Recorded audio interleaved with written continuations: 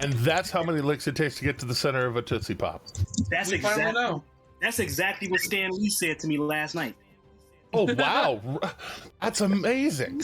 Hi, everybody. Welcome back to Dice Soup, brought to you by Once Upon a D20 at patreon.com/OnceUponAD20. Oh, we had a big week last week. It was a good time. I say a good time. It might have been a giant buster to the rest of the players, but I had fun. We had so much fun. It was a great time. Oh yeah, it was a blast. It was absolutely phenomenal. Getting the shit beat out of us. You know what? I might say it was a mind-numbing experience. You knocked it out of the park last week. Oh. Well then.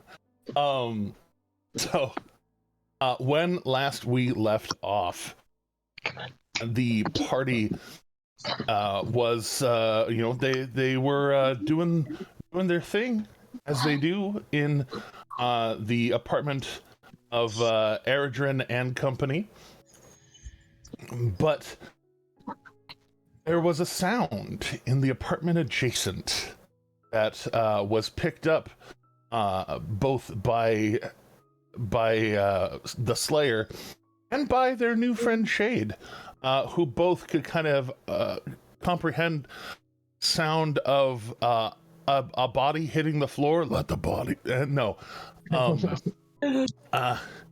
not in a musical way, but in a very heavy thudding sort of way. It was muted somewhat, but it was just barely caught by the Slayer, and very caught by Shade. And in investigating it, both around the side of the building where Shade is just able to and go crawling, and at the front door, we had a little standoff at the door. And someone trying to not have you enter Miss Nimis's apartment, the next door neighbor of Eridrin and Akira.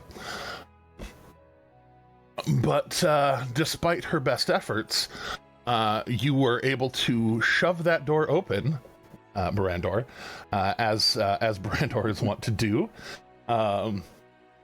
Bringing back episode 1 and throwing the door open, and they were pretty squirrely for an old lady, and ran off to try to escape. And then there's a cat man over in the bedroom who also saw an actual flopped over on the bed dead Mrs. Nimis, and battle ensued. Some friends of Miss Nimis came tumbling out of the kitchen, a little worse for wear. And then also, as Luca went to go get guards running down the hallway, just one floor down, several people who were in even less polite states of life. And in dispatching of the lot of them, you all had a blast from a brain creature that popped out of Adkis's neck as the head were removed, or most of the way removed at very least, and it sent a brain blast out. That brain blast not only hitting Nock very hard, it sent him knocking on heaven's door, as his brain was short-circuited and left at 0 intelligence. And in a bit of an attempt at self-preservation, it crawled out the window and started running along the side of the building towards the front. And in an attempt that can only be called extraordinarily heroic, Brandor leans out the window, crossbow out, and crits it. Though it had the ability to attempt to shield, it does not have any access to the luck bending that Luca and some others seem to have. As it fell, the rest of the creatures went into absolute frenzies, had no other compunction other than to destroy the party, and they certainly tried. Knock not being a threat anymore, they did not attack him, at very least. They put down Luca for a moment, but in that mistake, Kira, Blair. Was there somebody else downstairs too? Eredrin eventually got there.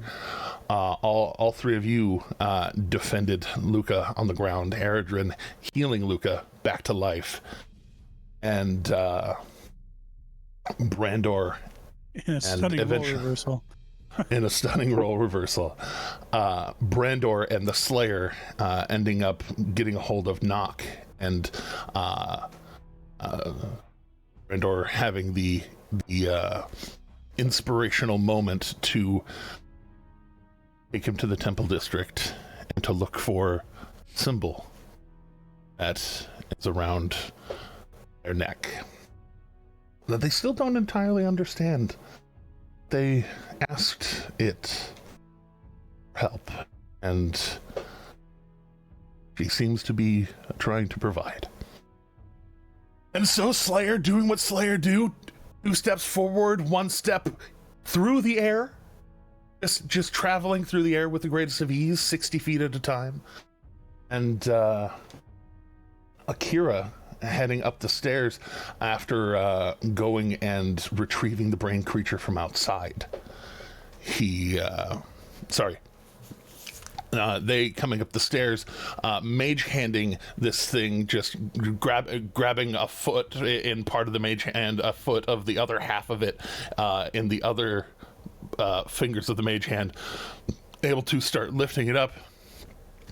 Eventually, a stone falls out of it, clanks onto the ground, and it's this jet black stone, shiny, beautiful, kind of a shard of obsidian. But where, Akira, are you going as you as this pops out? You hold it up, look at it. It's kind of sharp, almost. It's not. It doesn't look like it was shaped on purpose to be like a spike, but more like it broke off of. It broke from something and just happens to be kind of in a rough spike shape. Well, Akira is going to keep both the body of the creature and the stone gripped in its mage hand. A little bit tricky handwork there because you only have one hand. Yeah. So yeah, I will say Mage Hand doesn't say how big the hand has to be. Just so long as it doesn't carry more than 10 pounds. I will say that it's a hand. It's a hand-sized hand. Yeah, and so they'll go back under it and scoop up Slayer-sized hand, or it's not Big B's hand. Trademark. It fell out about 3/4 of the way up to the 3rd floor. So you're like on the stairwell, on your way up. It's quite sharp.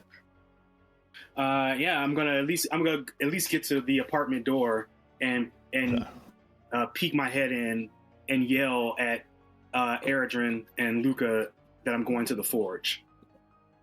That I found something and I'm taking it to the forge to be safe. Wait, but before you go, and above table, is the forge within a mile of the apartment? The forge is within a mile of the apartment. Okay. Before you go, and then I'm going to link to Akira, and I'll roll that d6, see how many hours I get to link with Akira. Oh, that is hours.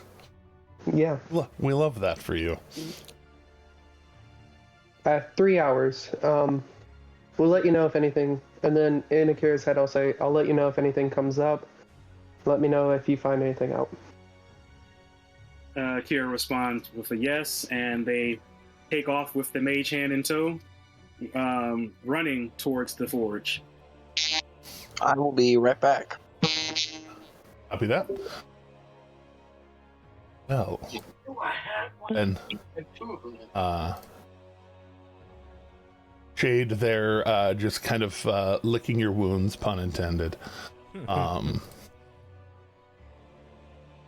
Doing anything in particular as Luca and Erdrin, if I remember correctly, are just kind of bandaging up a bit and getting set up. Yeah, I mean, I know we're staying in the apartment, and I intend on waiting for when the guard comes around, because I'm assuming the guard's going to come around at some point, considering the crowd outside the building. So I'm kind of waiting on the guard so we can kind of get our side of the story out. Yeah, maybe we should just sit on the steps outside. Sit against the wall of the apartment, just take our short rest, waiting outside. If we're able to do that. Outside of the apartment or outside of the building? Oh, we should probably be. How many entrances are there to the building? There is one kind of in the front, and then there's it's basically a T. There's one out to the front of one street. There's the street closest to the apartment you're at. There's one on the far side of the building, leads to another street on the other side, and then there's one main entrance on either of the alleyways. Erdrin, do you think we should wait down outside the building, or should we wait outside your apartment? Like, that's the is there kind of like a common area on the first floor that like most of these entrances kind of lead to? There's basically like a larger hall on the ground floor that like allows for a lot of in and out. There's the cheapest of the apartments is down there because there's a lot of in and out and people going and noise and things. Of course. I mean, I would say we sit on that main hall on the first floor. So when we see the guard, we can direct them up here. But I'm also going to leave my familiar behind, so my familiar can let me know if the guard managed to get past us and up to their floor. Oh right, Shade. Sorry, I missed a very important thing that you found. You found the worm. Yee. Came out of the head of one of them. So after finding like the one, and then trying to get the vials and whatnot to try and capture the one, just gonna try and see if there's more on the other bodies as well. Sure, throw some investigators. Okay, let's see here.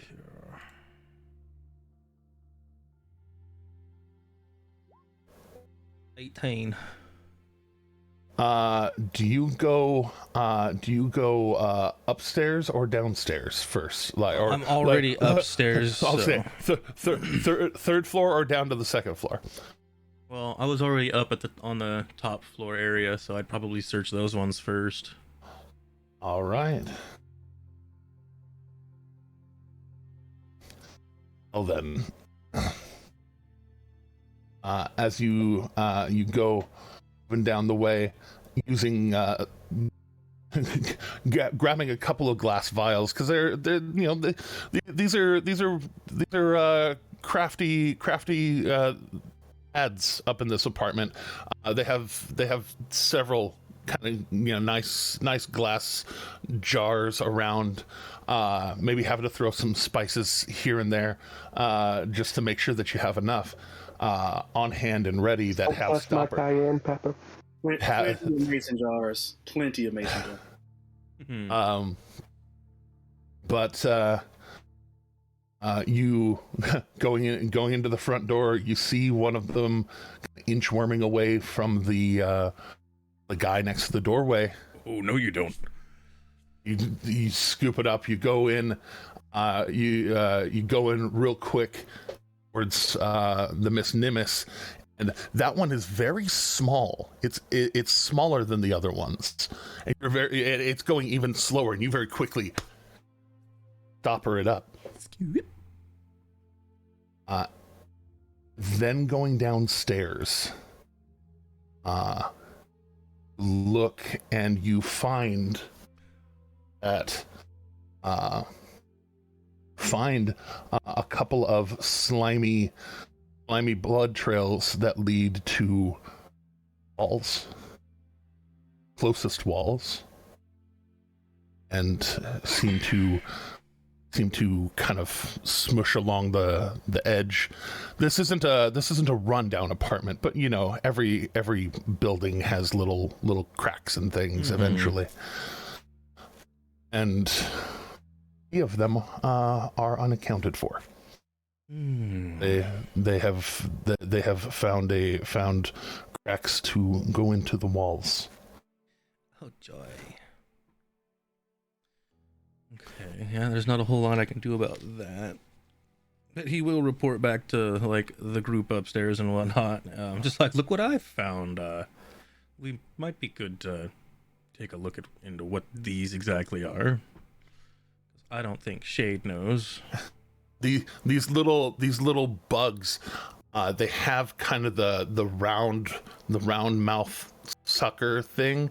The 2 slightly more mature ones have little kind of tendrils coming out from the mouth, and all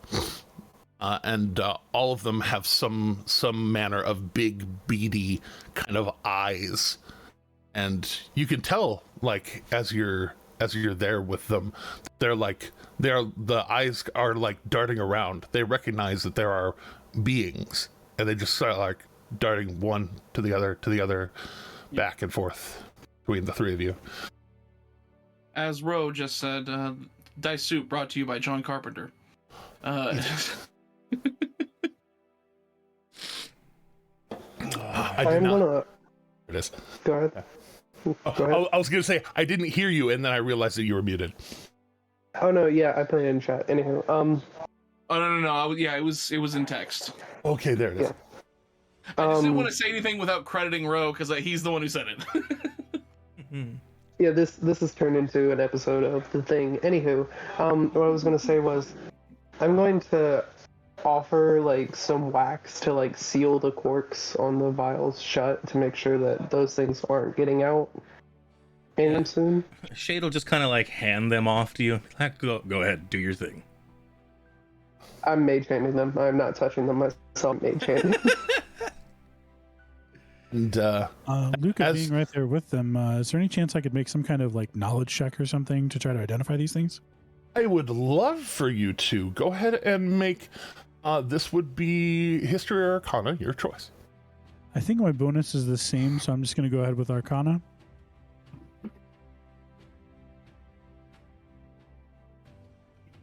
I didn't roll great. That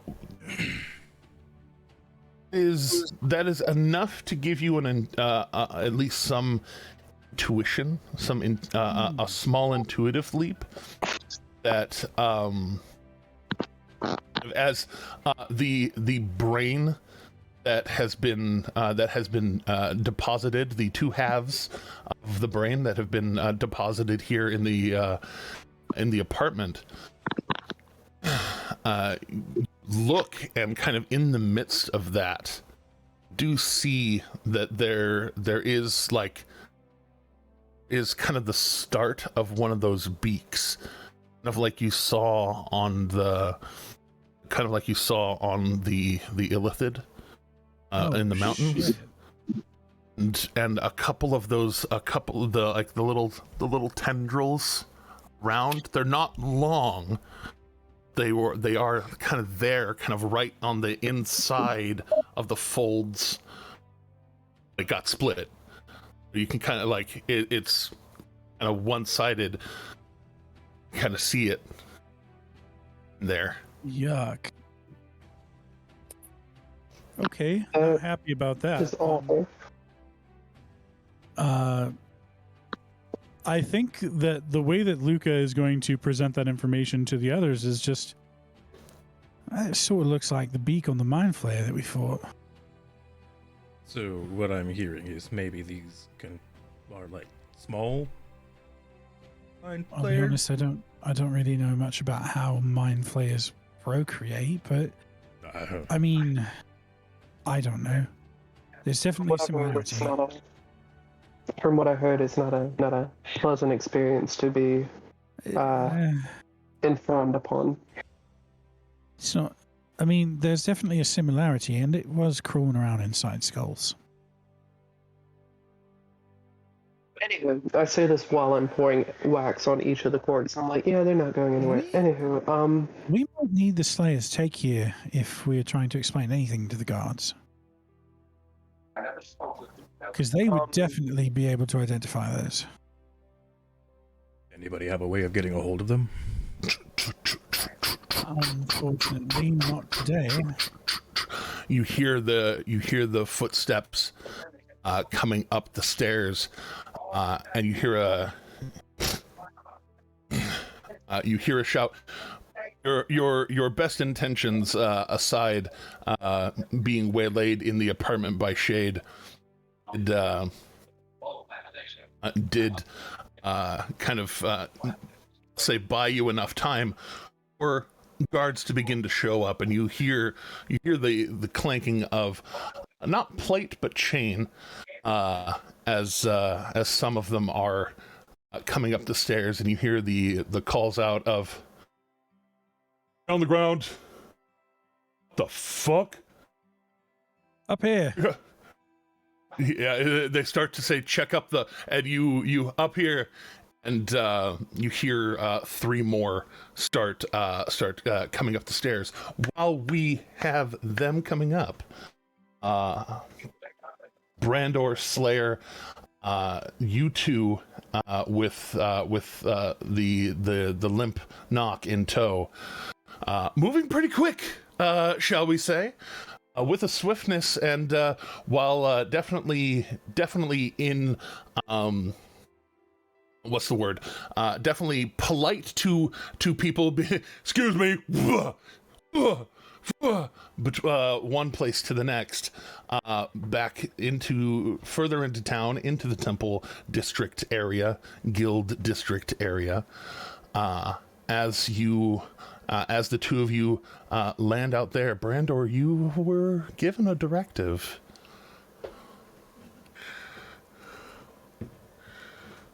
If you are back from your BRB, I am back. There you are. Okay. I just forgot that I was muted. So yeah, I head straight to find the symbol of that I have on my necklace. Sorry to cut you off in there, but if I remember, Slayer was carrying both of them as well to said destination. Right. It's the Holy Warrior train. Stepping down as we reach the Temple District. I mean, maybe still carry knock, but yeah. So I'll kind of lead the way now. Looking around, go ahead and make some percepticals or investigatals. You got it, boss. I mean, it's the. Do you let your companion in on the what you're looking for? Yeah, I'll show Slayer my necklace and tell him that we're looking for this symbol. He might be able to help you perceive. Yeah. Would you help me look around? yes. Slayer? Yes. So does that help action give me advantage or a bonus? It will give you advantage. If I remember correctly, Slayer is a qualified seeker of things. That is correct. I mean, could be worse. Okay, so whereas your speed to the district was very swift, this does it does take a number of minutes to be fooling around, and y'all are kind of looking around, asking around a little bit, and eventually, as you're kind of flashing the necklace around, and some people are a little bit confused and not entirely knowledgeable. You do catch someone. Excuse me. You catch someone who when you're flashing it around, you don't approach them, but they see it and they approach you. Hmm. Yeah. And as you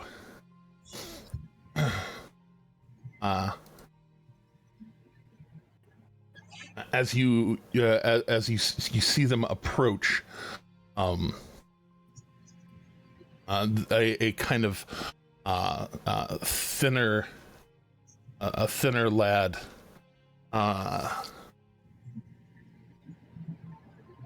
kind of short. It's easy to see how you might have missed them, because they're quite small. But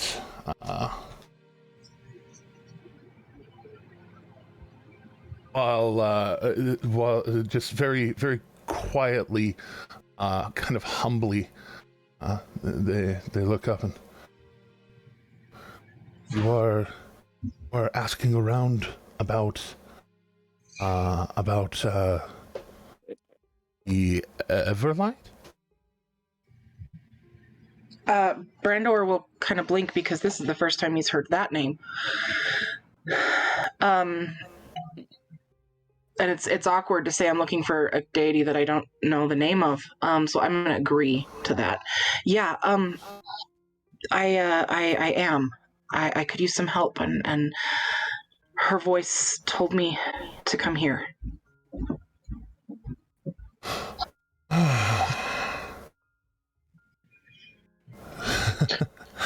her voice. Sorry, Slayer will perk up. Go ahead. You first.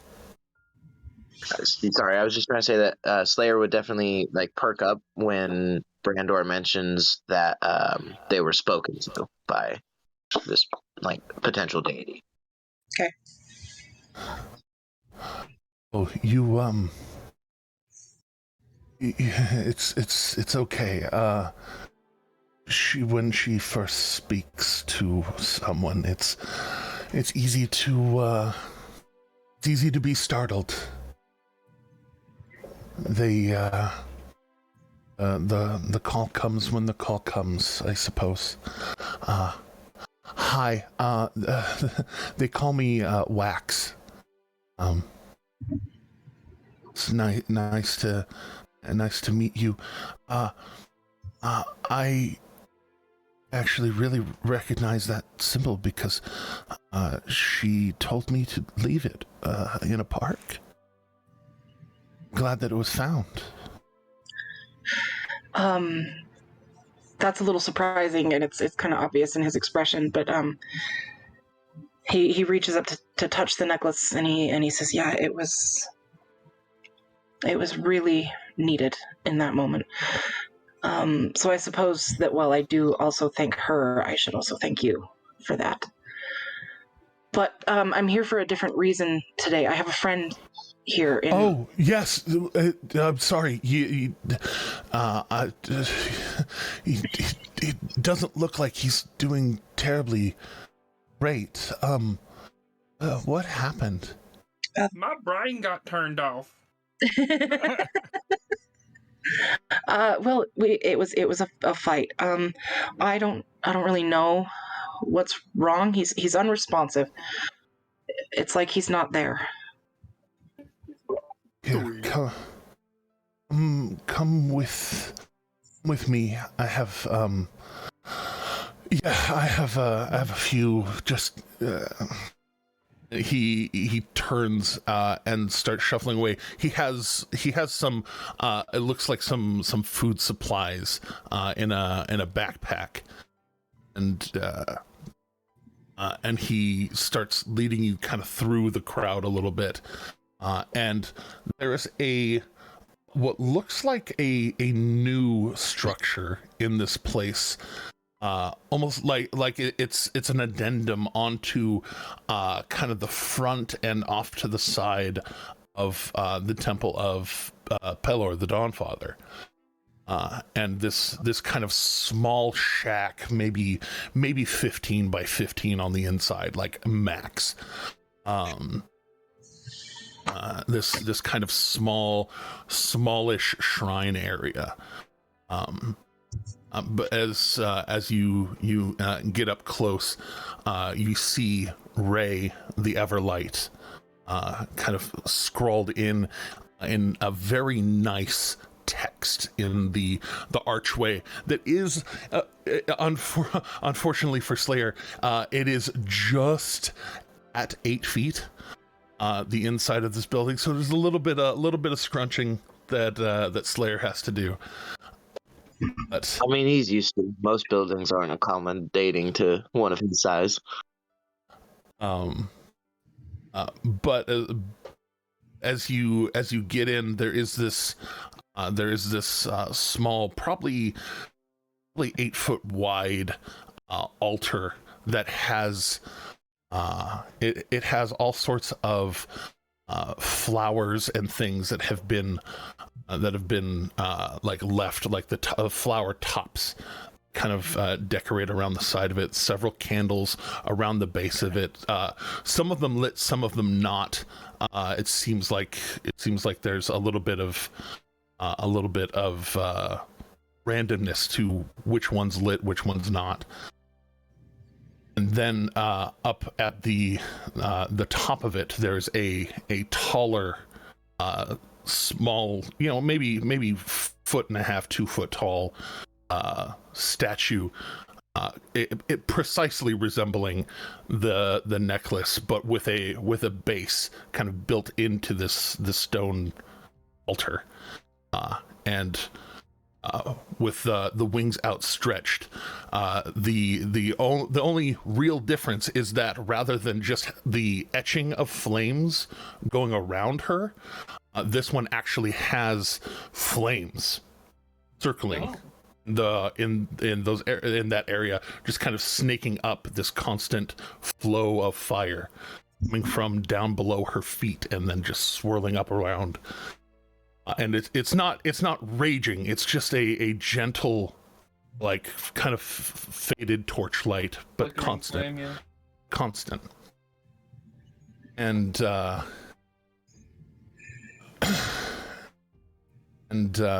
as y'all go Turin and lay knock down. As Wax kind of gestures to the altar.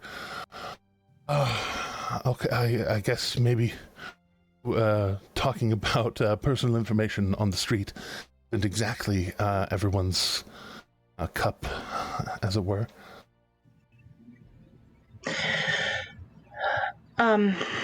Well, we're a group of adventurers. We were attacked in our home here.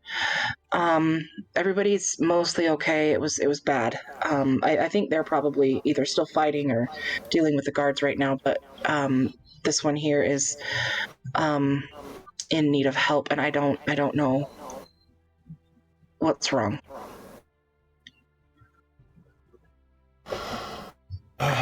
Give me just a moment.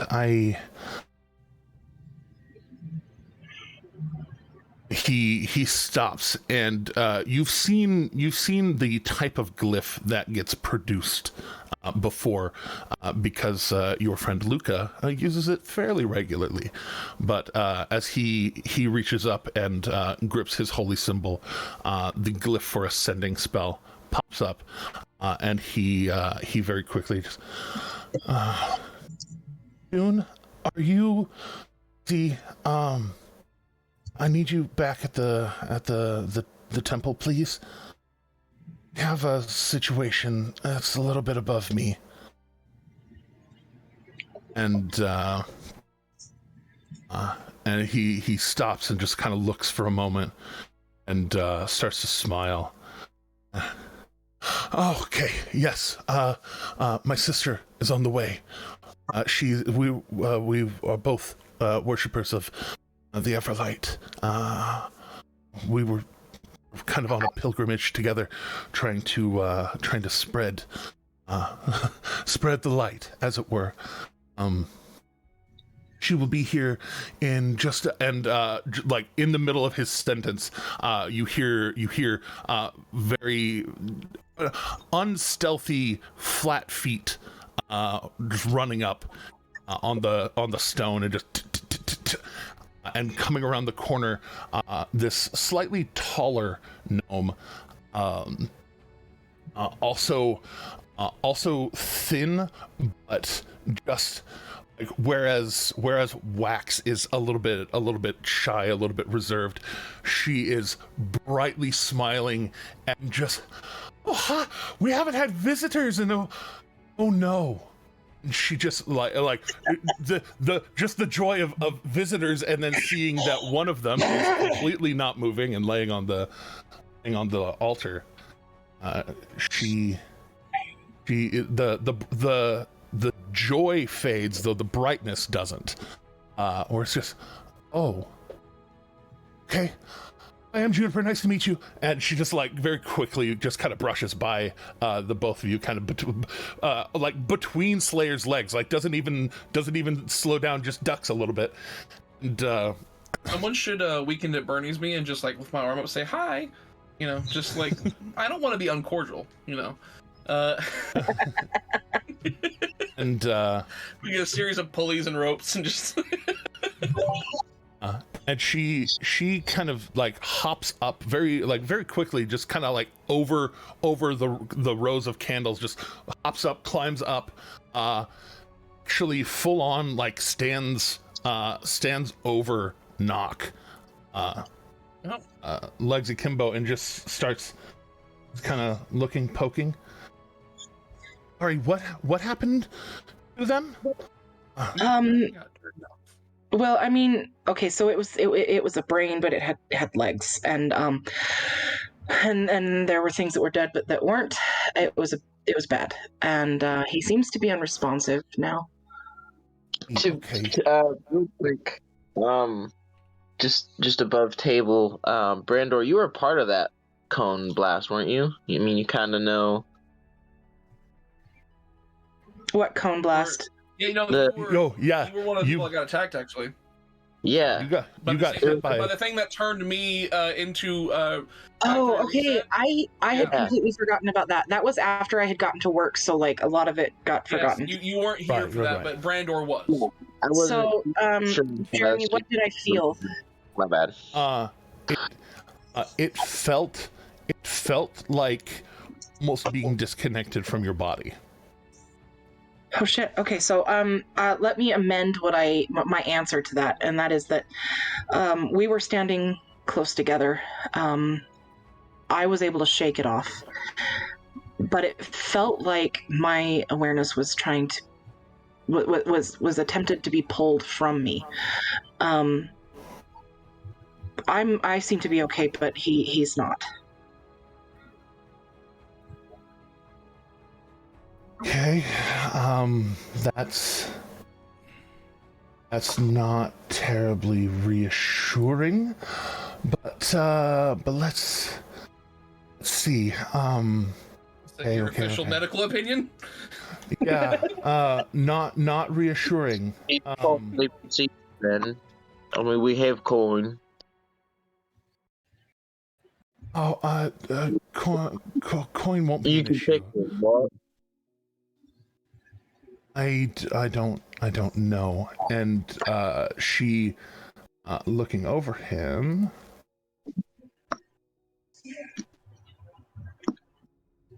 she gets close and kind of like gets close to his mouth and kind of checks the breath is going, and then kind of feels the side of the head, tilts it to the side, and then she just like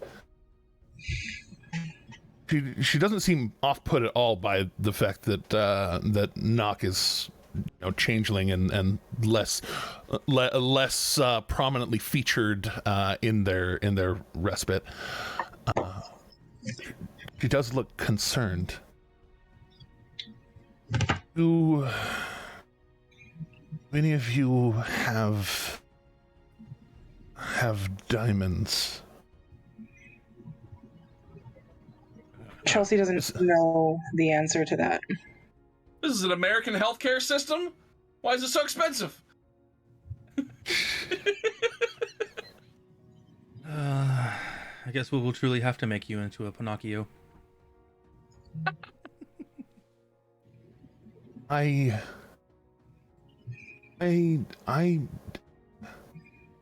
have an idea of how I might be able to fix them, but it requires diamond dust, and not a not terribly insignificant amount of it.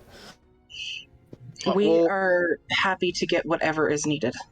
Yeah, like I said, I've got coin. We don't have diamonds, but I mean, maybe we can go find some real quick.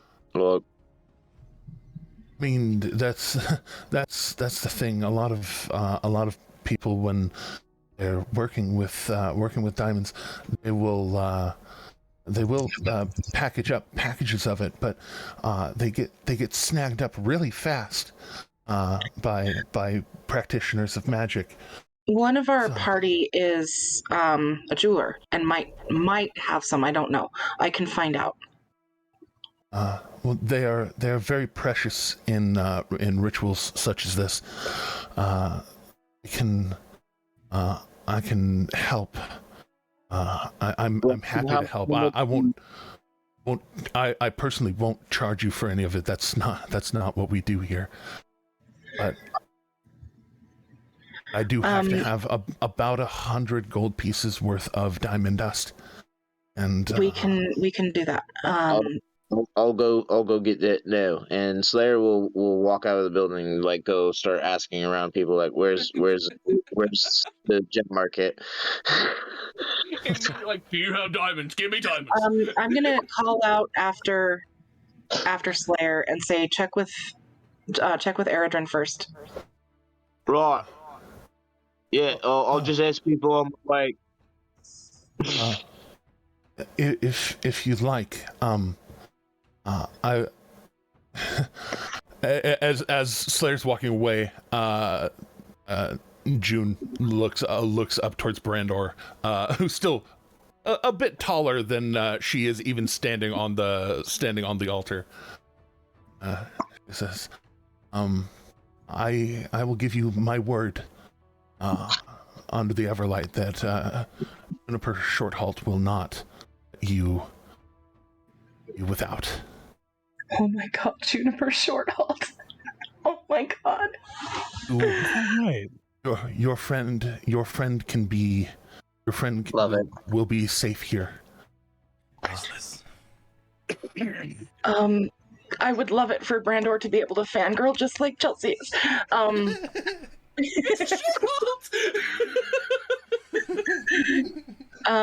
But what Brandor is going to do is he doesn't want to be taller than these two. He's gonna take a knee next to the altar so that he's not the tallest person in the room.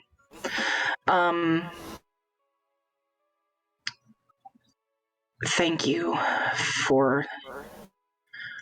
It seems that this isn't the first time that you and the Everlight have helped me and helped me to help my friends. You have my gratitude. But And I'm ashamed that. Oh, sorry. You say while you're down there, right after you say that, Wax just kind of walks over and puts a arm over your shoulder and just.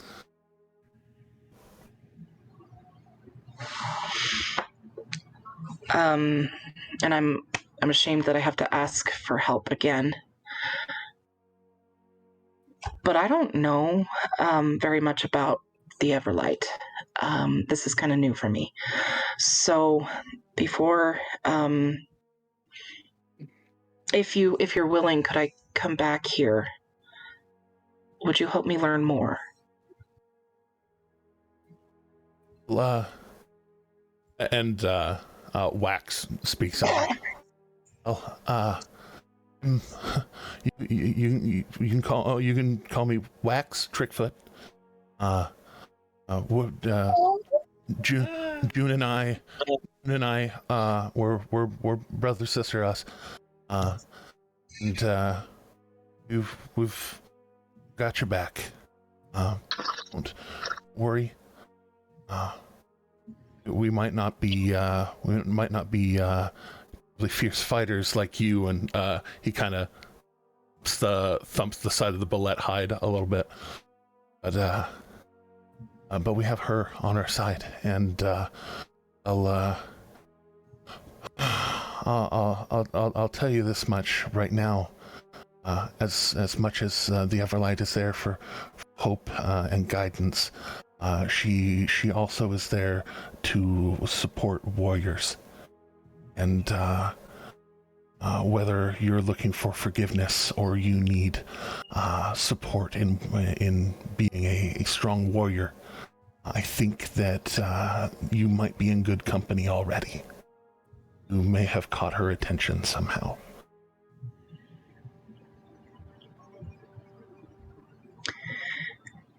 That's a little emotional to hear. And that kind of shows.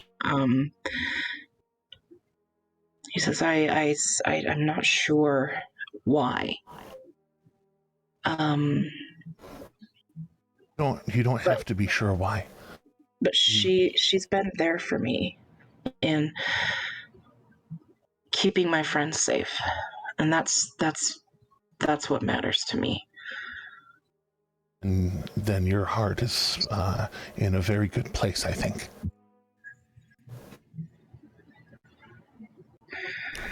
You gave me your names, but I haven't given you mine. And normally I would give a different name. But she's asked me to learn to be comfortable with my truth. So please, call me Sandra. Sandra. Okay. Knowing that, Sandra, like I called June, I can call for you too. If we need you. And you can call us now that you know Wax and June. So. I will always respond. And Juniper there kind of hops down off of the side, and she flanks your other side, and kind of both of them giving you a side hug, little gnomish side hugs. I'm gonna one arm around each of them, and I try not to crush them, but I'll group hug. Kind of. Oh yeah. No, they're not weak. They're certainly not as strong as you. So they're not weak. They're just wee.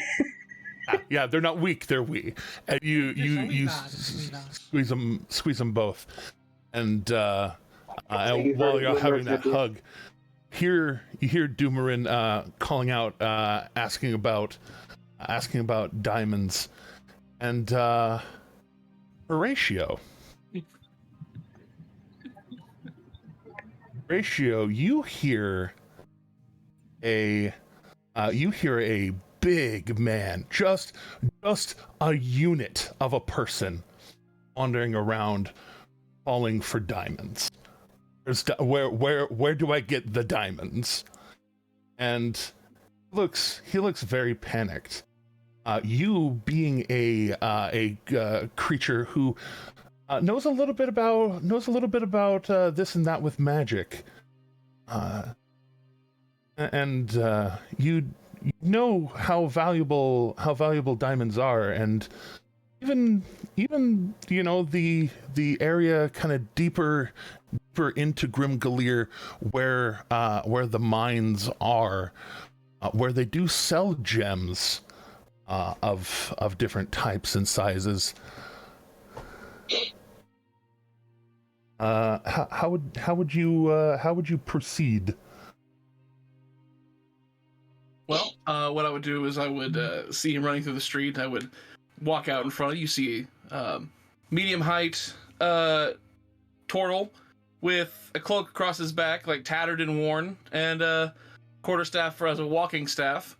And then I will use it. I'll pretty much put it right in front of him as he's walking by and just say, "Hey, what's that? What are you going on about? Diamonds?" Yeah. Hello, sir. Why are you going about diamonds? What are you talking about diamonds for, eh?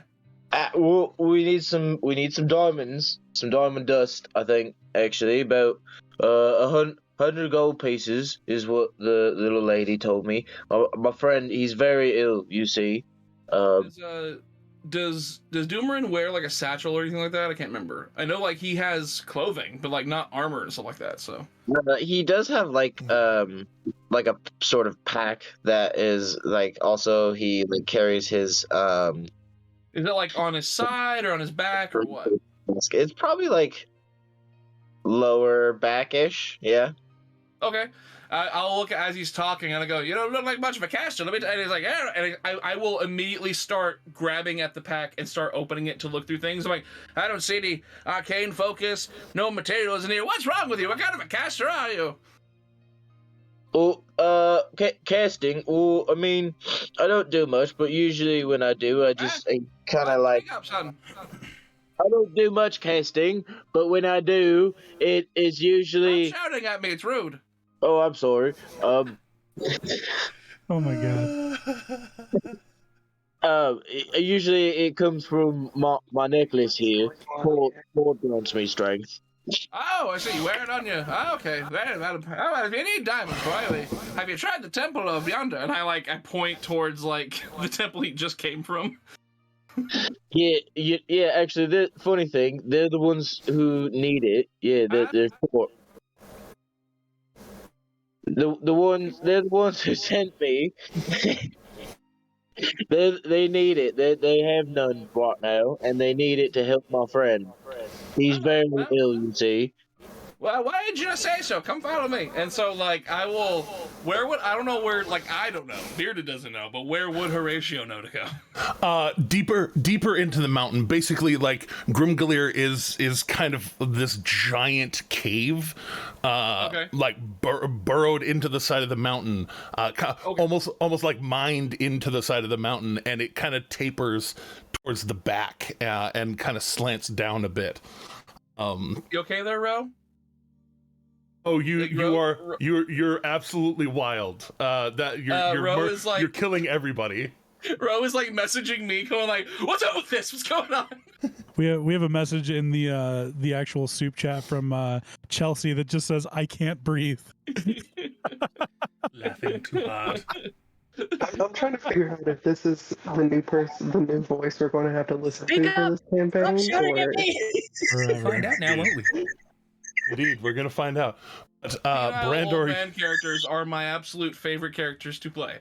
So, oh, geez, this is gonna be amazing. Just can we take a moment to just appreciate the beard for just a minute? Indeed. I mean, Indeed. hail the beard. Stop shouting. That's rude. But I've said it before. I've said it before, and I'll say it again. Bearded, you are a master of comedy. Oh my god. Any game I'm in with you are just a riot. Brandor, you hear this old turtle man having a very unsubtle conversation with Doomerin. This is still like mid-morning, isn't it? Like this is like 10:30 in the morning, isn't it? Like maybe it more so like the like streets 9, are probably like not even busy with people 9:45. yet. Yeah, this all popped like, off well, real quick in the morning. I like to think that when you were like speak up, he actually used thaumaturgy to like boom his voice, and that's Stop yelling at me. It's rude. Oh man. I'm making you feel like you're back at work at the library. I'm gonna Yes, just you to are. go check on Doomerin, I'm gonna stand up and turn around, forgetting that I have my arms around two small people. So I'm now group hugging as I move to the door to check on Doomerin. You do, if it was accidental, we'll take your passive. They both do quickly slip out of it. They just kind of like narrow themselves and kind of out of the grip. Hey, Slayer, you all right? yeah, it's all good. I found this old man here. He's gonna help me find some diamonds. Old? Who you calling old? I'm gonna nope out of that. Just okay. He's good. Bye. Hey, just let me know. I'll be here. I'm rather over from my kind as well. You enjoy that. I'll be here. Miss Sandra, you should probably go with your friend in case they need you. We'll be here. We'll keep your friend here safe. What's their name, just in case, like, they wake up or something? Chelsea would know the appropriate name for the current form that knocks in. That's still knock. Oh, I have been into knock. Like I've been reverted back to knock form. I'm unconscious, so They're currently in knock form. Okay, so I will give that name.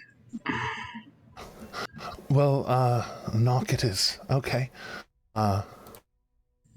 We will keep knock safe for you. Don't worry about them. Thank you. This really means a lot, and you'll definitely be seeing me fairly soon. Believe. In the meantime, we'll make sure that they have a little bit of hydration and they're kept warm. If anybody comes looking for Brandor, that's me. Andor, okay. Brandor, Sandra. Sorry for the confusion. Oh, not confusing at all. Our father goes by a number of names. Reynolds is his favorite. he also Jeremy, I love you. he also goes by retconningly. But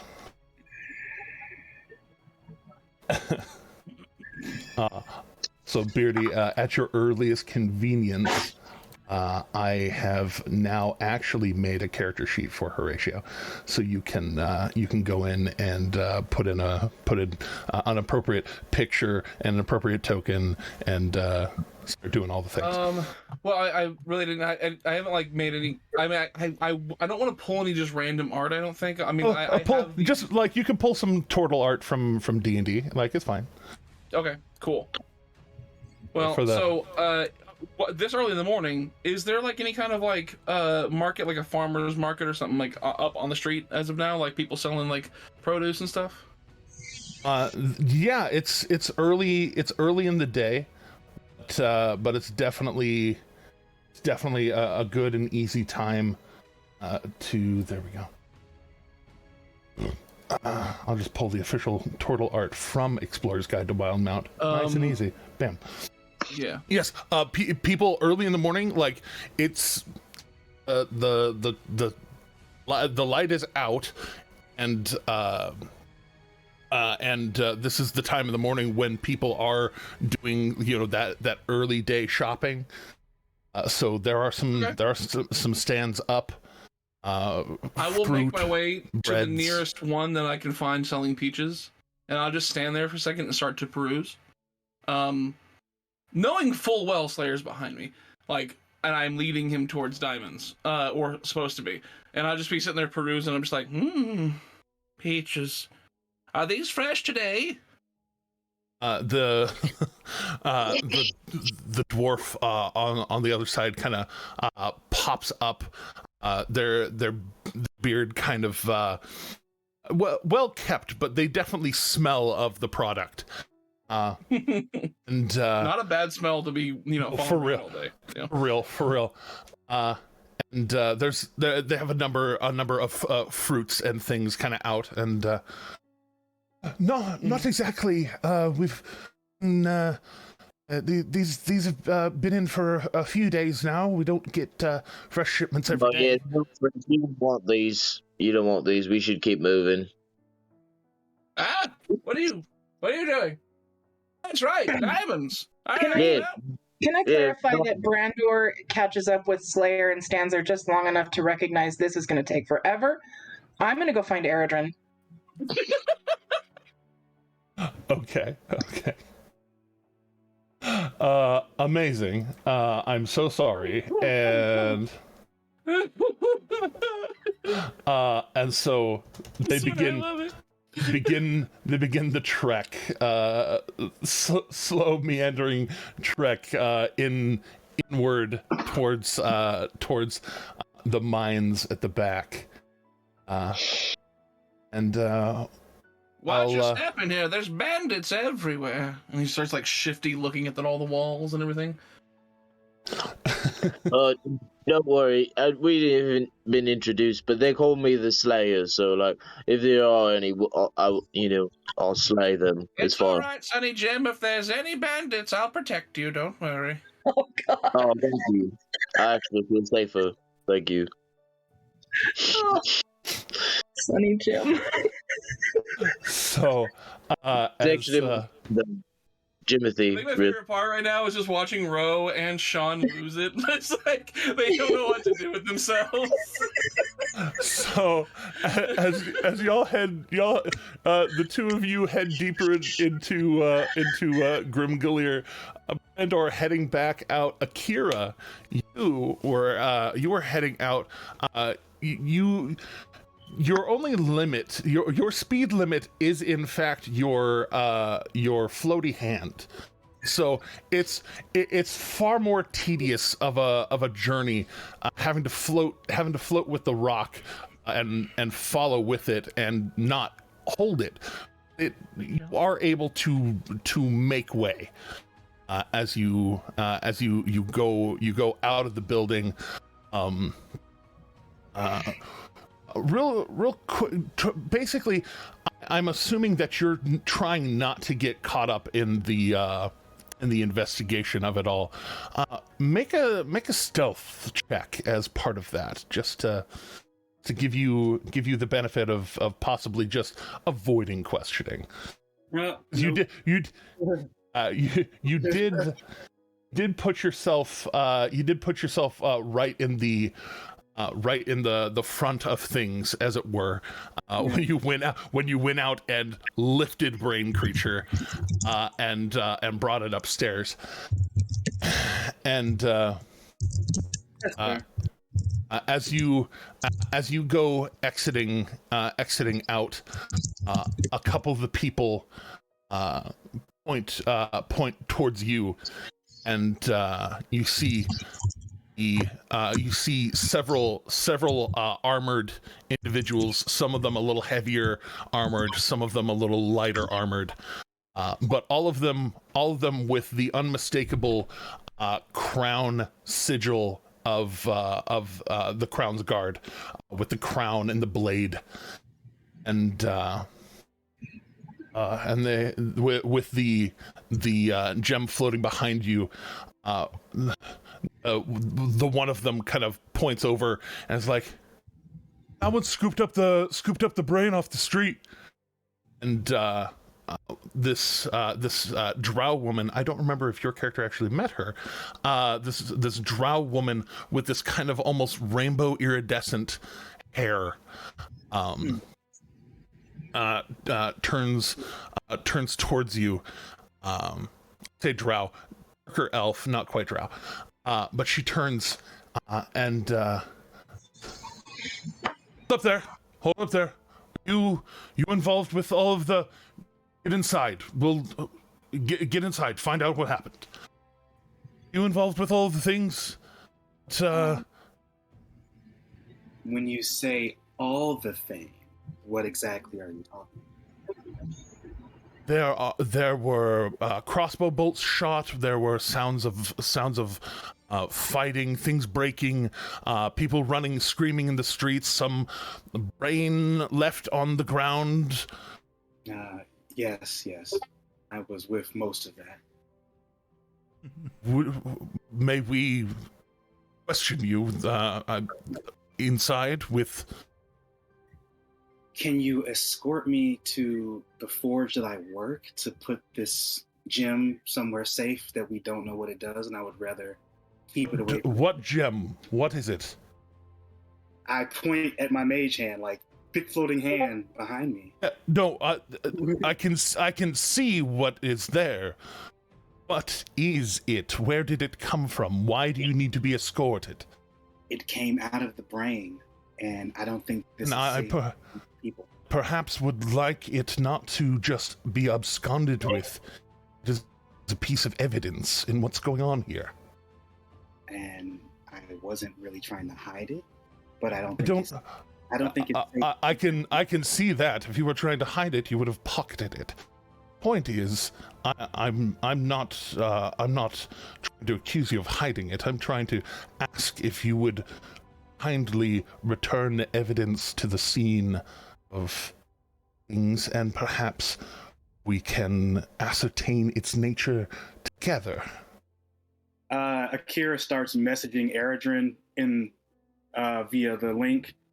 I don't think this gym is safe, but the guards want me to bring it back to the apartment. I'm going to reply, agree for now.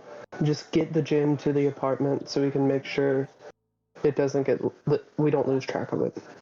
Akira is going to then float the gem in front of the guard and say, I think you can carry it now.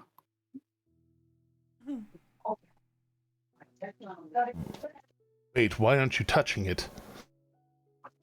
Because it's an unknown magical item that could probably, we don't know what it does, could hurt any of us. Is why I was taking it away from here. All right. Well, I'll need to find all of that out. Okay. This was not supposed to be a complicated day today. And sure is. It never is. Eredrin is going to say that on, like, through Akira's head. It never is. Like... And as she just kind of, that little bit of a neck crack shrug, kind of like, all right. And she walks behind you as y'all start heading up. Her armor actually is what sets her apart. She is actually wearing a nice heavy half plate, where the others are either in chainmail or breastplates or leathers. But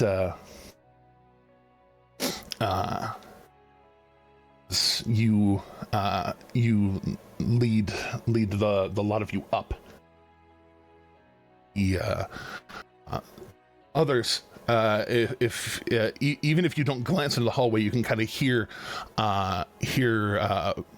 people like bending down, checking, kind of opening the door. You hear the sound of heavy crossbows being kind of used to open the door. And all right, don't see anybody here. There. And they keep moving forward. Heavy footsteps kind of into the room. You're like, the fuck happened here?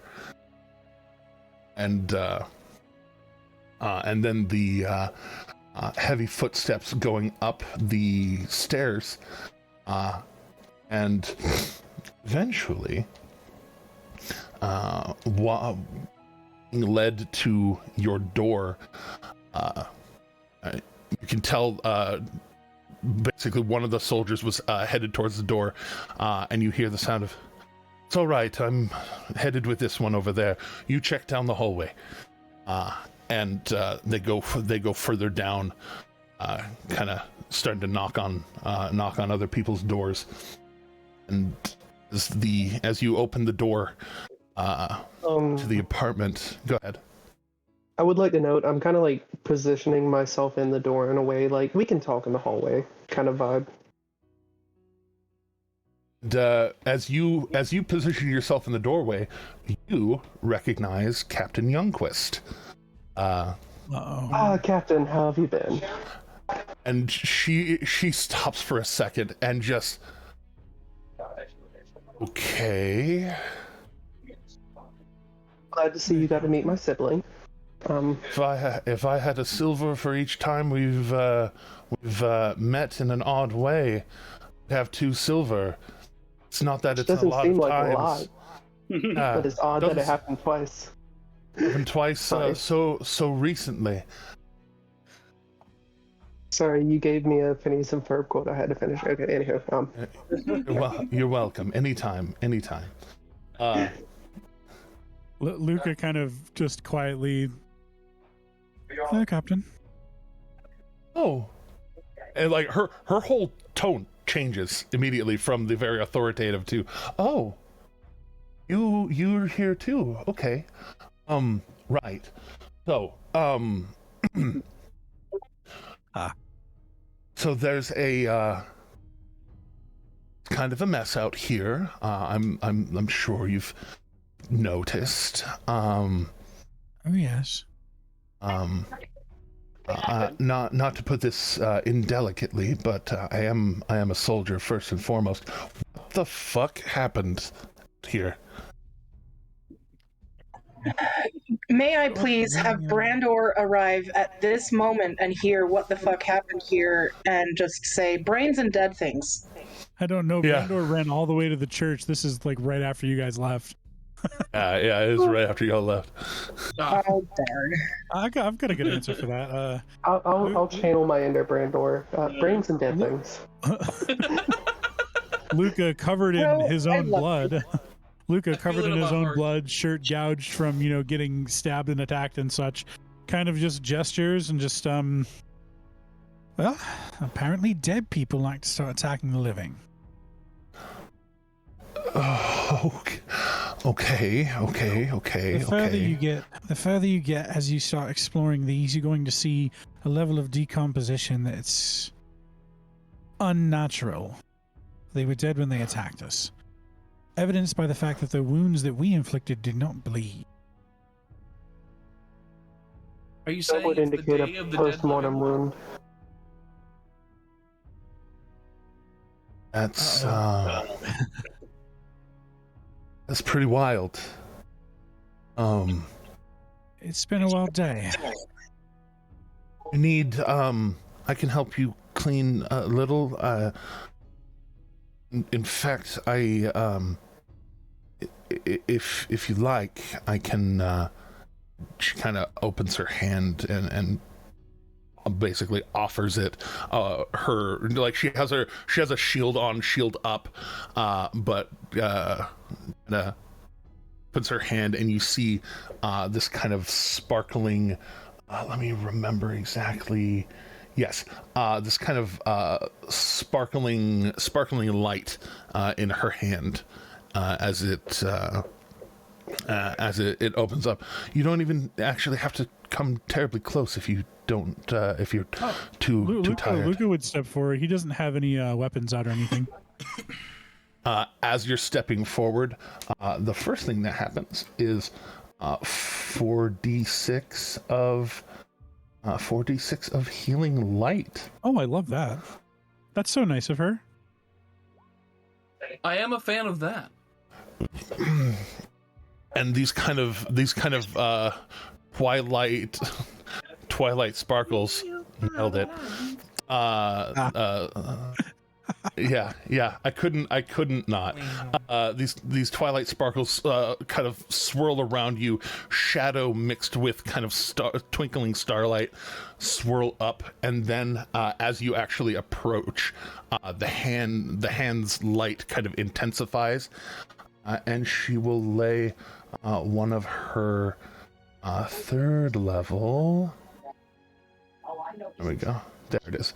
One of her third level curing of wounds upon you. Oh, it didn't cast over here. Curing of the wounds. It didn't cast over there. I don't like that very much. There we go. Hey, the Thumbertrod dice currently available on D&D Beyond. Super good to you right now, it seems. I almost switched to them myself, but then I remembered that I've had incredible luck with the rainbow dice. Indeed. Yeah, I know. Big gay dice. The pride dice have been good for you sometimes, like quite a bit. Yes, I'm very happy, and I'm gonna stick with them because I love them. They seem to love me, and I love them back. But the Thumbershot dice are very nice looking. I just the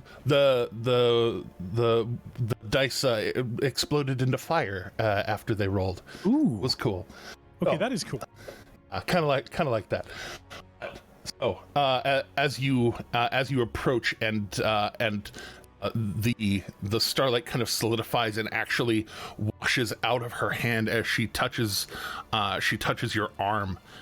Just several of your wounds start to actually almost full reverse, like rewind, as they. Wow. Luca kind of gasped, just. Thank you very much. Akira is going to step from behind the captain and give Luca a big hug, but also kind of like show like I'm tired of carrying this stone. Someone put this somewhere, please. If you like mention that to Eredrin will like kind of in a way Eredrin's echo will kind of walk out of him this time and just take the stone. You two know each other well enough that I imagine that you can read that expression. Yeah, I think well. so. Yeah, but just like the echo will like kind of like walk out of Eredrin and take it and place it on the coffee table for now, and place a bowl over it. And as you're going to place a bowl over it, don't hold. Wait.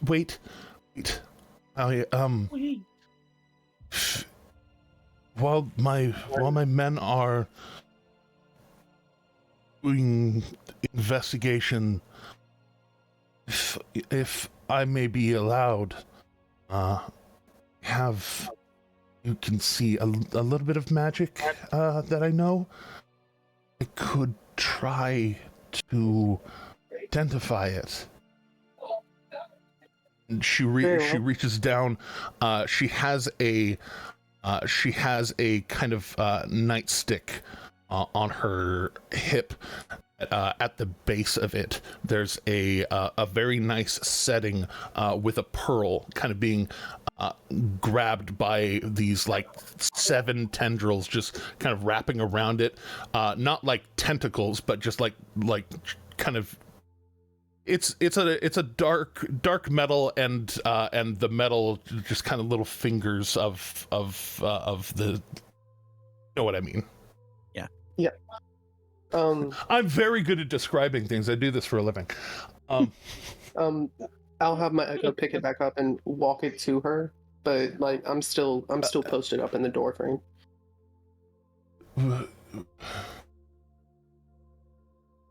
It'd be within my rights as a captain of the righteous brand to circumvent you standing in this doorway. May I please be allowed to enter your premises without that? No, it's a vampire. Don't do it. If it's all the same to you, our apartment was not involved. Is not the same at all. Is not the same to me, and I can't verify your story without seeing it myself. Nothing happened in the apartment. She looks down the hallway. It all happened. Something happened in one apartment. Not this one. Upstairs. Well, down the hall, really. Well, we heard noises coming from one of the other apartments. Went Our to check neighbor, on it. actually.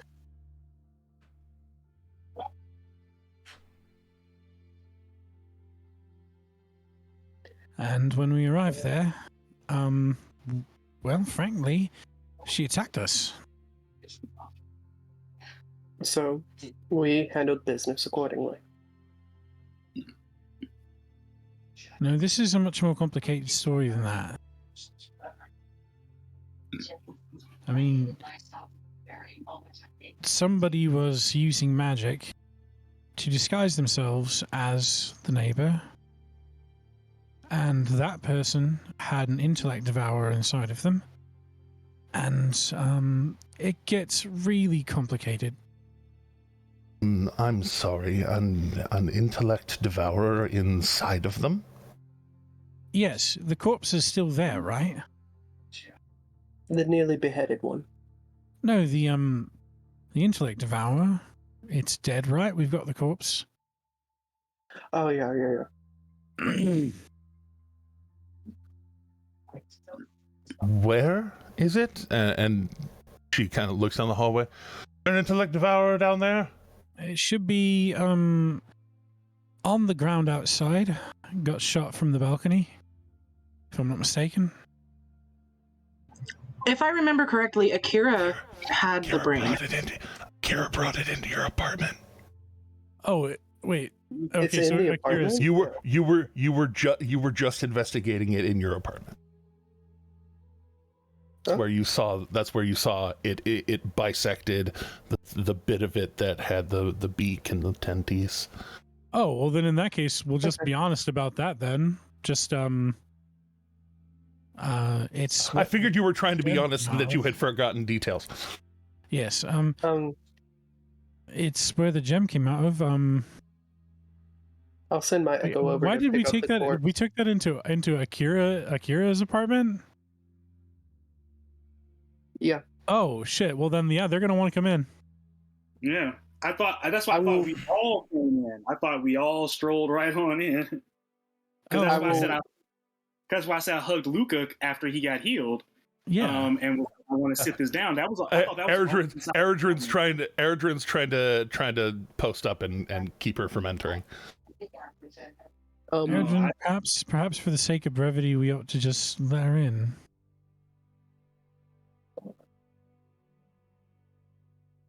Very well. We're not the ones who did anything wrong in this situation, and we can prove it. I genuinely don't think that you did. I mean, Luca would at that point point to the intellect devourer's corpse bisected on the table.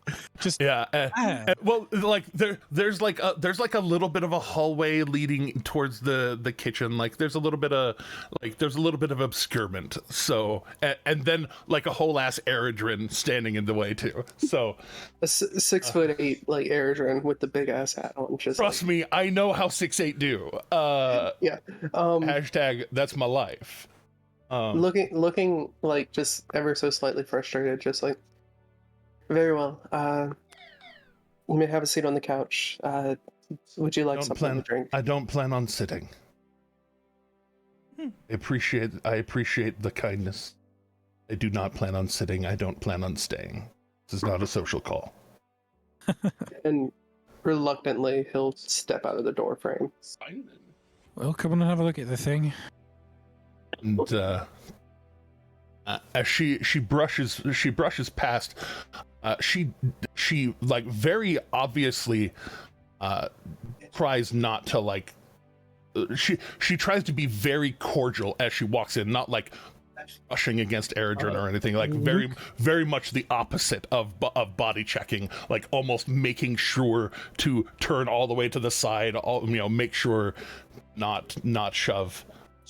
As and she's making her way putting inside, the front door. I'll be putting the front door to a crack. Yeah. As she's making her way inside, Luca is going to have more commentary on what's going on. He's going to give her the basic explanation. Just, we went into the mountains to the northeast, and we encountered some yetis that had been taken over by intellect devourers. We were bringing them back for a job that my companions were doing for the Slayer's Take. pulls a dagger out while you're explaining, and starts to kind of like root around on the brain, like not stabbing, but just very lightly maneuvering, looking. We thought several. Seeing the brain juices come out on the table, Airdrin's going to go get a bowl and put the brain in a bowl. Just leave it. Just leave it. I can clean. This is mahogany. Can clean it. I can clean it. We fought several intellect devourers that had taken over the bodies of some yetis, and once we had defeated them, we were attacked by an Illithid, a mind flayer. Yeah, I would when we imagine. Made our way. Would imagine when these things come, they're most mature. They tend to spawn. These are basically young of one of the stages of Illithid. Well, unfortunately, what we believe has happened is we had a man that we were paying to watch our carriage and horses, and we think that while we had to spend the night out in the mountains in the cold, we think that one of the intellect devourers may have gotten inside of him and poses him on the right back. And that was about 5 days ago that we got back, so within the last 5 days, we think that the infection may have spread from him.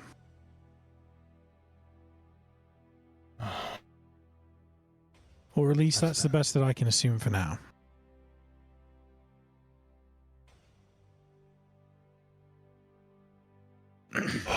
That is deeply unnerving. And she kind of looks up and after kind of rooting around and kind of like seeing all of the bits of the brain, she actually prestidigitates off the blood after kind of like wiping as much as she could back onto the brain, prestidigitates some of it off, and then flips the blade around, sheathes it, and okay, now that I've done my part, go ahead and do whatever you do to put that in a bowl, and she'll start kind of cleaning up some of the juice that came out. Yeah, I think Airdrin was about to snap if any more brain juices got on his table. Like he was about to, like, if you do not put this in a bowl, you're rooting, you're getting juices. Once it's in a bowl, Luca just kind of like taps the table with prestidigitation to clean it. Yeah, you and she both. Yeah. All right. As far as this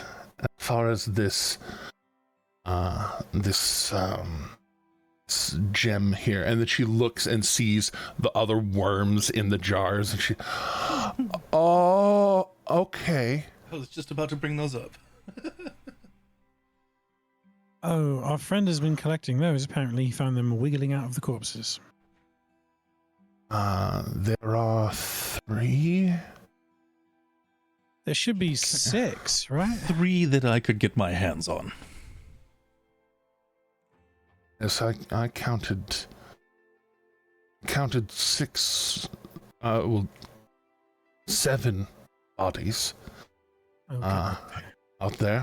One of them, you said a dwarf. I'm assuming that's the dwarf that we found, whose head was mostly removed. That was our well, we paid him to take care of the horses. I'm sorry for your loss.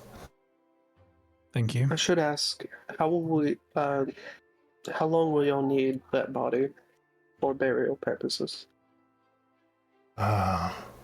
Sure, we have to do a bit of work. I can do a ritual of repose to keep them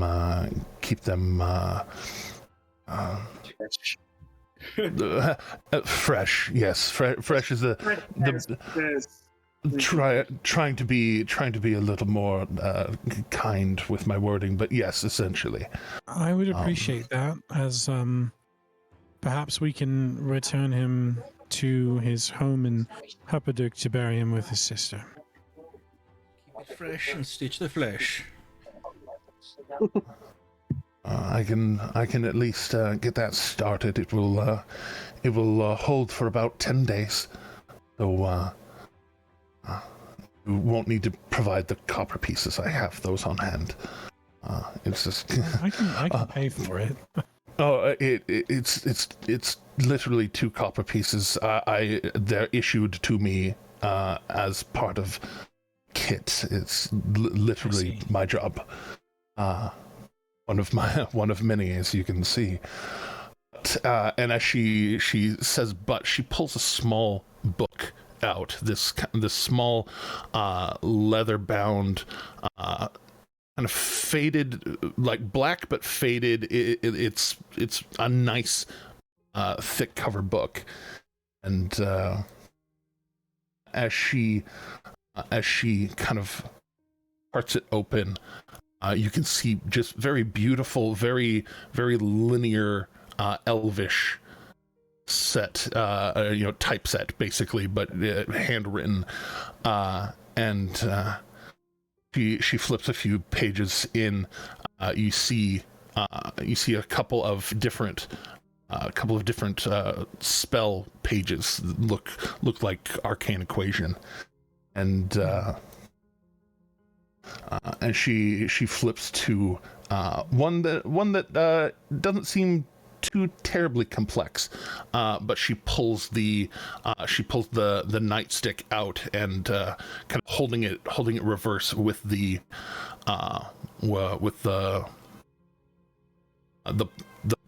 pommel out.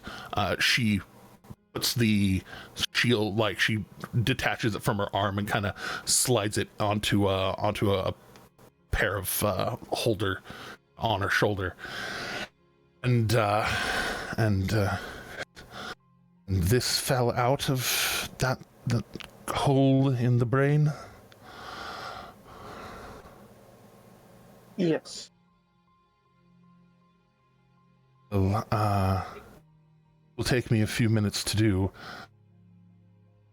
If I can, and she looks up for a second and actually goes to the door and kind of opens it up.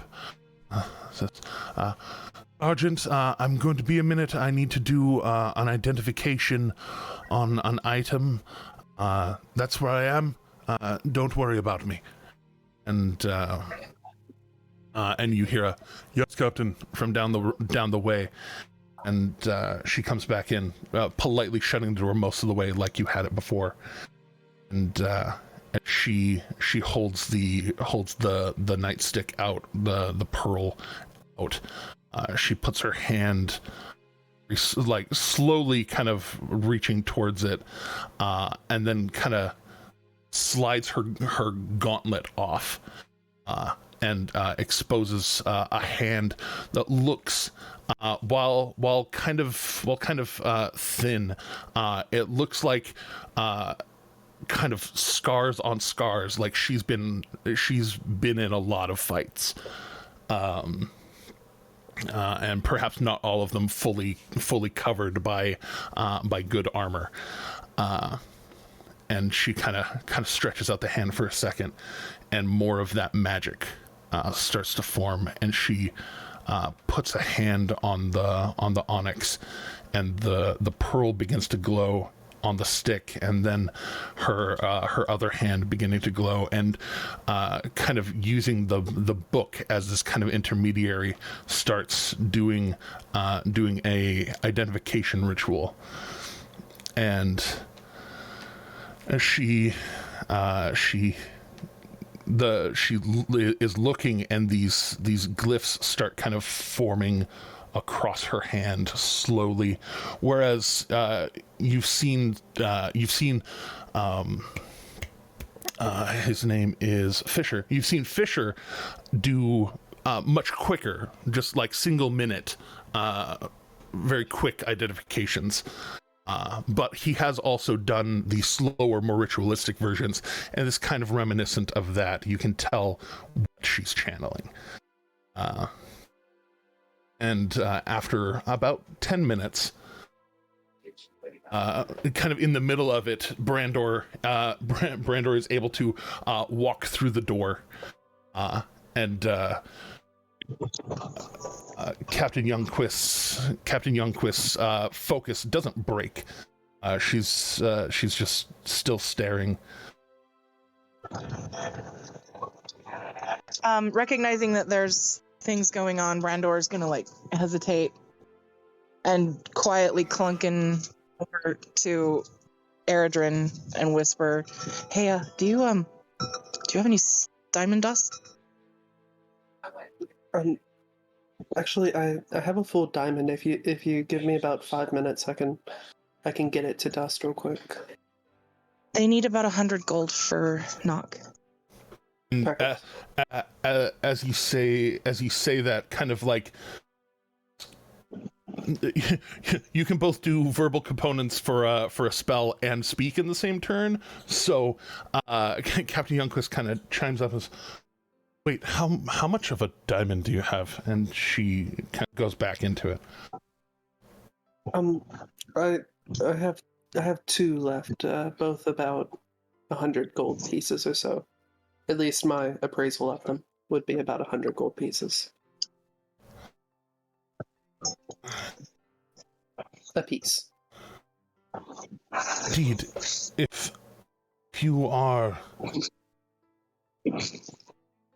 Sometimes it is valuable to keep those as whole in your... Well, you seem to be in a certain line of work. Let's set it off, and then I'm going to look over to something that has the onyx and ivory crest on it. Like, what cued you into that? Like, not in a sarcastic way, but more like a playful, like, yeah, that's my line of work way. I think they were more referring to the adventurer line of work. Oh. Hey, Eredrin's intelligence is 18. Mine is 4, okay? 14, okay? Be fair, it's like 14. But as the ritual completes, she pulls her hand away, and the glyphs start to fade, and the energy from it just kind of up her arm and into her eyes, and you see kind of this starlight wash over her eyes for a few seconds, and then fade, and she... This is a shard of the elemental plane of Earth. My ears, eyes, and the rest of my being perk up at that. This is... You're muted, Sean. Akira's gonna say it came out of the brain creature. Once it landed on the streets, I'm not sure why it would be inside of it. There's all manner of possibilities. Accidental, on purpose. Was it exhibiting magical behaviors? It was, yes. Shard, it channels magic. Particularly those with an innate magic inside of them, and when used properly, it can reinforce their bodies for a time, kind of molding, adapting them to the situation at hand for at least a few seconds while trying to defend themselves. These were incredibly tough zombies. It didn't. They looked frailer than they actually were. Luca with his bloodstained shirt, I can attest to that. Same as can I.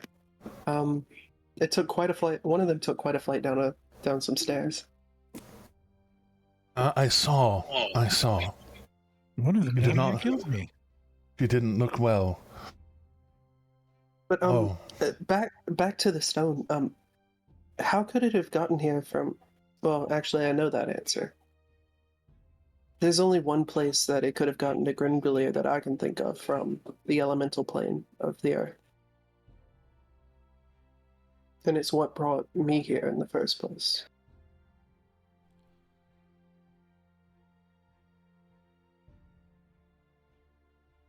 I won't presume to know anything about that, but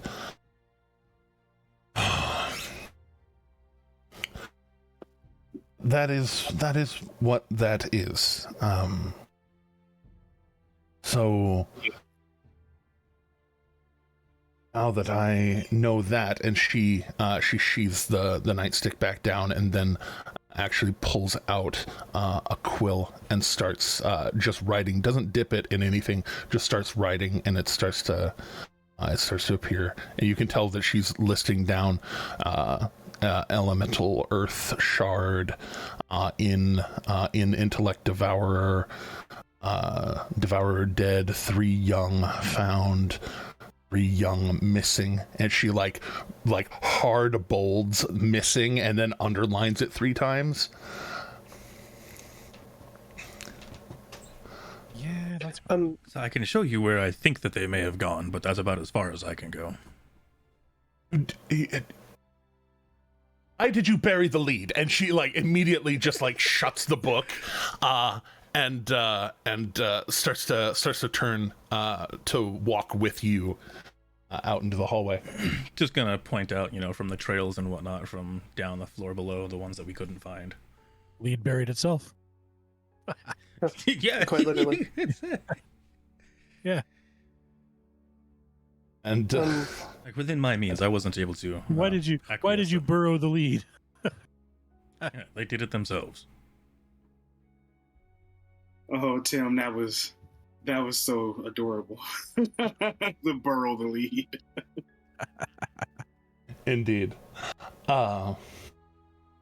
And like as she says that and starts to follow Shade out into the hallway, she pulls back out the nightstick and just kind of like instead of holding it by the long part, she's holding it by the handle and just kind of whips it around, starts pulling around the shield and kind of getting ready. But before you go, would you like more? And I'm going to bring the other 3 worms to her. Yeah, indeed. Thank you for that.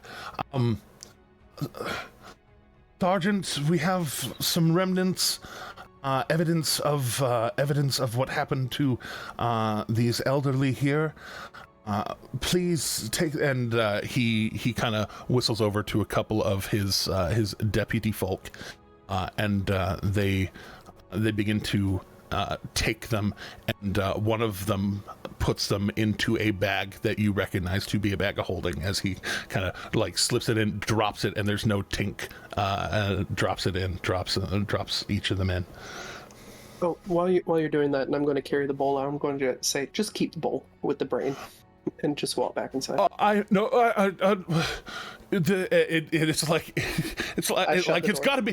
got to be like a salad bowl, and you've got these like 2 halves of brain inside of it. And what am I supposed to do? And you shut the door. Akira is gonna say, another salad bowl loss. I can make another. It's fine. And I'm going to walk to my room, shutting the door behind me, and going to my desk, opening up the snail shell desk. I'm going to start powdering one of the diamonds. Okay. Or dustifying. I'm going to start Thanosing one of the diamonds. All right. While you are dusting some of the diamonds, go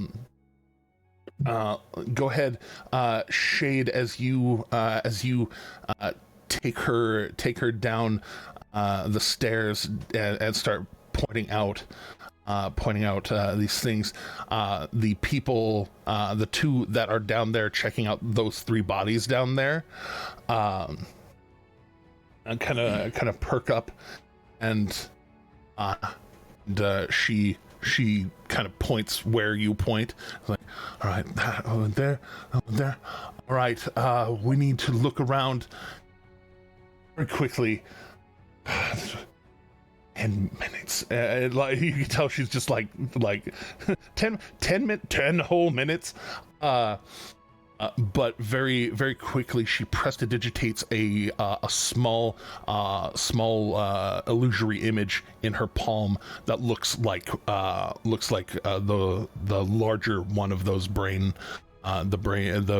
worms, and she says, "Oh, we're looking for these. There are a couple of them in jars upstairs, but 3 of them are unaccounted for currently. We need to find them. They went through here, there, and there. If they catch you, they will burrow inside of your brain and kill you. Please don't let it happen. Please approach them with the utmost caution. If you see it, fucking kill it. Don't think twice." I got lucky with the others. Both of them very like wide-eyed, kind of like, "Oh shit!" Like, all right, let's get to work. Shade, go ahead and rock an investigation. I'm going to rock an investigation. Just saying, I do, have a passive investigation of 24. Do I still want to roll for that it? Could come in. Oh yes, this is whereas passive, like the passive is you. That was me saying that while you hadn't rolled high enough to find them immediately, you did notice like the trail, like where they went, where they were exactly. You weren't able to like ascertain in the moment, but you did see trails. That was I took that into account. 26. Amazing. The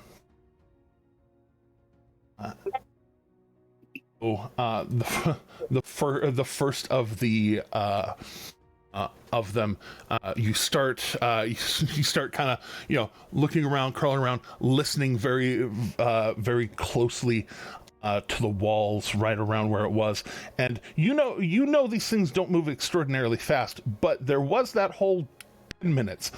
So you start to just kind of just bit by bit start listening, and you find one, or at least you're pretty sure you hear one in a wall, and it's just that very light kind of inching sound of little tiny claws on the inside of the wall. What do you do? I'll make note and kind of let everybody else know, the other people and whatnot, that I'm pretty sure I got one maybe here. I'm hearing stuff that is quite suspicious. And, the one that's with you right then just straight up pulls out a dagger and says, "Here." Sure, let's go for it. And just puts the dagger up to the wall and not me. Being stabbed. Stab it through the wall. Stab it through the wall. Whereas Slayer was wielding a great sword, this is a dagger, and as it pops through the wall, you hear a stool. This little just nasty little like deflating squeak toy sound as it pierces in. He goes, "Fucking got it. Good ear. What's your name?" I'm known as Shade. Hey, good ear, Shade. Thanks. I'm gonna try and cut this thing out of the wall. Thanks. Just do it carefully. Another check. This is basically a skill challenge for you. Gotcha. Let's see here. Where's that button? You are you are actually more perceptive, both passively and actively more perceptive than any of these scrubs. They're good, but there's a reason you are who you are. Mm-hmm. I roll a 2 and I still get an 11. Good scrubs. Question mark. Do you have any inspirations or anything? Not that I know of. The inspiration I had burnt last time, I'm pretty sure. Okay, just making sure. I remember that you had gotten one. I didn't remember if you spent it. So if you unchecked it, then it's spent. So yeah, I'm pretty sure I spent it on getting that nat 20 on that dagger toss on the intellect. Indeed. Nice. So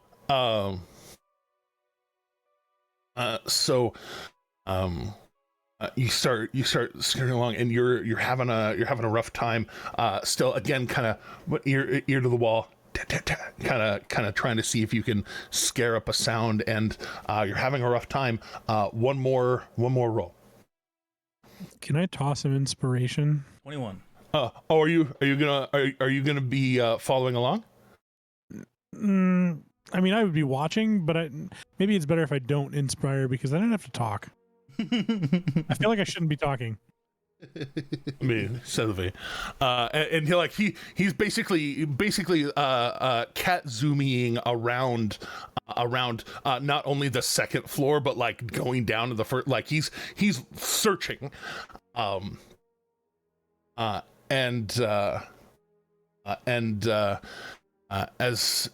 the search continues on for a bit longer.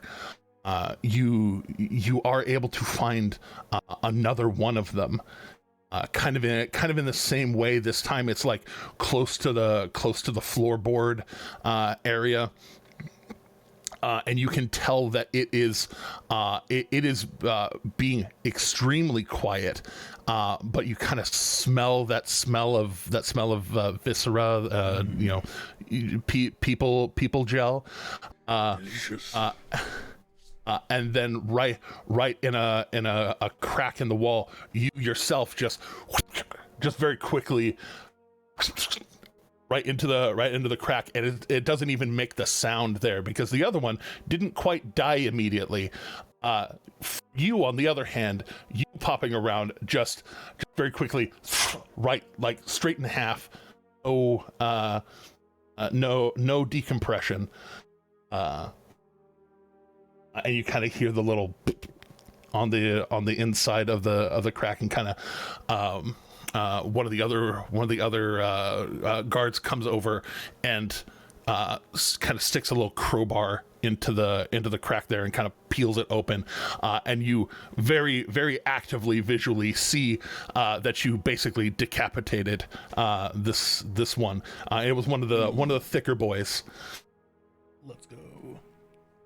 But as you'll continue to search, going basically along the walls and around, y'all aren't finding that last one.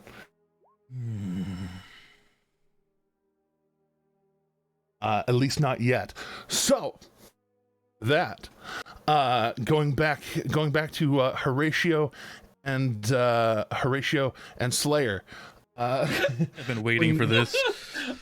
I completely just threw that randomly just because I was like, well, I wonder what happens if I roll that. So I rolled a natural 1 on a quarterstaff. So, I was joking around saying like cut back to Horatio standing like in front of the house cat going, back beast, you won't have my peaches. I won't let you have them.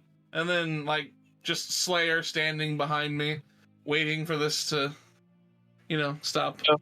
You should try moving to the country. I hear it's the best place for peaches. There's millions of them for free. You could eat a lot of peaches out in the country. Just don't take my peach. It has my name on it. I don't like those peaches. They come from a can. Oh, man, I'm here. Heading downtown.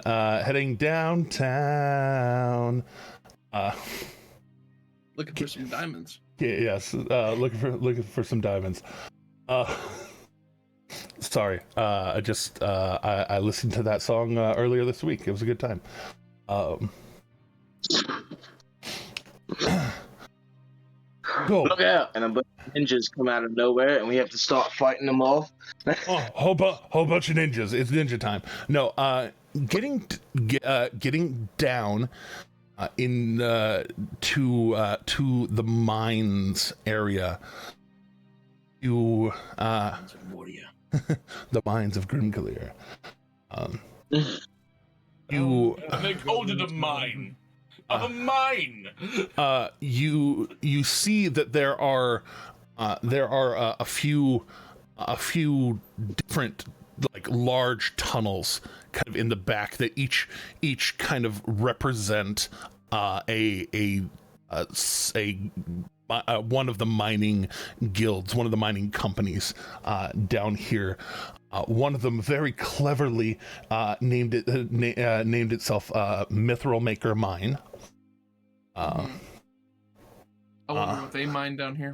Indeed, they mine gold, obviously. We mine electrum. Indeed. You have to make electrum. Electrum isn't natural. Electrum is anyways. So almost nothing about electrum because it pisses me off so much. So. Another one. Do you also dislike the $2 bill? Indeed. Bring it back. So, another one is entitled the Deep Hood.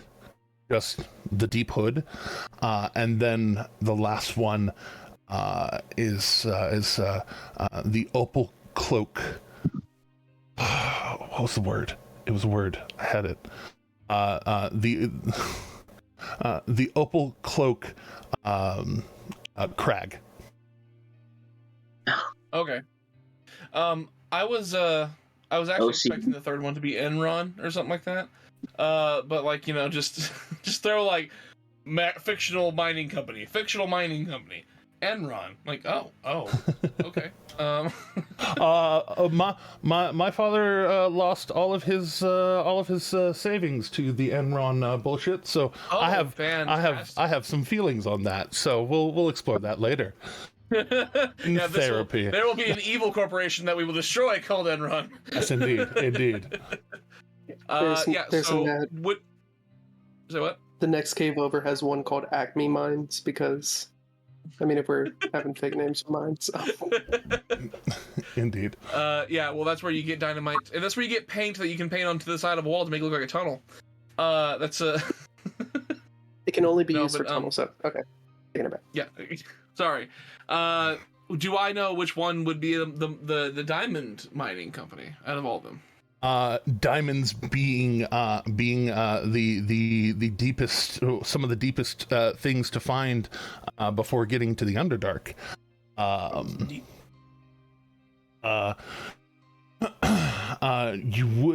You would know that the Deep Hoods is a pretty good place for the diamond trade. So one of these, like, I'm assuming there's like a station with people milling about.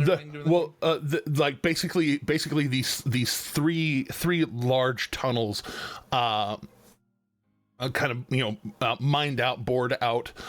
Each of them does have kind of like a front, like a building, basically at the base of the hole that kind of like basically obscures the entrance from just walking in, because it is they are company areas, as it were. But there is a foreman out front that as you walk up, they acknowledge you walking up. This you're not sure whether it's a man or a woman. They have a lovely dwarven beard, and they are calling out kind of orders towards this person and that, kind of on their way in for the morning to come in. Some people leaving from their night shift. Okay. As you start walking up. You said it was a woman? You're not entirely sure. The beards. Oh, okay. Gotcha. So walk up and I just say, "Hey, you! What's your name? We need diamonds." Oh, you need diamonds. Yeah, I'm very ill. Yes. Well, we normally go through the guilds. Normally go through the guilds. Stop yelling at me! It's rude. I'm very sorry. It's yeah, most of our supply goes through the different guilds to be able to sell. What? All right, well, whose guild? Where's he at? Depends on I guess it depends kind of on the volume you're buying. I don't care how loud it is. I just want a diamond. and they kind of like stare off for a second and oh, that's very clever, very clever. What are you talking about? Oh, just oblivious to his own shit. Oh my god. No, okay, I don't know if I can talk slower for you or not. Do you have diamonds? yes. I cannot take it. One or both of you make persuasion checks. This is fun. Make a persuasion check. Where is? I'm pretty sure I made charisma my dump stat.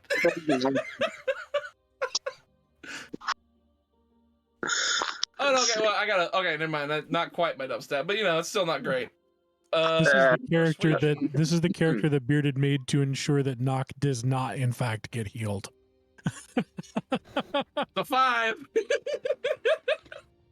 6. Indeed. Y'all are so convincing. What are you all doing? He's so ill. You can't even blink. He's very odd. This brain creature kill him. And there's a bit of dismissiveness at first, and then you say brain creature, and first off, Horatio, you hear brain creature, and then also this foreman hears brain creature. What manner of brain creature? The small one with legs. Yeah, is very old. Came out of a dear friend. He looks up at you and gives you kind of a "you're crazy" look. I don't know what he's talking about. Brains don't usually have legs. At least not in my experience. No, they don't. Not normally. See? You where? When some Yetis up in the mountains and we killed them. One of them got away. We think it was in my other friend. Like I mentioned, he's dead now. But there's another one that's very ill. He's dead now.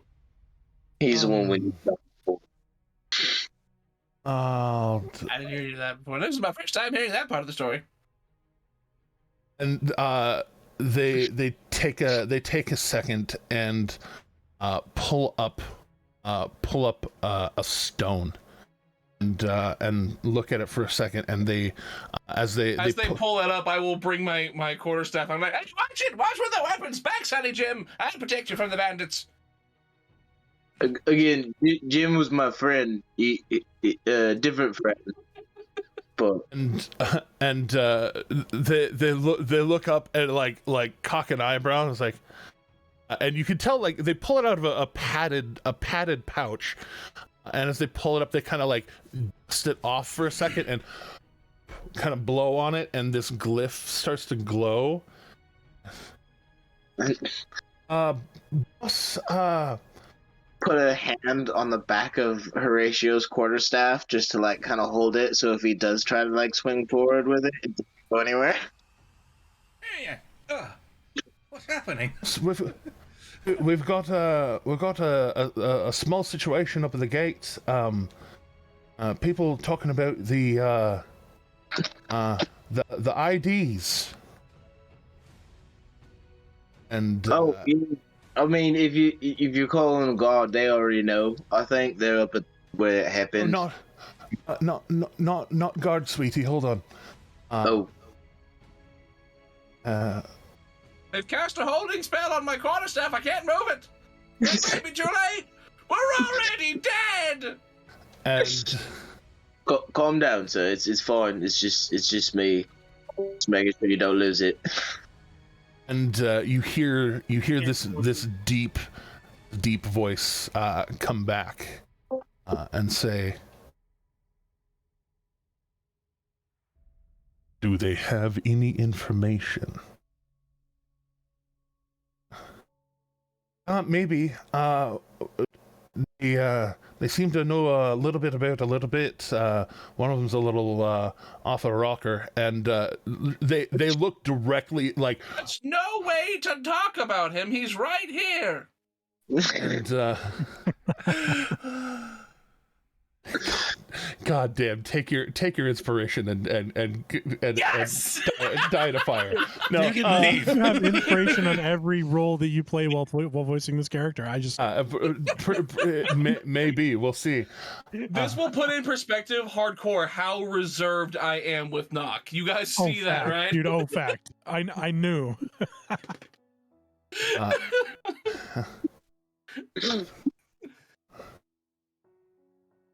And he comes back.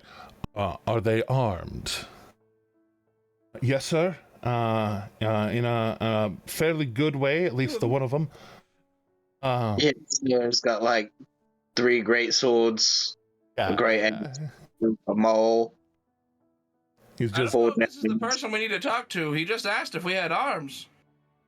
Most people have arms. And you actually hear a little. You hear a little bit of a coming out of the stone. Send them in, Dormir. And they kind of hold it back up to their faces. Yes, sir. Can do. And they kind of like dust off the front of it a little bit, and then put it back in the padded pouch. And Aldrami self has asked you in. That you should take that as an honor. He must think that you know something that I don't. Well, yeah, that's great. I'm big on honor, so yeah, we'll take that as that. Right, so let's go then, sir. And they hold up their hands. Oh, no, you don't understand. Just a moment. And you hear these large footsteps just coming up and into the building behind. Instinctively, I'm stepping in front of Slayer to protect him. And opening up the door, this being like almost as wide as they are tall, just in the shoulders, deep green skin, kind of like head leading to shoulders, not much of a neck, big tusks, but like the tusks themselves have these golden caps that basically cover the entire tooth. Cover the entire tooth. And that looks sick, actually. Hair very well kept, black, slicked back. These kind of shortish pointy ears.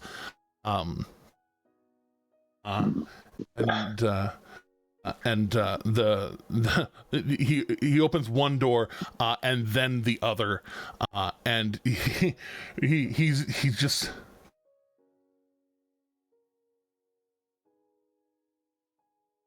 Hi, I'm Aldrami Deepwood. Please come in. Oh, bless you. And bless you as well. Oh, well, very, very good news. Okay, well, I might like it here, and then I'll just start walking. You would recognize an orc. Yeah. Full thick orc. Big boy. And Look, Gar, brought me. One of the only orcish phrases he knows. And bringing you in and shutting the door.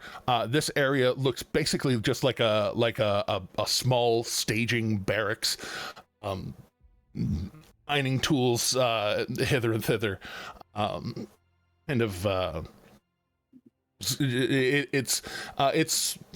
Nobody else is in here right now. Basically, you saw people leaving out the front.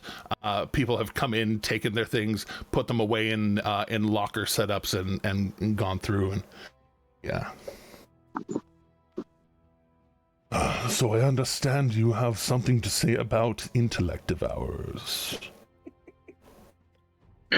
Yeah. Well, it's quite a story. You see, we fought some that were in some yetis up in the mountains, right?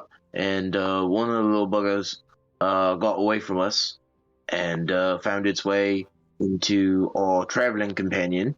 He proceeded to raise up a bunch of zombies in our friend's apartment complex, to which we took great offense to, and we slew them, all of them. Yeah, they're all dead, and then nothing got away. So, this place that we've been escorted into, is it like his personal quarters or what? Oh no, it's basically like it's the way in behind that foreman. This first building is basically like a locker room. But it's a locker room where people can like stow their stuff, and then there's mining picks and shovels and things kind of around that look to Horatio be in is good repair. 150% just rummaging, like he is looking through things. He's basically just going like, "There's got to be diamonds in here somewhere. This is a diamond mine, for goodness sake!" And Yes, this is the thing that I am bringing you in to talk about. We do have diamonds. There are objects just being flung behind, like Horatio is just looking through stuff. Excuse me. Those are the property of my company and my workers. I would appreciate you did not. Who?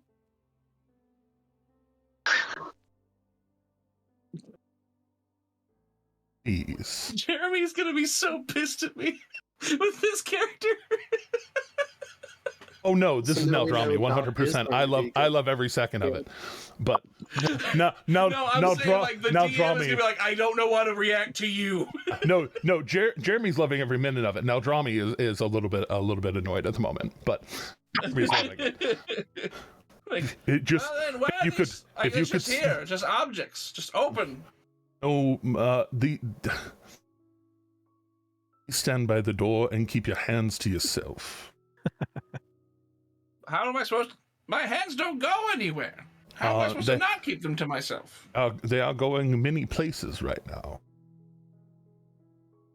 Fair enough. Yeah, just all right. The street really know it. Just to be clear. Perhaps you should hold the hand of your larger friend. He may be able to guide you. Barely know him. We are not married. Yeah, no. We just met on the street. I don't really know him. He sort of led me here. I was looking for you for diamonds. Well, I have a feeling I know why. If you are coming to me about an intellect devourer.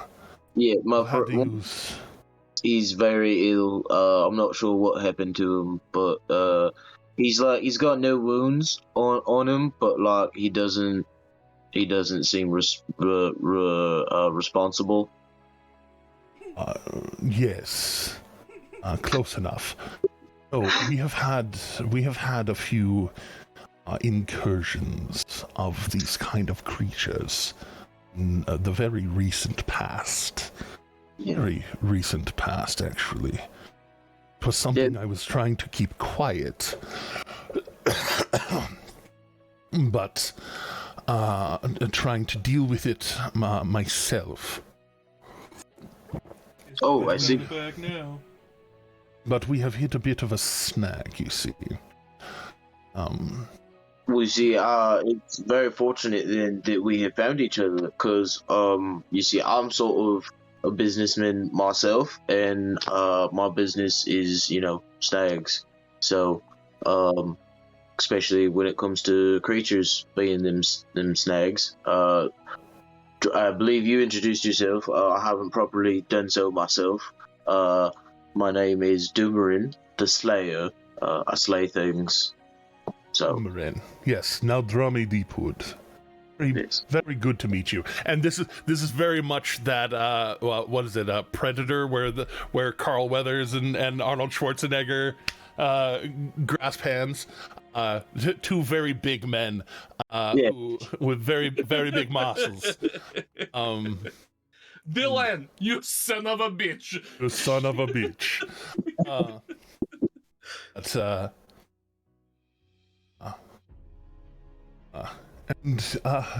Indeed, and you are. He looks towards you, Horatio.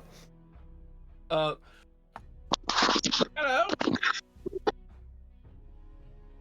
You are. I am. What's your name, sir? Oh, see, that's a proper question. You just said two words together. Anyway. Well, I am Horatio Kronos. Nice to meet you. Horatio Kronos. What's that? Kronos. I thought it said Kronos as well. Is it crawdust? Kronos, what? Get the crawdust out of your ears, son. Well,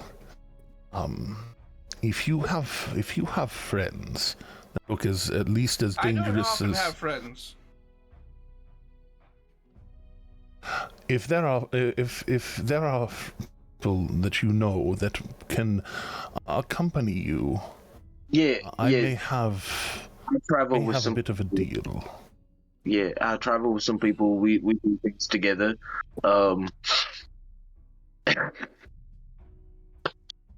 There are. I'm also part of the Slayer's take. So there's that. Well, aren't you Mr. Charisma? Oh. And I have friends. I know people. And then as soon as you say Slayer's take, he snaps a finger and points towards your chest, and yes, I thought as much. Right then, yeah. Would you? Holy crap, guys! We just got anonymous gifter of 8 tier 1 subs to get us to our goal. Holy cow! That's what's up, guys! Congratulations to Kenzie and Pirate Tom, King Rubinsky. Look at that! Wow. Thank you most kindly. I suppose that means that we're going to get around to a dice giveaway, my dice giveaway, as opposed to as opposed to that was the secret thing that was kind of put up there. That's so cool. So yeah, 10 was me buying the dice. 20 was going to be me sending the dice. So we're gonna awesome. Do that on the TikToks, but also Beardy's got a thing going on for when we reach 200 followers on here that he's got some dice to give away too. So let's get on it. Yes, spread the word. If we get to 200 followers, I'm going to be giving away not only a set of dice brought to you by Dice Seeds with these absolutely fantastic spooky time. It has like ghosts in there, like that glowing in black light, but also Beardic Inspiration has donated a DM's kit, and it has I have a video. You can check my TikTok out. I show both of them off. They're fantastic. It is primo stuff. So once we reach 200 followers, 2 separate people are going to be getting those gifts. So what's it the kids these days say? Sheesh. Don't make me hit my button. Don't ruin I have that. Where do you point for the sheesh? I'm begging you, Jeremy, please. Anyway, so You're moving making on. the Gen Z hurt. It's okay. It's okay. It's okay. Oh no! Bye. I stopped. I swear I stopped. Okay. Looks like you rolled on out. Guild Row. I'm He sorry, rolls Ro. I'm back in. sorry. I deserve that. Sorry, pulling us back in. That was harsh. Indeed. So, Sorry. so, I have had to take great deal of my profits and my products and invest it into my own workers recently, because we have had these things coming out. Luckily, employ capable people, so at least for the most part we've only had one actual death, and it was because one of those creatures got into our friend after knocking them out, and then tried to pass themselves off as our friend. That scenario. He made it like 600 days, but it was his zombie friends that he raised that gave him away. Indeed. I don't think that we've had that sort of spread within our people, but That's good. hopefully not.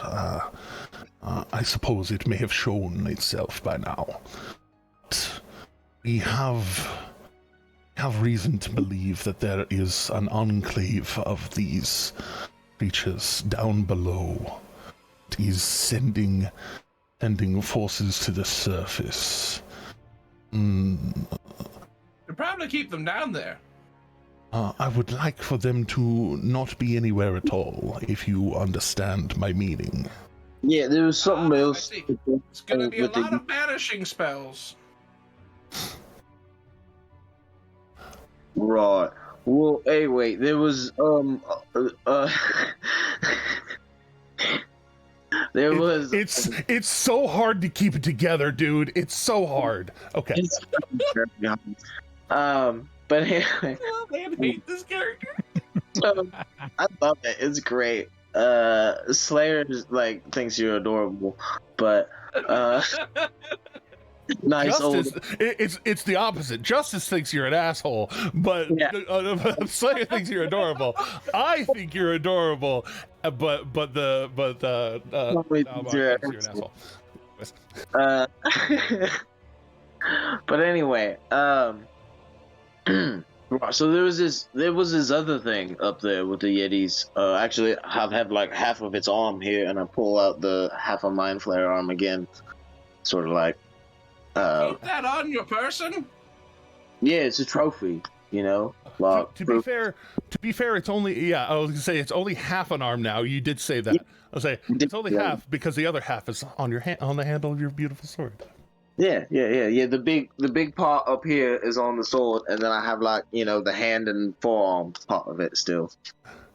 That is absolutely disgusting. How metal of Yeah, it. you know what? We're in agreement on something. Say, Akira. I was just saying how very metal of the Slayer. Oh no, it's hard. It is metal AF, like for sure. And, Just to slap someone else's arm down on the table. It should be metal. He's Slayer. Come on.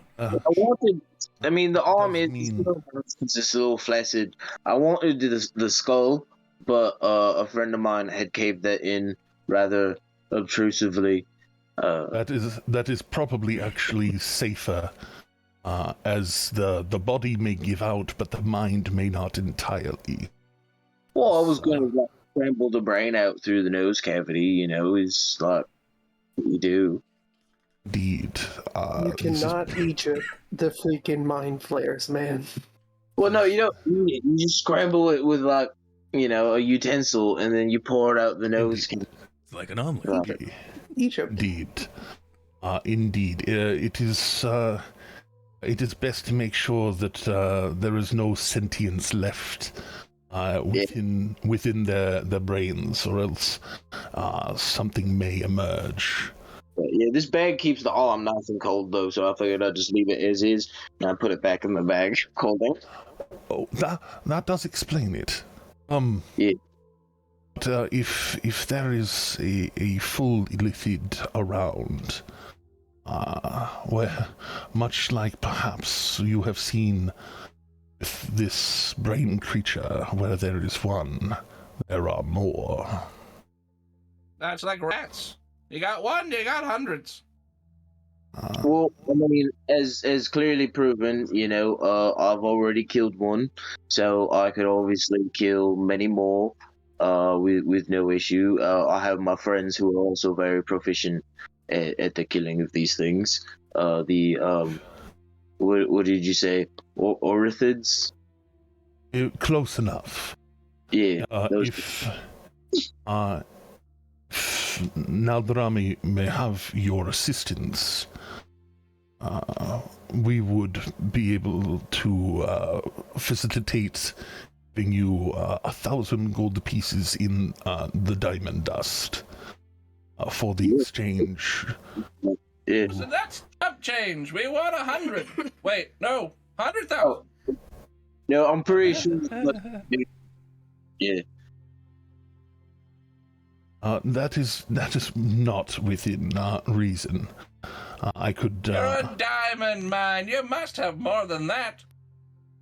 Please don't bring yes. Horatio when we go to the Underdark. Please don't bring Horatio. Yes, but He's probably gonna come along no matter what. if I go ahead, actually make a persuasion check as part of that. Fuck it, let's go. I'm gonna give you a chance. See if they can roll better than last time. Yeah, anything's possible. Anything's possible.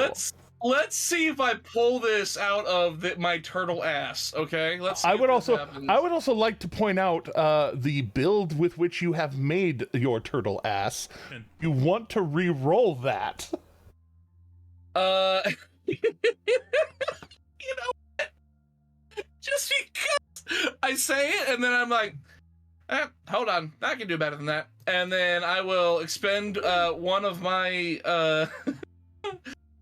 specifically what it's called. I will expend my coronal shift, and what I'll do is I will just go, I can do better than that, and I just kind of rotate my hand like counterclockwise. And like you just see like Slayer, it's almost witness... yeah, it's almost a gift of gab kind of moment. Like he starts to say stuff, and then like you remember that happening, and then suddenly roll it again. Yeah, and then you just Slayer, from your point of view, you would just see like time just slowly reverse for a few seconds, and then. So let me see here. Persuasion again. Let's do it again. Give myself advantage. It's a 15. But like that time, I kind of go with like it might be better to get a little more. You know what I mean? And so that's my 15. Okay. 5, And 10, 15, just increments of 5. You could push even better and get that 20 if you use your inspiration. He smiles and kind of. Rolled 17. Drive a hard bargain, old timer. Suppose I could part with 1,500. Would not be able to give you 100,000. That is more than my home costs. Listen, you can't make a good bargain without at least you got to shoot for the moon. But you know what? You drive a hard bargain as well. 1,500 sounds good. Like, that's how it's done, Sonny Jim. Jimothy, it was my friend. I actually, you know what? Stop thinking that you have friends. It's so crude. I have something you should try. I made it in honor of Jimothy. Why don't you try some of this? I think it will help maybe a little bit. You just whip out the satchel of the fermentation satchel. I want this roll to be low. I really do. gets hammered. Would like to seal the deal with the drink? Share it with him, yeah. I mean, in honor of our new business agreement, it should be celebratory. You are not a dwarf, but many of the dwarves around here believe as you do. Oh, I when in Grimgalier, am I right? Yeah, sure. I mean, it's common where I'm from too, in Upper Barovka. Ah. Yeah. I nudge Slayer and go, this poor Zap thinks we're in Grimgalier.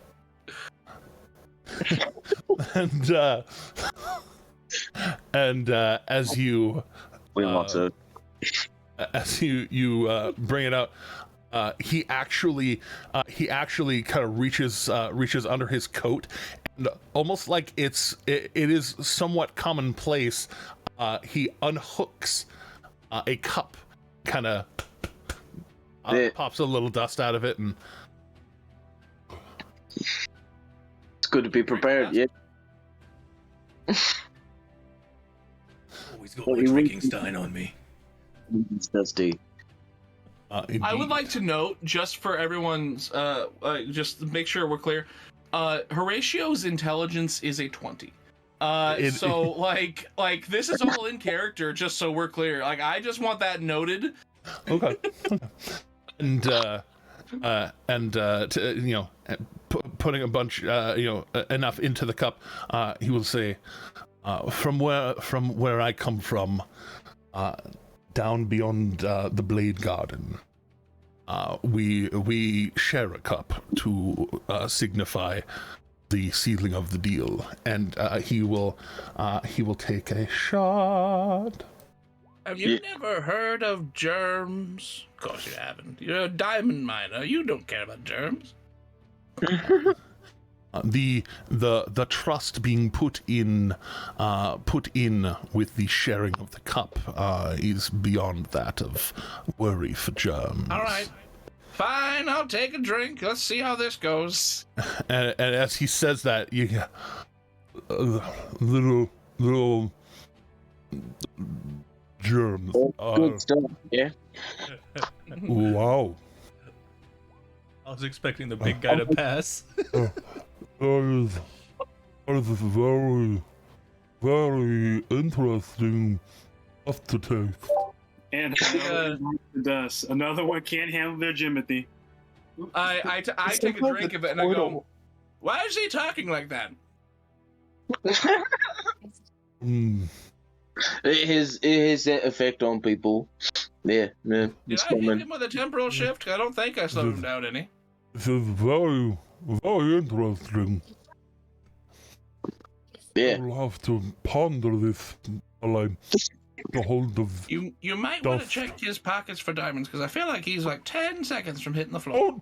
Don't touch my pockets. I would never. I'm smiling, but Slayer's not. Just to be clear, I just can't even fucking right now. Mr. Kronos, I would not have you rifling around our. Here in about 30 seconds, Sonny Jim, you won't be able to stop me, so feel free to say all you want. Don't worry, sir. I'll hold him. You go rest. I'll go tell my friends about our new deal. By chance, though, do you think we could have like a down payment, ahead of time from that amount? What's the name? Give your names to Dormir out front, and he'll let you back in. I need to go and find the dust. Like I said, it's not readily available. This is a public service announcement from your friends at Dice Soup. Jimothy is a hell of a drug, and we do not recommend that you use it at home. Thank you. Please drink responsibly. Or not at all. Probably not at all. Jimothy claims yet another. He actually, normally like, while he's recommended. saying it, he actually goes to the front door and opens the front doors. Come here. You will be so kind. These gentlefolk will be back to help us with our problem. And they But like, look. just a down payment for my sick friend, please. Like, we urgently need the assistance with that. An advance with. Oh, come on, it's not like he's least 100 getting any gold worth. better. I have to find it.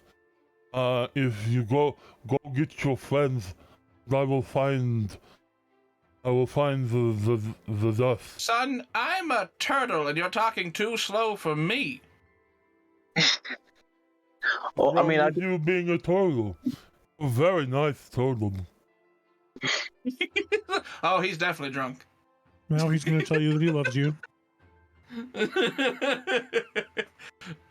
You're George. My. I will name him George. You're I just need my best friends. I need to go and get the dust. You. So I'm here for that. Somebody needs to grind it.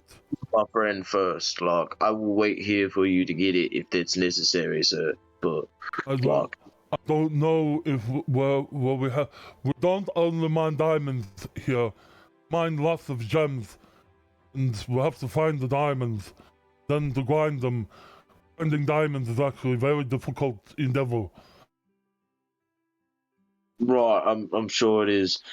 Right then, Can you say that okay. last word one more time? No repeat performances. You get one. Aerodrin just astrally projects in. No, it actually isn't that hard to get diamond dust. You're just drunk, my friend, and then just astrally projects back out. All right then. Well, yeah, I guess I'll go get more friends Bro, until it's then. astral project, not asshole project. Easy. Hey, Rough.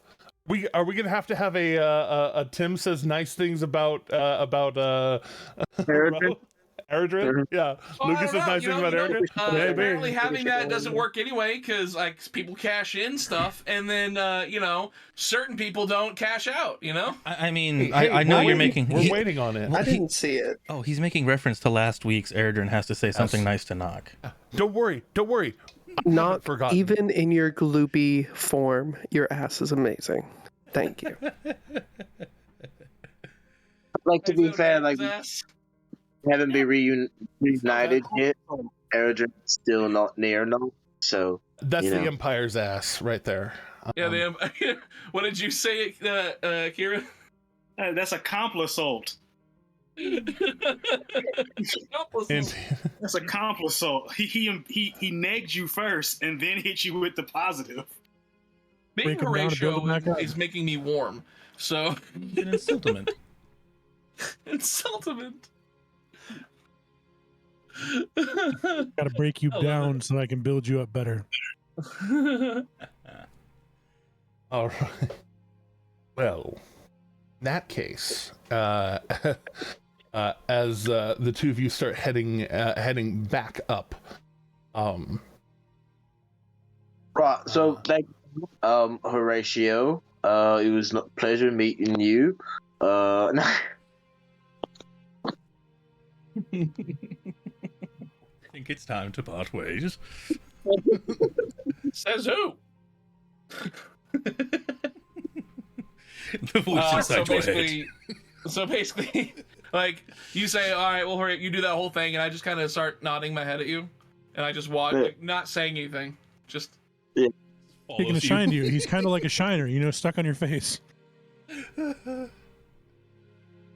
Give you like 10, and then turn around and walk back. I'm right behind you. I'm in tow. I had a feeling. No. Follow. Anyway. those back in the apartment, that would be particularly I believe Brandor, Luca, Slayer, Akira, just like, Eredrin. No, I'm gonna go this way. You're gonna go that way. All follows. Right.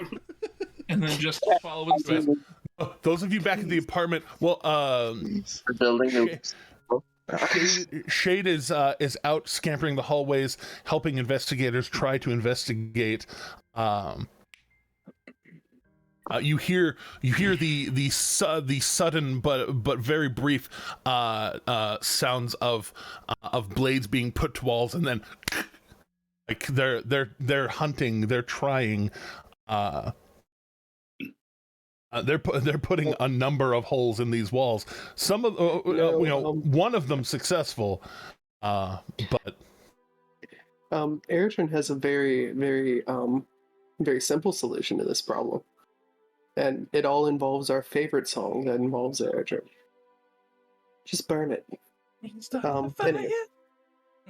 Setting the apartment on fire. Building down in the. That could happen. Is there an insurance policy on the apartment building? And have you partaken in this insurance policy? We're not setting. Swing lanes deeper, bring the building down. I wasn't actually Just doing suggesting it. I was fire. just putting it in there for the joke. But interior of the walls do have are kind of like wooden walls, but the structure of the building is stone. You're in a city made of stone. So you're saying there's a chance. I mean, anything's possible, but it'd be like a smokestack, basically. y'all do have. You say y'all do have a little bit of time to yourselves, Luca, Brandor, Akira, and Eridrin, as Shade is scampering around and doing a bug hunt. Akira wants to take a short rest to regain all those spent. Mind Flare Sweeper. Yes, take that inspiration. I was not ready. Wow. Absolutely. I don't know. Did I use mine last time? I think I did, yeah. I did. For you, it's nothing but illithid symbols, so you don't know. You actually don't know the numbers that are associated.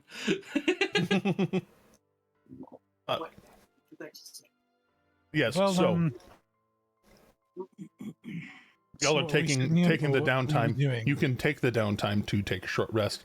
Oh yeah, we're doing Eridrin, Akira, Luca, and Brandor. Definitely. Roll those hit dice. Do all the things. I'm spending my downtime following Slayer. Oh yeah, no, y'all aren't short resting. Y'all are walking through the city. That's what I'm saying. That's my downtime, is just walking with Slayer, who probably keeps stopping every few seconds to try and shoo me away. Anyway, well, really quick, Akira, are you like really hurt still? You're muted. I am 51 out of 78. All right, throw hit dice. Hit dice. Wait. Before we do that, Luca is going to cast a spell that I don't think Akira saw much of this earlier. Luca is going to cast a cure spell, but it does not look like Luca's typical magic. It's going to be that golden white light surrounded by the blue storm light. But he looks towards Akira and smiles and says the same word, just mercy and draconic. But the magic that comes off of him looks very different, but it has the same healing effect. Is this the white, golden, glowing magic? Yes. You guys, This is going to be, it's just a level 1 healing word, but I know a thing, which is that this spell slot will come back after a short rest. So yes, it will. Act magic. Do. So Also, seven before we take our short rest. Okay. I have to say this because it just happened. I just rolled, so I needed 31 hit points, right? So I took the short rest and I rolled 3 hit dice, and I rolled 31 hit points. And it'll never happen again, I'm sure, but I was just so excited about that. Nice. Free to I think Brandor took some hits in that fight too. Muted if you're trying to talk, Chelsea. Sorry, I do believe he took some hits, so I will fix that. If he is injured, I will fix that. Okay, just make sure to pull that out. I'm gonna do a song of rest as soon as I find the damn ability. No, he's There at full we health, go. so we're good for Brandor. Okay. No, I'm gonna do a song of rest for anyone else. Hey, Nice. Big fiver, just in case you need it. points. Works for you too. So,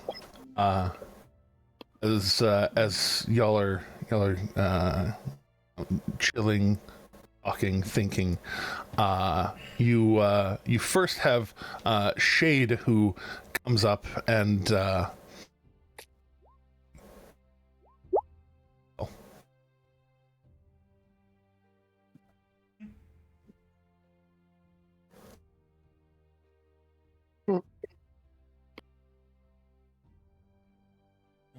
Shade.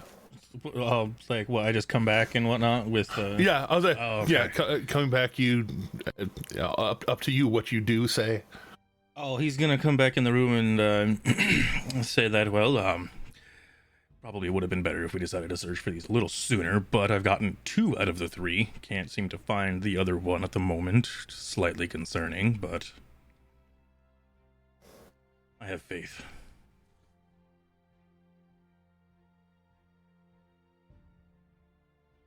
Just letting everybody know, that the search has been decent so far. Just, still need to get that other one. Yeah, Akira will heal up, acknowledge what Shade says. So I just hope it's out of the building and don't want to wake up to another zombie attack. Understandable. To which, after coming back in and saying, that and whatnot, he's probably gonna go back out and continue searching. So, what do we do now? Around this time, Erdrin's going to walk out of the room.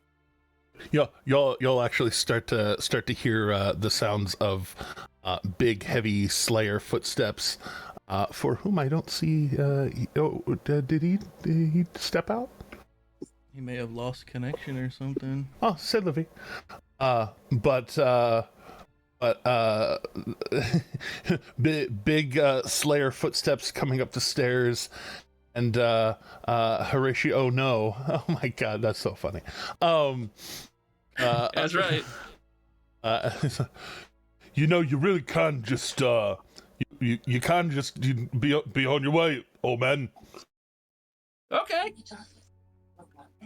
All right, and he was walking up, and it kind of that sigh, that heavy sigh, and then he knocks on the door before opening, and guys, I found a stray. I'm not a stray. I am a proud, I'm proud. Well, maybe not proud. I would be probably top breed in in best in show, maybe. That has nothing to do with being a stray. Who are you? I'm gonna open the Erdrin, door real at this quick, point. while you've been working on diamond grinding, go ahead and make a strength jeweler's kit check. Oh God! So basically, just that would be proficient strength. Yeah, proficient strength. So you could throw athletics if it's easy. Unfortunately, I have expertise in athletics, so I'm going to throw a strength save. Oh, okay. Strength save then. You could have 5 scrolls of pedigree and still be a fucking stray. 23. Okay.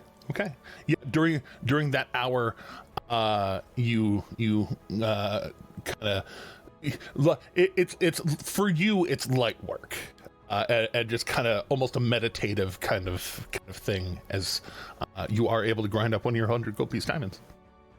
Yeah. It's very much like I have a little Sanders wheel that can spin with my foot, sitting on my desk, and I'm just doing it on that. Yeah, let me remove that from my inventory. But did you see my DM, Jeremy? Probably not. It is. Oh yeah, popping off the call. Yes. So Slayer and Horatio have shown up at the apartment. Ooh, welcome back. Yes, Slayer and Horatio have showed up at the apartment. Slayer, the sound of Slayer trying to shake him one final time on his way up the stairs, but they walk in. Ro, to answer the sending that you put out, you do get back. We have already started moving out of town. We're about 6 hours into a journey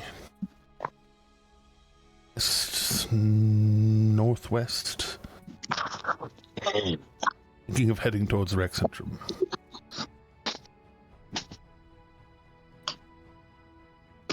And I can't respond because the Nick Stones, they're great, but they suck at the same time.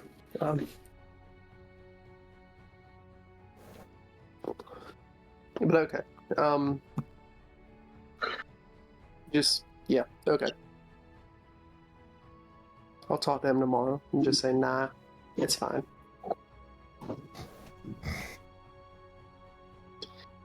Anywho, I'll open the door for Slayer and Horatio now. Oh no, no, no. Hello. No.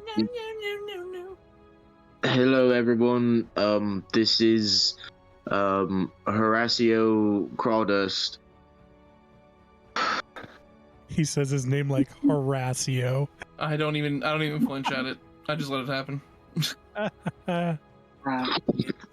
It's a pleasure to meet you, Mr. Horatio. And Horatio Kronos is my name. Nice to meet you. Right, sorry, Horatio Crawdust. Horatio Kronos is straight. Nice to meet you. Quick question, Akira, do you have like a satchel or like a backpack or anything on you? On your person? No? What about does Aaron does, and then like does Luca? Luca has some things in a satchel. Okay. I will. Well, so I'll like as you guys are greeting, we're like, hello, and then I will blatantly, not even like trying to be sneaky about it, just going. I will go like towards your satchel and start like opening up to dig through it, and everything like that, to look at like. Do you have any diamonds? It will Which be one? buckled. Wait, which one? Oh, sorry, to Luca. Sorry. Okay. Luca's satchel is buckled, and he would stop you and say, "These we're bringing the diamond." How is it rude? We need diamonds. I'm trying to get diamonds. Do you have diamonds? No. I'll go over to Eredrin and try the same thing. And I'm going to give him a look like, if you touch my bag, I will remove your toes. He will ignore that look at all. He will touch it. Akira is going to telekinetically shove Eredrin back from Strike safe. I think Brandor is going to jump in. I think Brandor is going to jump in at this point and try to like alleviate the weird, awkward tension in this room. He's looking for diamonds because we need diamonds. Actually, he's 18. He's just trying to help us. Does not get shoved. Okay. I'm going to put my hand on Horatio's shoulders. In that case, Horatio. No, I don't have any diamonds, but I can help with buying them or purchasing them if we need them. So you stopped me by putting your arms on my shoulder or your hands on my shoulders. Yes. Okay. Yeah, I will look. I was like, hey, don't touch me. That's very rude. Then don't go through my bag. That's also rude. Luca laughs. And to answer Says who? your I'm question, looking for diamonds. You guys don't understand propriety, do you? Oh, Luca absolutely give is him laughing. like a quick little shake. Let me speak. I'm holding diamond dust. Have you never heard of shaken turtle syndrome? You don't do that. I have diamond dust for our friend. I don't know who you are. I don't know why you're in my apartment. And stop touching things. I have the dust. I'm about to get it over to our friend. Oh, well, yeah, food. And then he'll just like walk over to like where you keep food. Despite I'm grappling Horatio. despite everything, Luca has fallen onto the couch laughing. Akira is going to rush into the kitchen because Akira is very particular about the kitchen. No. Before he even leaves, I'm grappling him. I'll spin both attacks to both Do I need grapples to for do a attempt strength save on that? no. I'm actually In that gonna case, have Brandor bait and switch that, and I'm gonna stop this attack because, like, as crazy and bothersome as this weird turtle man is, He's not hurting anyone. He seems to be legitimately just trying to help in his weird way. So Brandor's gonna stop the grapple from happening. Akira is just going to pretty much bend around Brando. Because I'm not trying to attack the old man either. But I'm just trying to get to the kitchen. So well, I'm not trying to attack him. I'm trying to stop him.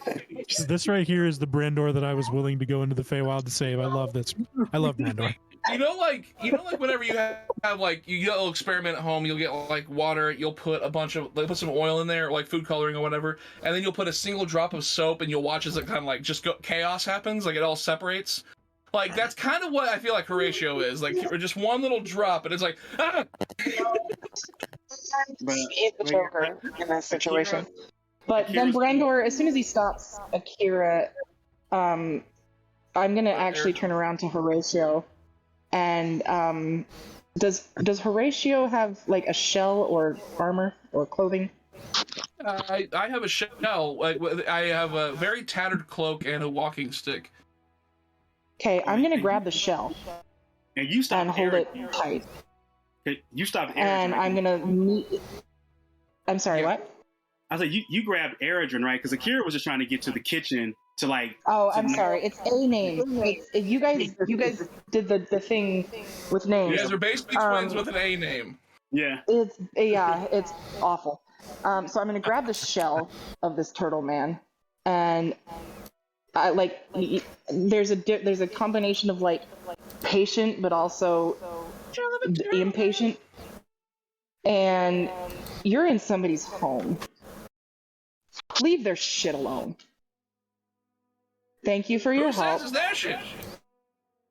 It is. I say that. Please keep your hands to yourself. From behind Brandor, I'm gonna mutter, I made most of this shit myself. If he touches it, Akira makes a sandwich and just like sets a place at the kitchen table for Horatio to sit down. And just like, come on, let's have some food and let's talk. That's cheap. The one with the do that. Go over there and be distracted. All right. Everything else aside, Eridrin said he's got the diamond dust. Yes. Oh, you do. That. Here. The noise in my background. I'm gonna step away from that. Chelsea, we're not really hearing a lot of noise in the background. We're hearing a little bit that comes through when you talk, but other than that, it's all like cut out by Discord's auto filtering. So you're good. Appreciate We're not really hearing a whole lot. So we hear you. We don't hear a lot of background noise. You're good. Yeah, you're good for the most part. Yeah. But yes, all of this aside, if we've got the diamond dust, then perhaps we should get to saving Nock. Yeah, we should definitely do that. And then after that... And can we please do that? That's important. Yeah, it's very important. We should definitely You guys do have to that. go knock on something? Horatio, do you have a favorite song? A favorite song? Yeah. Santiana by the Longest Johns. All right. Let's see then. Luca will pick up his Saturn. And Oh, yeah, he'll pick up the Tiana came one day away, Santiana. And Luca is going to use prestidigitation to continue to have the Saturn pick itself while he puts an arm over Horatio's shoulder, and we're going to go half drunkenly acting walk out of the apartment towards the church district. So you guys have to go knock on something? Is that what's happening? Yeah, like that. As they walk past, as they walk past, you see for a second Eredrin playing with a rope, considering if it would be inappropriate to garrote the man. Give her up and away we'll go away, Santiana. Getting echo on my.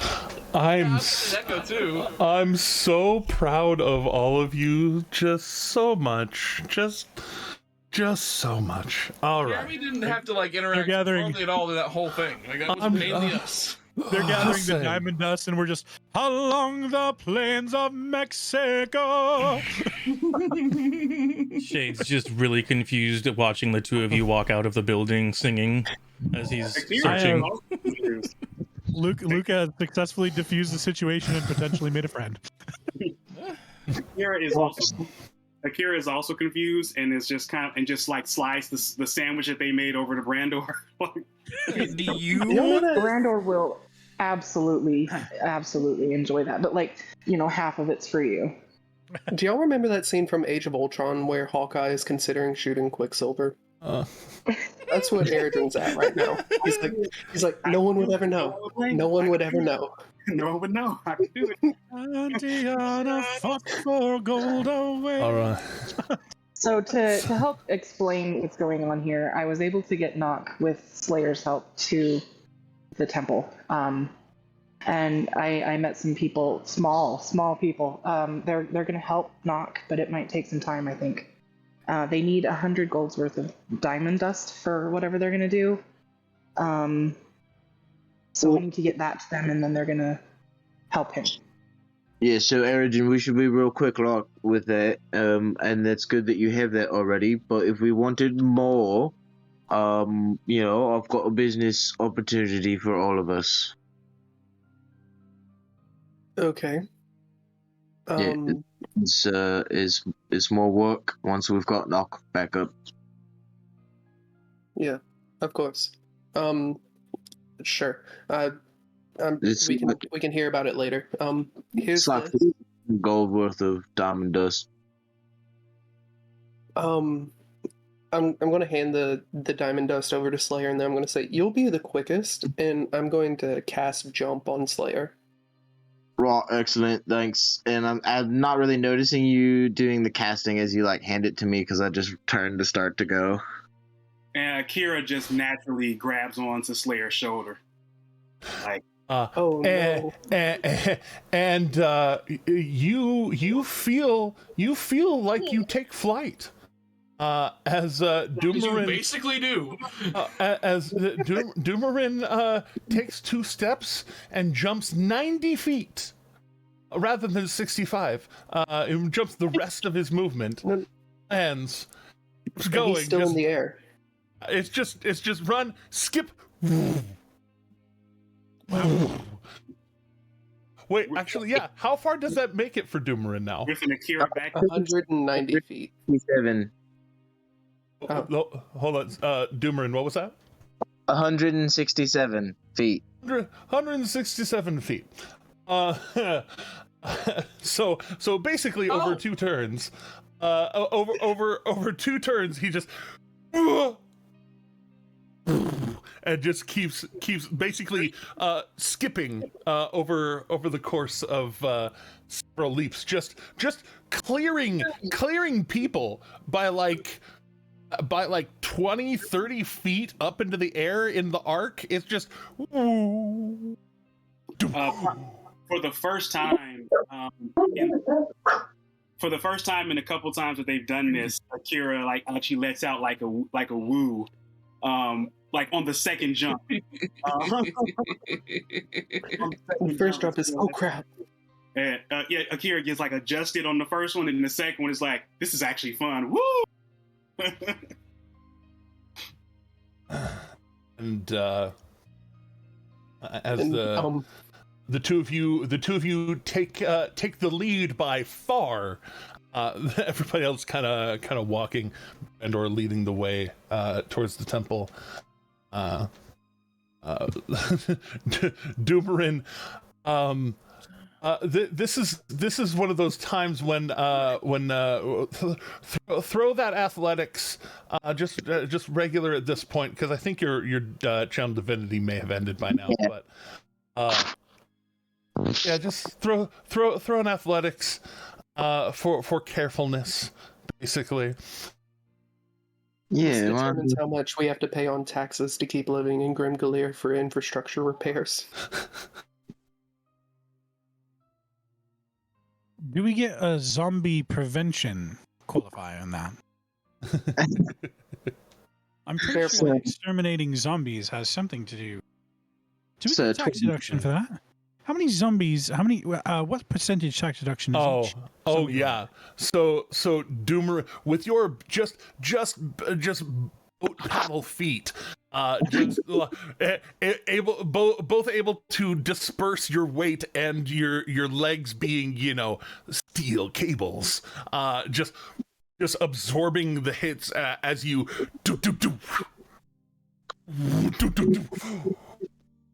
you are able to with little damage to things around, able to get to the destination again fairly significantly quickly. Could I have assisted him in some way, like to mitigate the damage, like pointing out like that, if I see him going down, like there's a clearing. Cause all I have to do is look around, I guess. Just little bits of at the ground. Keeping basically pulling a little to get that little extra oomph or lack of oomph on the landings. But you two get to this small temple, and immediately looking in, you see the flickering light over Nock's body, and these two gnomes poke their heads one around each side of the doorframe. The masculine one of them actually holding like a little mace. As he just kind of like, you'll kind of unceremoniously, I say unceremoniously, loud but not too hard, drop and hit, and he just kind of pokes around with a, and she just kind of looks around and again a little more pleasant, a little more smiley. You're back. Your blue friend turned into your green friend. Yeah. Wait, no, he's not green. You're not here yet, man. Yeah, not yet. I'm aware I'm not there yet, but I couldn't resist. I believe it's very difficult. But anyway, yeah, no, this is one of our other dear friends. We've got the diamond dust. One of our other friends actually already had some. It was very convenient. Well, I guess we can get started. Yes, please do. And she looks up at Akira and says, "Hey, I'm June. I am Akira. It's a pleasure to meet you." Nice to meet you. And the one holding the mace kind of puts it down and kind of dusts himself off, trying to look a little more tough than maybe he looks. I'm Wax. He just kind of gives you like a finger gun. Just Akira. And as Juniper kind of hops up, you accidentally do a sonic blast. It's like, Juniper, crash. Bang. Juniper, bang. Oh no, he's not For that anyone one. who's watched that silly anime. Indeed. Yeah, I greet them and I look at Nock with a look of concern, very much out of Akira's depth, as magic is not their strong suit. They're here to just be supportive. So they're just watching carefully. Yeah, knock. And- But Slayer's hovering over, like knock, kind of. Not like literally hovering, but like. Yeah, actually, Akira will start meditating and just like thinking, like trying to give off healing vibes, being all hippie about it. Indeed. You know, And- hippie about it. Love it. One does. And as you you know, she takes the vial of diamond dust, kind of sets it next to Nox's body, and she actually goes over and in a corner of this temple is like a pile of gear. And she opens up the bag and kind of pulls out this set of chainmail that she starts kind of, you know, diving into, wiggling into. Kind of has to get it on, and there is a symbol of Ray the Everlight on the armor as well, and she kind of starts doing a little bit of that. What's the word? A little bit of that preparation before getting into it, and as she kind of, you know, meditates for a second, the others able to catch up. Wax starts to say, "We found Brandor," as Brandor leading the way with the rest of you. This is kind of a small space, though I think all of you might be able to fit in it if a little tight. It was a fierce and We're used to tight spaces. It's fine. It'll be a bonding experience. Sorry. Okay, you're okay. Along the plains of Mexico. And Where is Mexico? It's a good question. I'm not really sure. indeed. Crazy So artists making up random places. It sounds like someplace somebody made up. as are we starting a like Australia isn't real? Are we starting a Mexico isn't real conspiracy? I'm sorry. Australia is not a real place. I've never heard of it at all. Indeed. So Where is it? Like west of Grimgalia? indeed, far west, far. I think it's far, south far. of. Indeed. So moving on. Yeah. So moving on. So as by the way, Beardy, the sound of your joy is so infectious. I just want to tell you that to your face. Like when you laugh, the world laughs with you, not in a like. It's an at me, but you know.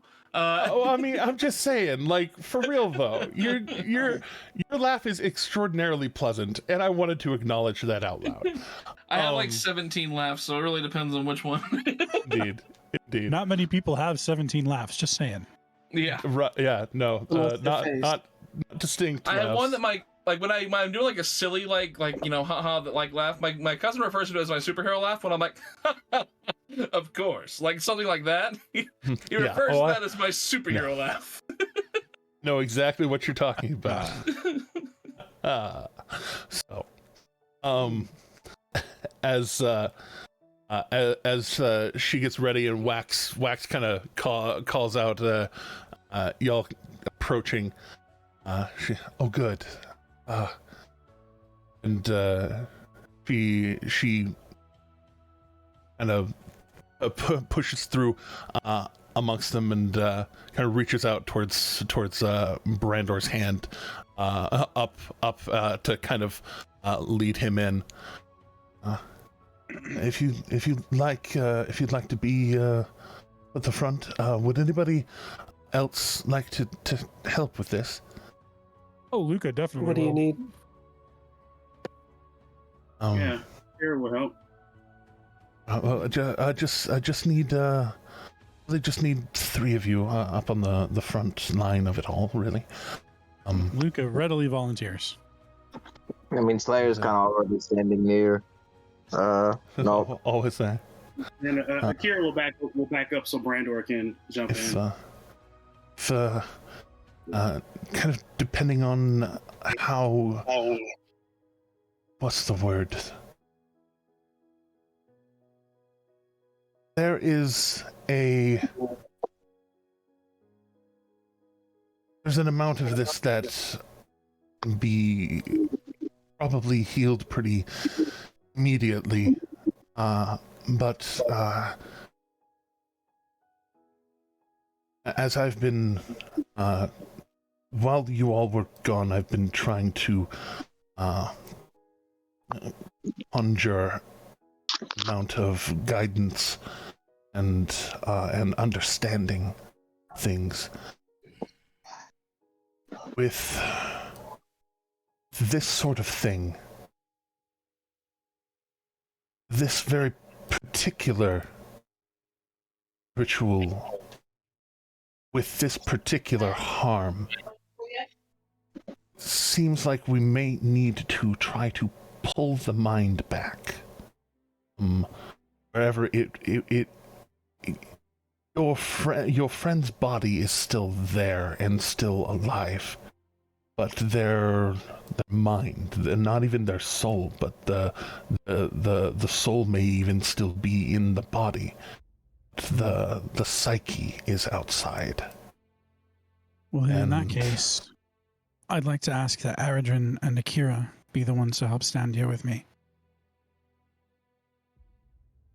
You may need to. You may need to call out to them to bring them back. I'm grateful for the ability to help you in this moment of need. So let us begin. And before it begins, can I just attempt? I don't know if it'll work, but attempt to include Alec in a psychic link or psychic whispers. You try to reach out, and there's no mind, no psyche to reach at the moment. Yeah. At the moment. I would like to make it known that. So don't burn that die yet. I would like to make known that Horatio is actively looking through, rummaging through Nox's pockets to see if. No, he doesn't. Because immediately on trying to push his way forward, like there's a wax there, and as well, other people are pushing in front of. Yeah, It's not Slayer backwards onto his turtle shell, can't get up. I didn't consider the right kind of knock. And respectfully, Luca, I'm going to participate in this. The more the merrier, in my opinion. I'm not saying that you shouldn't participate. I'm saying that I definitely want Aradrin and Akira here too. For their woo-woo abilities. The wah! Well, not just that. They're friends. Psychic stuff. You're a friend too. Psychic stuff is our deal, though. So he hears you guys talking about it, and he's like, all right, stop twisting my arm. I'll help you too. My goodness, I know I'm very smart. I'm afraid of him. I'm going to summon a psychic blade as he says that, and then put it back away. You can't. They can only be summoned as part of an attack. No, it doesn't have to be. I'm getting. I've ruled it. Yeah, I'm just joking. I know. Just saying it out loud. Oh, I know. It's all good. For flavor, it's way cooler. Way cooler. Way Just cooler. another aspect of I could do it and no one would know. But then, no. How would they know? They're gonna Did anyone know. check his How would they pockets know? for diamonds? We have the diamonds, Horatio. Actually, yes. Who are I you? did. All right. Oh. as Oh my god, this man. as they settle in.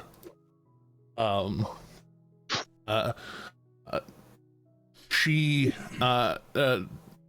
Juniper actually pulls on these small gloves, thick, and just kind of as she tightens her hands, the hands, the leather and her bones kind of crack for a moment, and she actually vaults herself up to onto it rather than climbing. It's a full just throwing herself up onto the mantle, or onto the altar first. Right, throwing inspiration to Juniper, throwing inspiration to Knock. Let's do this. Knock can't hear you right now. That's okay. I can still try. Indeed. I want to. That's why I'm making sure to say the times when y'all don't burn a die for that yet. Actually, though, Brandor would like to help out as well. He doesn't know that he can cast guidance. He's just kind of praying and holding Nock's hand as a guidance to help bring him back. Okay.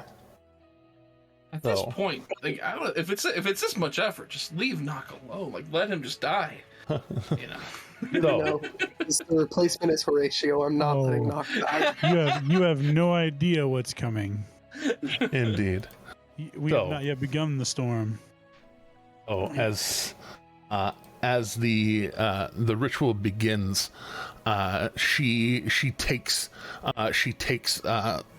the diamond dust in the vial and just uncorks it and starts to spread it across shoulder to shoulder, then from sternum up and across the face, and a little bit of it in the mouth, and a little bit of it kind of across the eyes as it goes all the way up to the top. These very thin lines, as 100 gold pieces of diamond dust is still not a lot of diamond. As opposed to the efficiency that we have in this world to extract diamonds from the ground, and they are basically ubiquitous in our world. Here, it's a little harder. Knock, I want you to understand how much we spent on your Kesha cosplay. Indeed. And fuck, dude, I love Kesha so much. Why do you gotta do that to me? As zero shame, love Kesha, no problem. Speaking of all of It's easy. Does a lot of damage.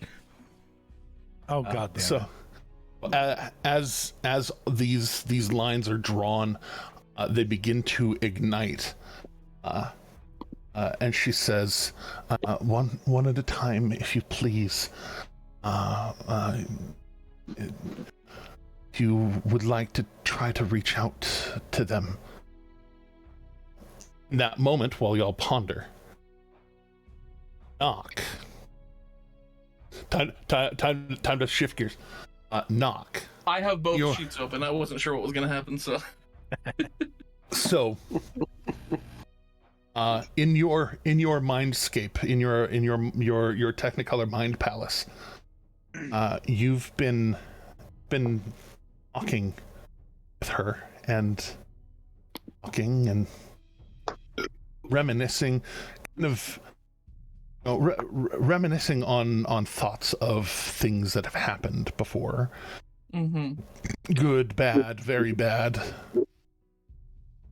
And it's there's no guilt in this place, only that it happened. Only just seeing the experiences, kind of being almost separated from them where you are currently. Yeah. Do you say anything to this creature? I mean, it depends on what's exactly. It depends on the moment, honestly. It's one of those.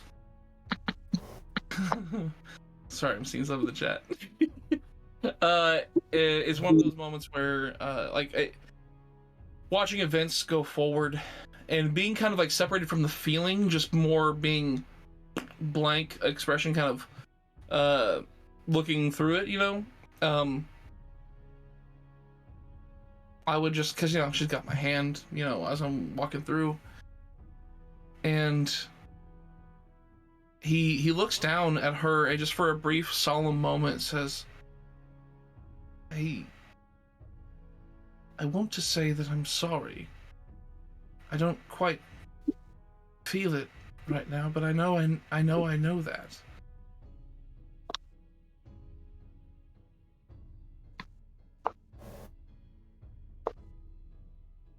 Why would you be sorry? Did you do bad? I did, and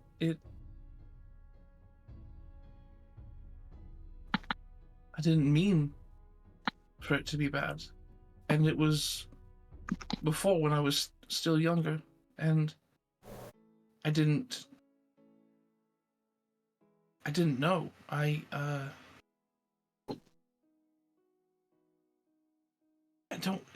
don't know if it is bad what I did, or if it was morally ambiguous.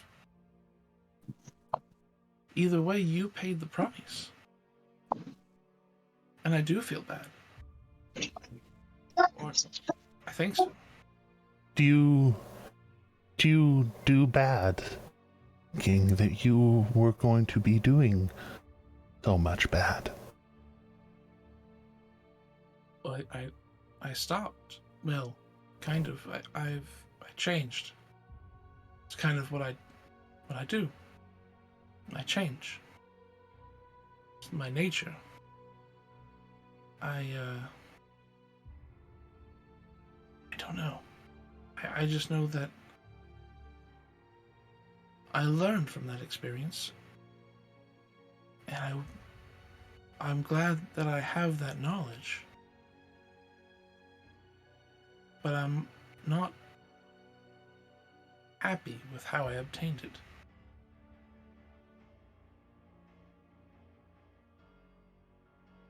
Most of you don't seem to like the knowledge that you get. It is very hurtful. Life. And when she says it in that way, he kind of looks down at her and he goes, "You're not Lilith, are you?" I am a manifestation of your grief, of that which you fear, that which you feel the deepest loss. I can help you take that away. How? Keep following. Follow me deeper. And as you start to hear that, who steps up first? Or you know, Akira will try and reach out first. So with this, as a reminder for ritual things of this nature, you can do anything, say anything. It does not just have to be persuasion. You can think of ways to use things at your disposal in a novel and interesting way. It will determine what gets rolled and how. Oh. Okay. Akira is going to. So we're just standing up at this like over him, right? Not necessarily holding hands. Yeah. Okay. Akira is going to actually walk towards his head, and they're going to put their fingers on each temple. Hold on one second. Quest. Sorry, my dog is is doing things. They're going to put their fingers on his temple, and they are going to, do what they normally do: reach into their mind, reach into Nox's mind, and they're just going to start telling stories of the trainings that they did together with Slayer. And they're gonna be saying, like, if you don't come back, we'll never get that ultimate move figured out. Go ahead and make a proficient wisdom check as you're kind of using your telepathy to probe in, try and reach through.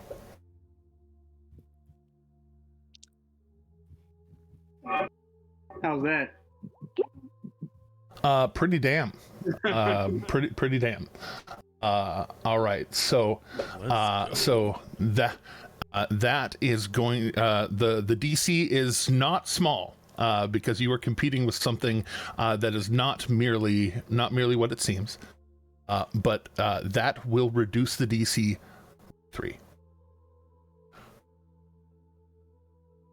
Two for it being so good, and a third for it being a crit. Gotcha.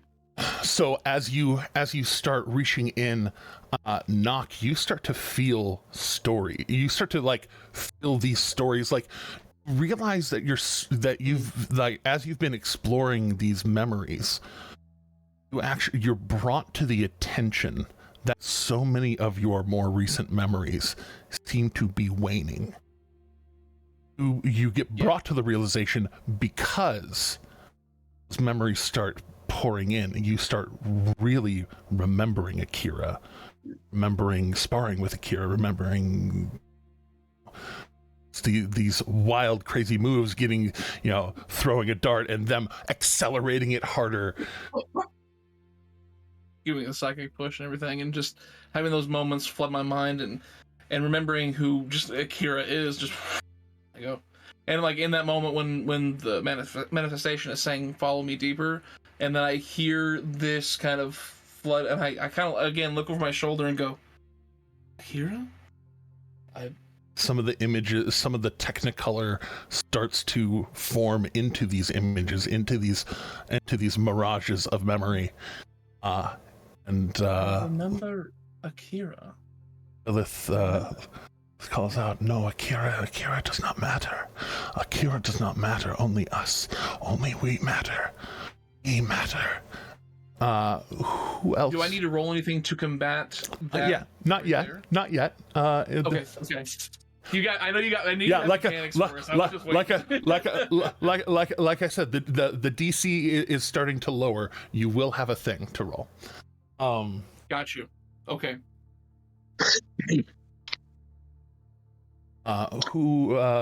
Number 2 of 3. Who would like to go? I want to reserve a spot, but I don't want to jump in just yet. I'm working on something. Okay. So Trying to reserve spot 3. If it's okay, I think Brandor, unless somebody else is wanting to, I think Brandor would want to help out. See, I want Brandor to go. At the same time, I want Airdrin to go. I would also like to say something, but I mean... Why are you The thing that limiting it Brandor to wanted to do can easily be a conversation after Nock is back. I was gonna say, Brandor, you are actually helping right now. You are doing the guidance thing. So just so you know, just doing the guidance thing, yes, that is going to affect things. Did I lose connection? No, I can hear you. I hear you. Can you not hear Jeremy? We hear. Can you not hear Jeremy? Mike, we can hear you, Chelsea. Can you not hear us? We can hear you. Oh no! It's not only me. No. So okay, this time it might actually be Chelsea having issues. See, come back. You can blame it on Airdrin.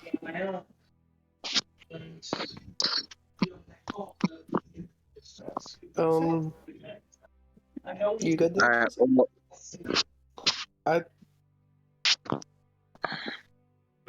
Wait, did I hit timeout? Technical difficulties.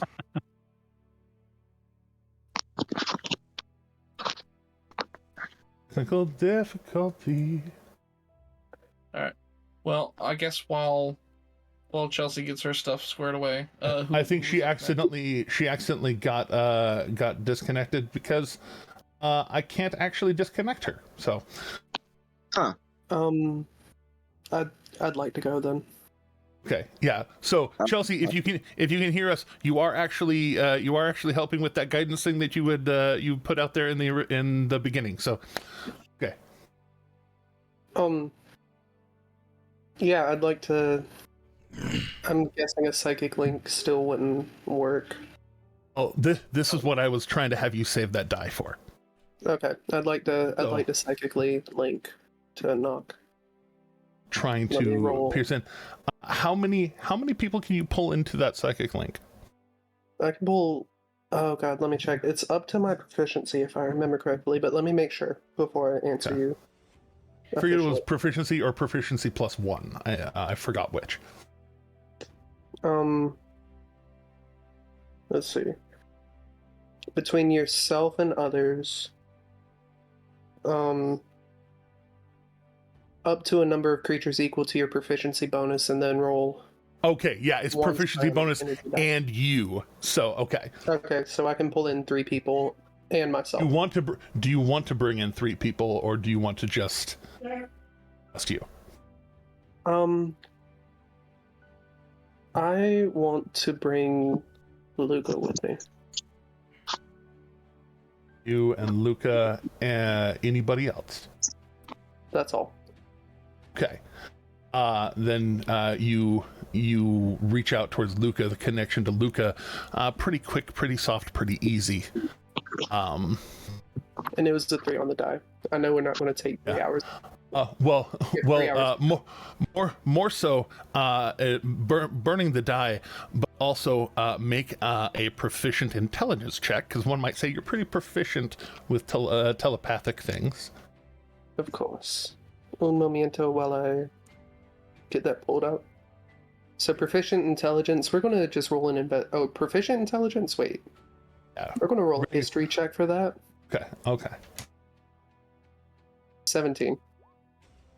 Okay. As you reach out as well, kind of connecting Luca in, and you reaching in, you feel an amount. You actually feel an amount of resistance as you are pushing in, but you start to reach out. Do you say anything in particular while you're doing that? Yeah. So Eredrin, Knock, I don't know if you can hear this, but you've become almost like one of the closest people I know. You helped me after the Illithid. You've helped me in so many ways, and please don't die, Knock. I can't lose you too. I love you, Knock. You start to hear these words coming through, and while you are connected, Eredrin, and also into Luca's mind, the two of you hear a response of, "Oh, not them. Us. To us." As part of you connecting to Luca, Luca, this is giving you a little bit of assistance. I'm going to treat this as Eredrin helping establish the link for Luca and giving a bonus to Luca, which I'll explain in a minute. So, okay. What are you going to be doing? Well, Luca has words to say if possible. Yes, absolutely. You feel that connection, and Eredrin's words reaching out. Knock. You feel the words. You feel a connection, this first bit of actual emotion washing in, whereas conscious Nock would be afraid that the first emotion that he would feel would be guilt that his brain is searching for. First thing it touches is love.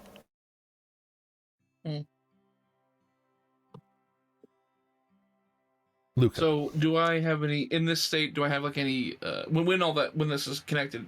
Any memories specifically of Eredrin or Luca coming in? Well, right now that was going to be why I was turning it back over to Luca. All right. Then. Gotcha. Okay. Sorry. Luca would begin to speak through the connection. Look, I know we've not had a long time together, but our journey together is only just beginning. I know that you bear the weight of regret, and I know that you're dogged by the shadows of your past, but those experiences don't have to weigh you down now. I can see a better future, one where you'll be able to hold your head up high and genuinely be yourself, accepted and understood for your own genuine spark. While it might seem like a glimmer right now, I promise you that the sparks we ignite in this life can burn bright enough to illuminate the world. You're not alone in the dark anymore. I made you a promise, and you'll never have to face that dark alone again. Give this fight everything that you can, because the Nock that I've come to know is a brilliant beacon of good. You give me hope for this world. Let me repay that debt by honoring my promise. You are never alone. And with that, I would like to give my DM inspiration to Nock, and I would like to actually use a bardic inspiration on Nock. What I would like you to do, as Eredrin is helping you. Yes. Go ahead and roll a persuasion check with advantage. All right. While not hearing Luca's words, but sensing the emotion just through all the psychic energy, Akira is going to go walk by Luca and like hold their hand and just start like funneling psychic energy into Luca. Okay, so I can do better, but not much better. Okay. That's a natural 19 on one of those dice. All right. Also respecting the level of success, that is another 3 DC lowered.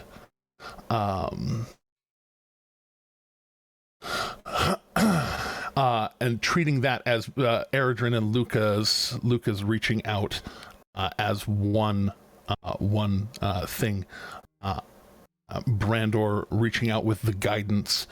Doomarin, you had something that you wanted to do as well. Yeah, there's a story that he would like to tell.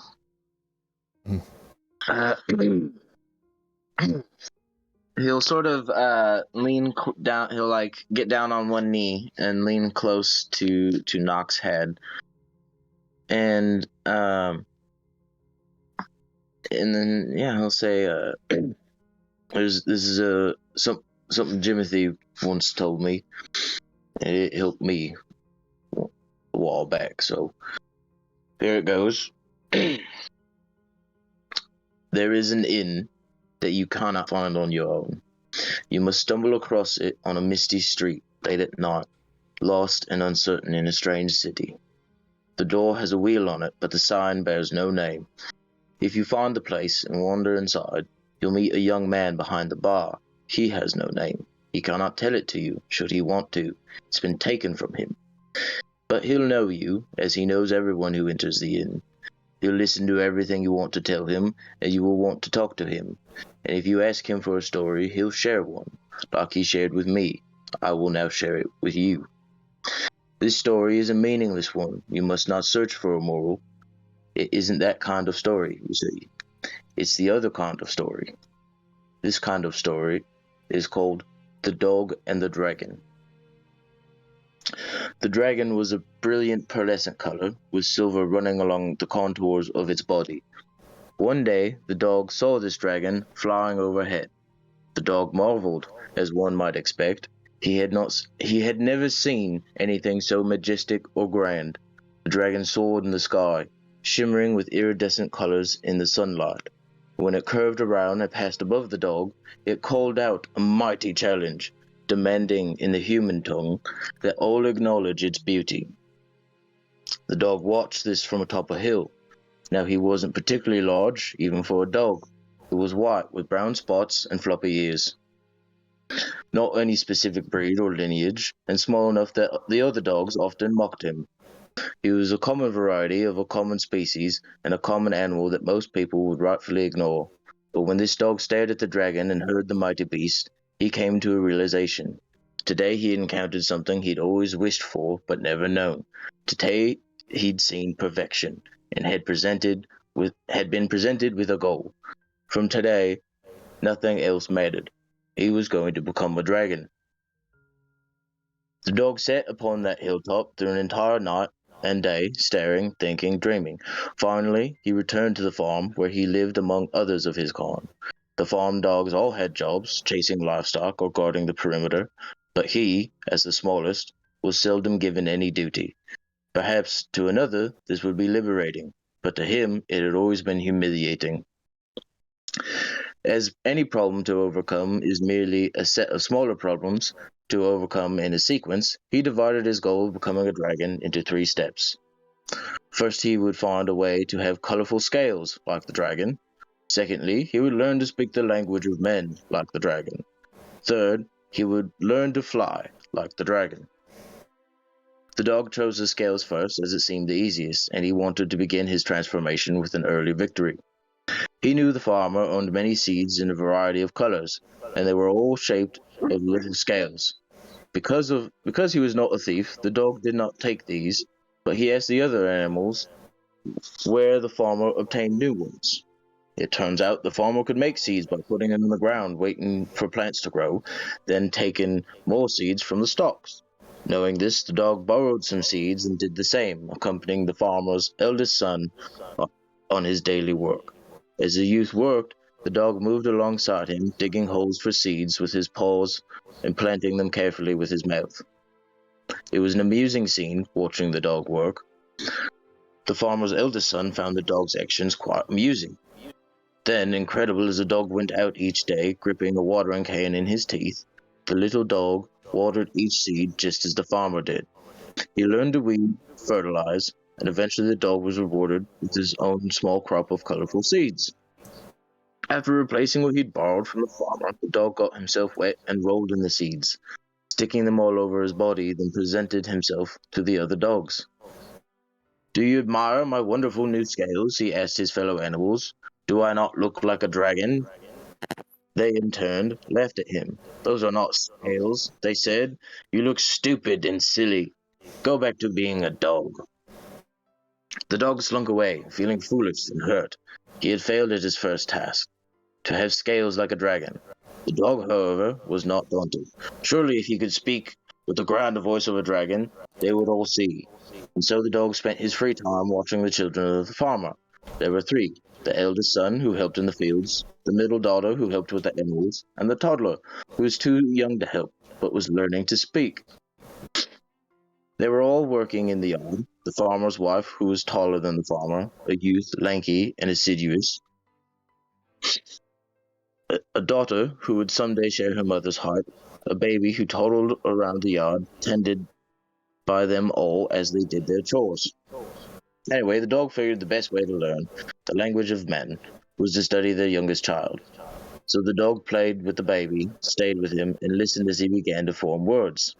The dog played with the daughter too, helped her with yard work. He soon found he could understand her, if he tried hard. But he couldn't form words. He tried so hard to speak as they did, but his mouth could not make that kind of speech. His tongue did not work like a human tongue. Eventually, watching the tall and serious daughter, he noticed she could make the words of humans on paper. The dog was overjoyed by this. It was a way to speak without having a human tongue. The dog joined her at the table where she studied, inspecting the letters as she made them. He failed many times, but eventually learned to scratch the letters in the dirt himself. The farmer and his family thought this an amazing trick. The dog was sure he had found a way to prove he was becoming a dragon. He returned with the other dogs in the field and showed them his writing ability by writing their names in the dirt.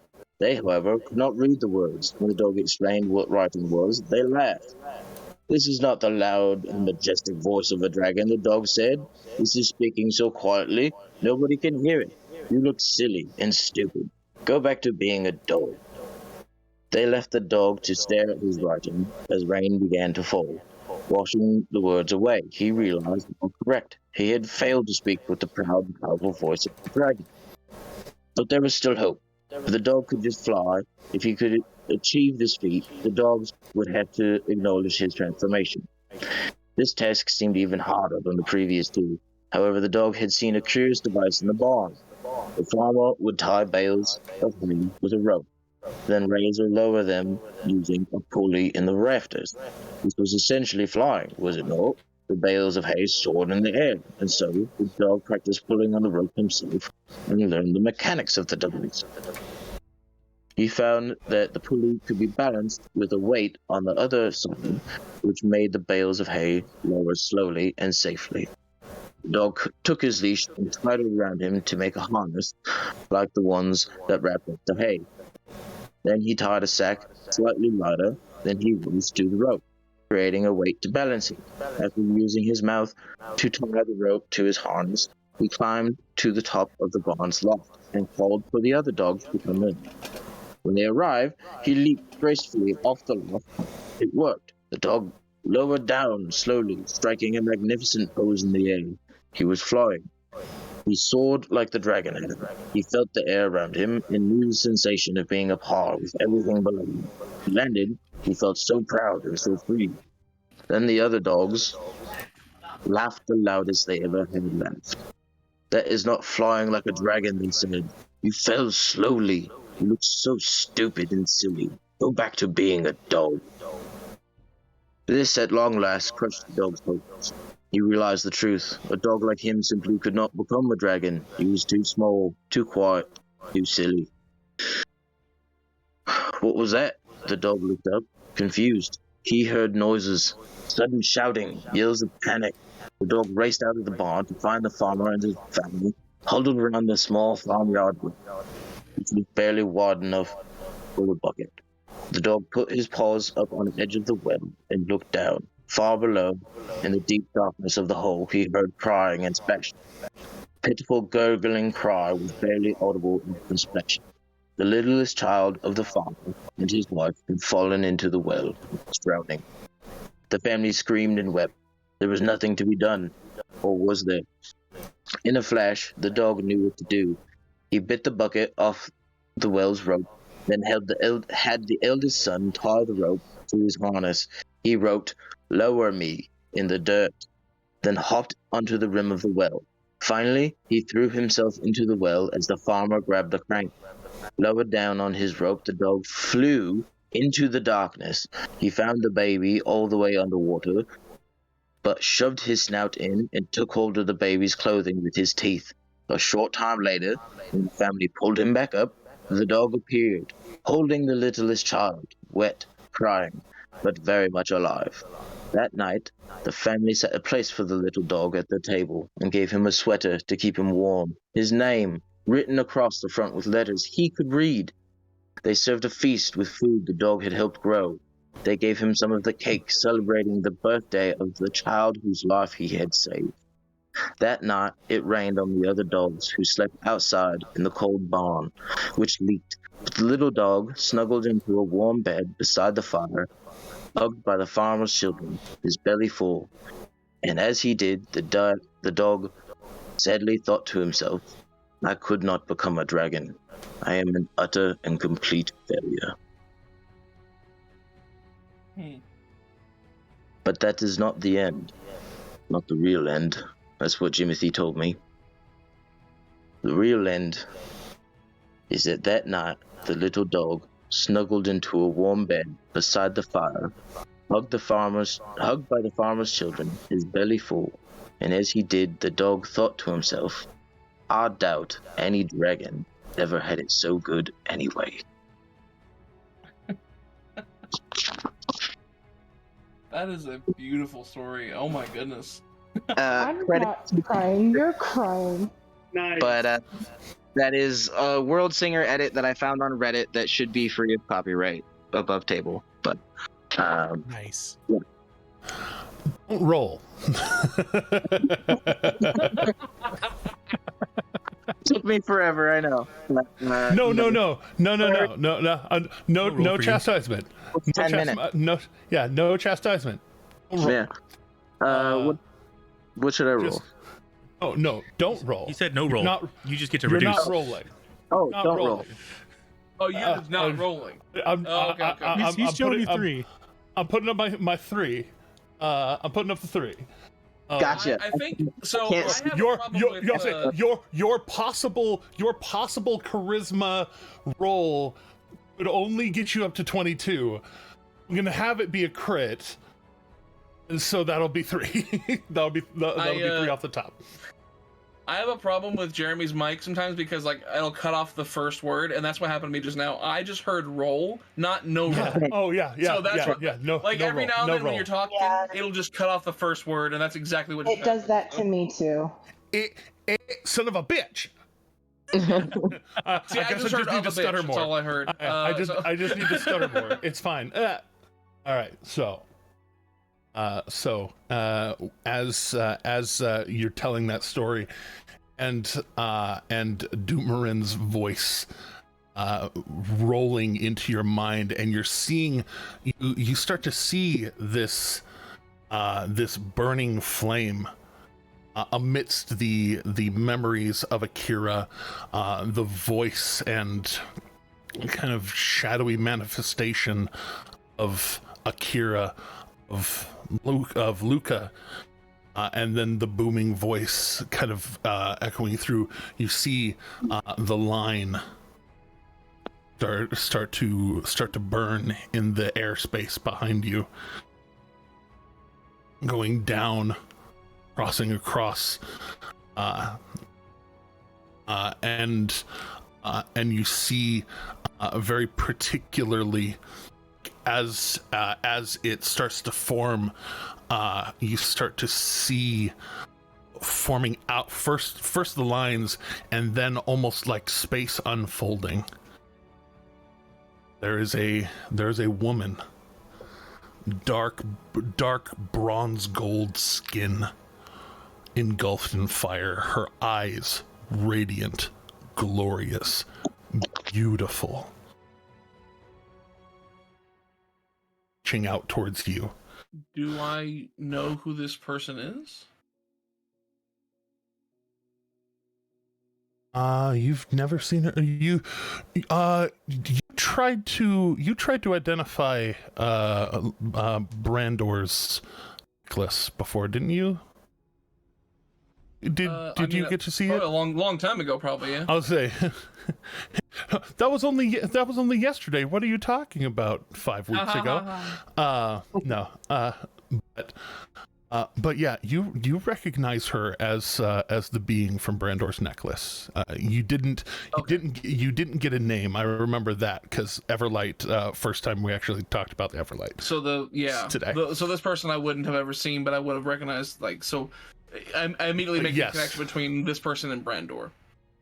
And her wings are out and kind of dispersing this Technicolor dreamscape, and it's not that it's making it dark, it's that it's making it light.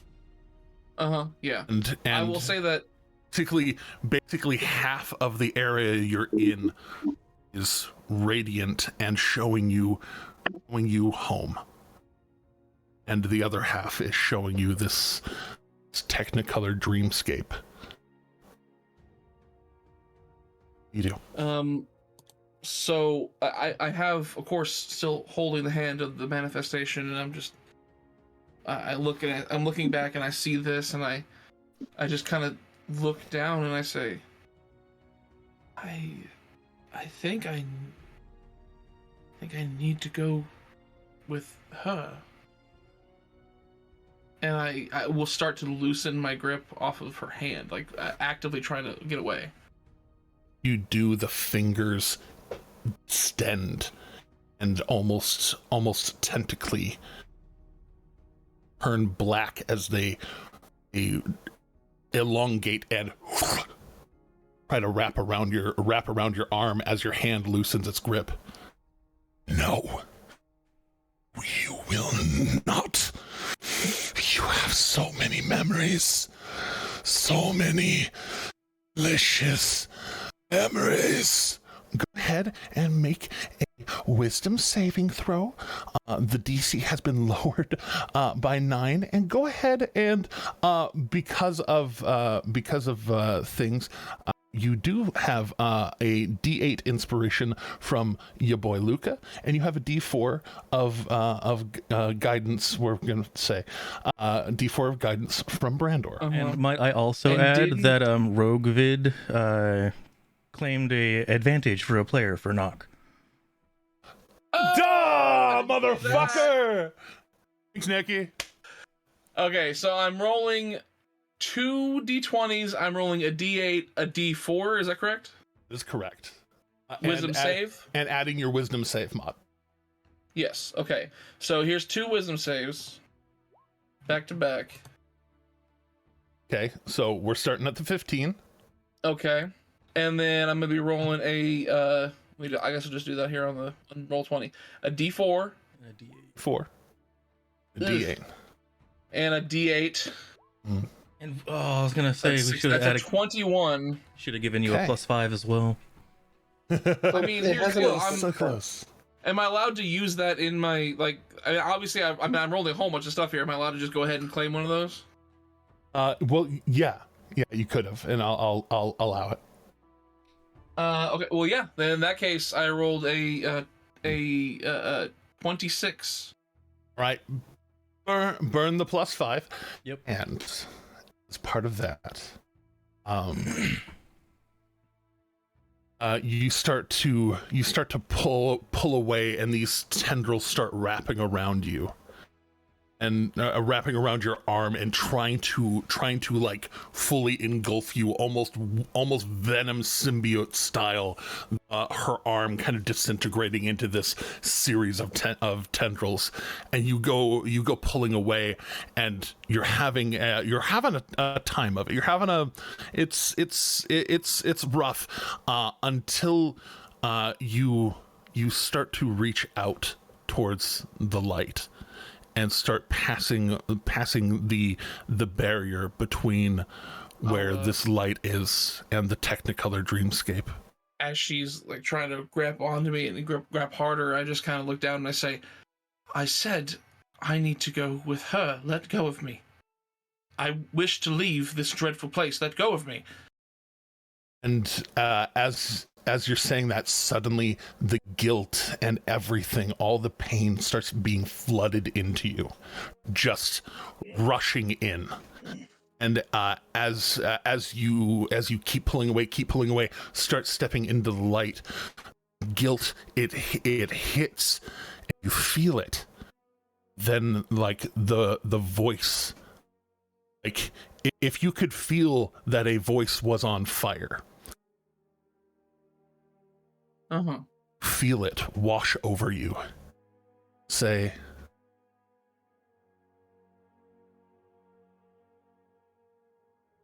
while you may have done some things in your past,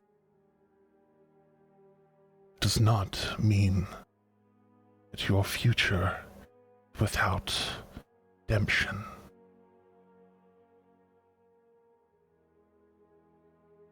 And you see her hand open as you start stepping into the light, and a flash of light just severs this connection to the darkness, and the part that's still on you just starts to burn away and wither and turn to dust. I will, before she gets Thanos, what I will do is as that connection is severed, I will grab like I guess for the sense of like there's a like attached to me, it's severed. I will grab what the stump or whatever that is left from her extended tendril, and I will raise her up to eye level, and I will say, "You want my memories? Collect all the bad ones and then burn with them." And I will throw her back into the abyss as the light envelops me. And as you cast this creature away from you and fully reject it, the light actually engulfs you. You're looking up at this being, and she looks at you. It is a very soft, very kind smile.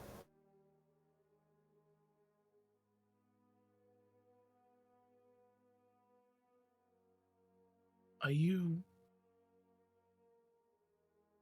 the one from that Brandor worships? Not sure worship is exactly the term. I reached out to them. They were in need. And I think perhaps, have you been?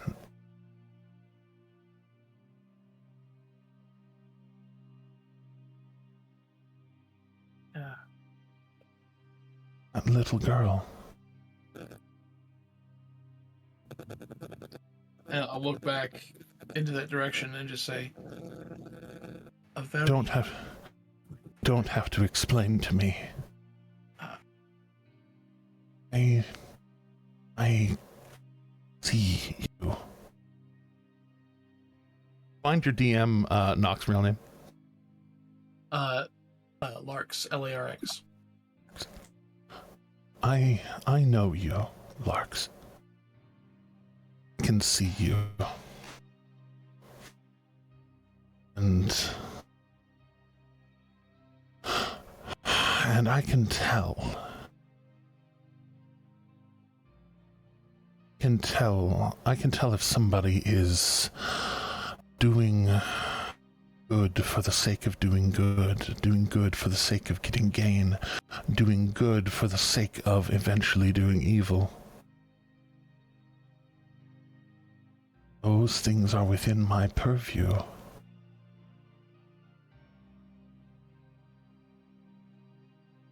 It's the removal of weight, of guilt.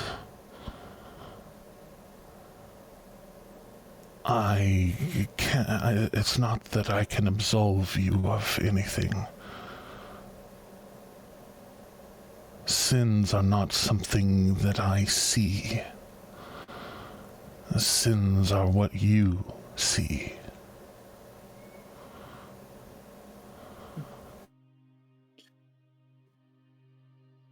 Are you here to take me back? Do you want to go back? Friends are waiting for you. DM question, am I, with everything that's happened, am I starting to, I mean, obviously I have these memories coming. Yes, am I starting to feel connected to them again? Like, yes, like not even slowly. It's gotcha. Like everything everywhere all at once. Oh. I will I'll look up at her and I say, yes, I very much would like to go back. Before we go, I have a question for you. Do you know Ayun? Do. Her protection was part of my purview once. We fought together, side by side. She took a very grievous blow on my behalf.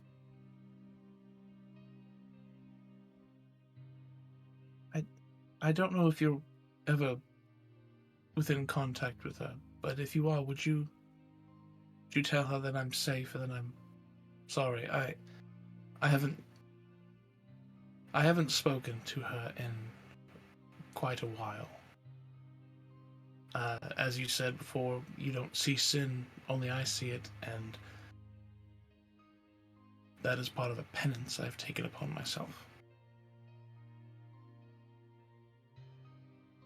She does not pass judgment on you either, Larks. It's very hard for me to think that, but I appreciate the words.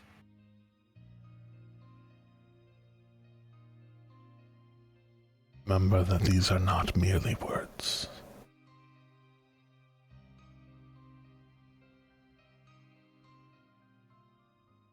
Your words have power, and your acceptance of yourself is power. You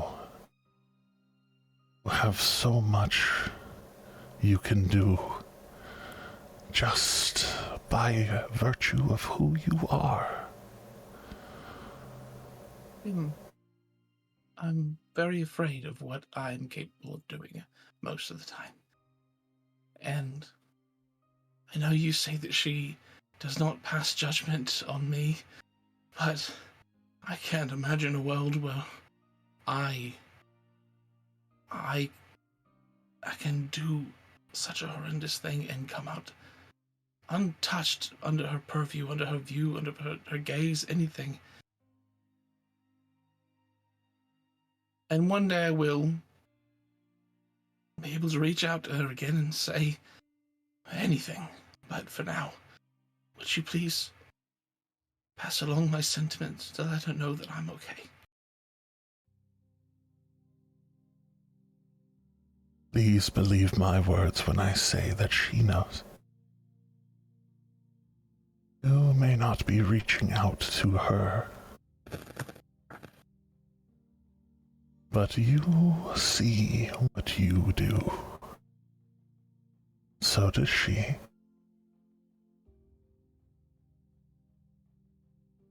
And at the end of things, when Matron of Ravens thwarts your soul,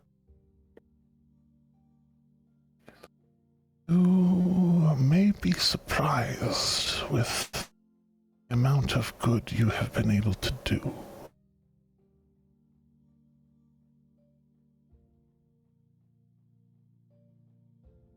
I think I'd like to go see my friends now. I believe they would like that very much as well.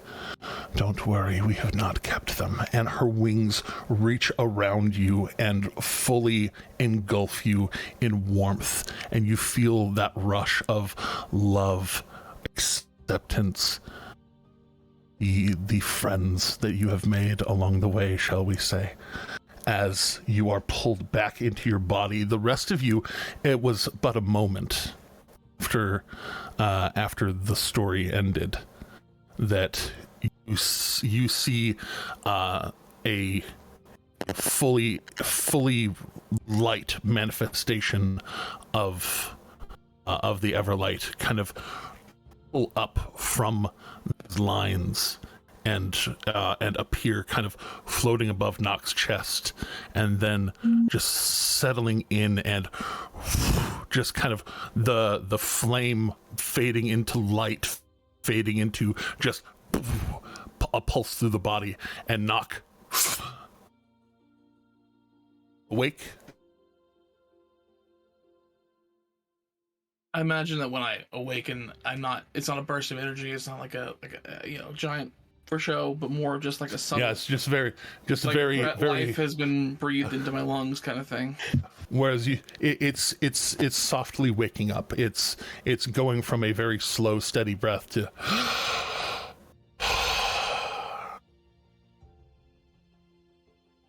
immediately. I'm going to Horatio suddenly jumps back and says, "It's alive!" Immediately, I'm going to lock Luca out of the link. So it's only Nox and I left in the link.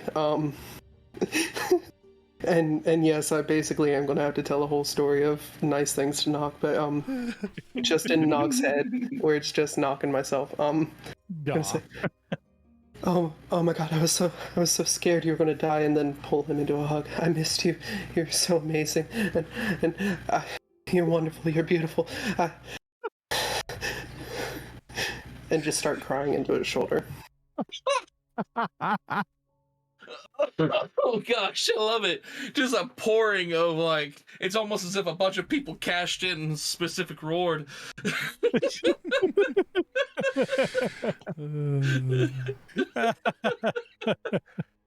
Oh my gosh. Got to do fun stuff. I think I covered all of them.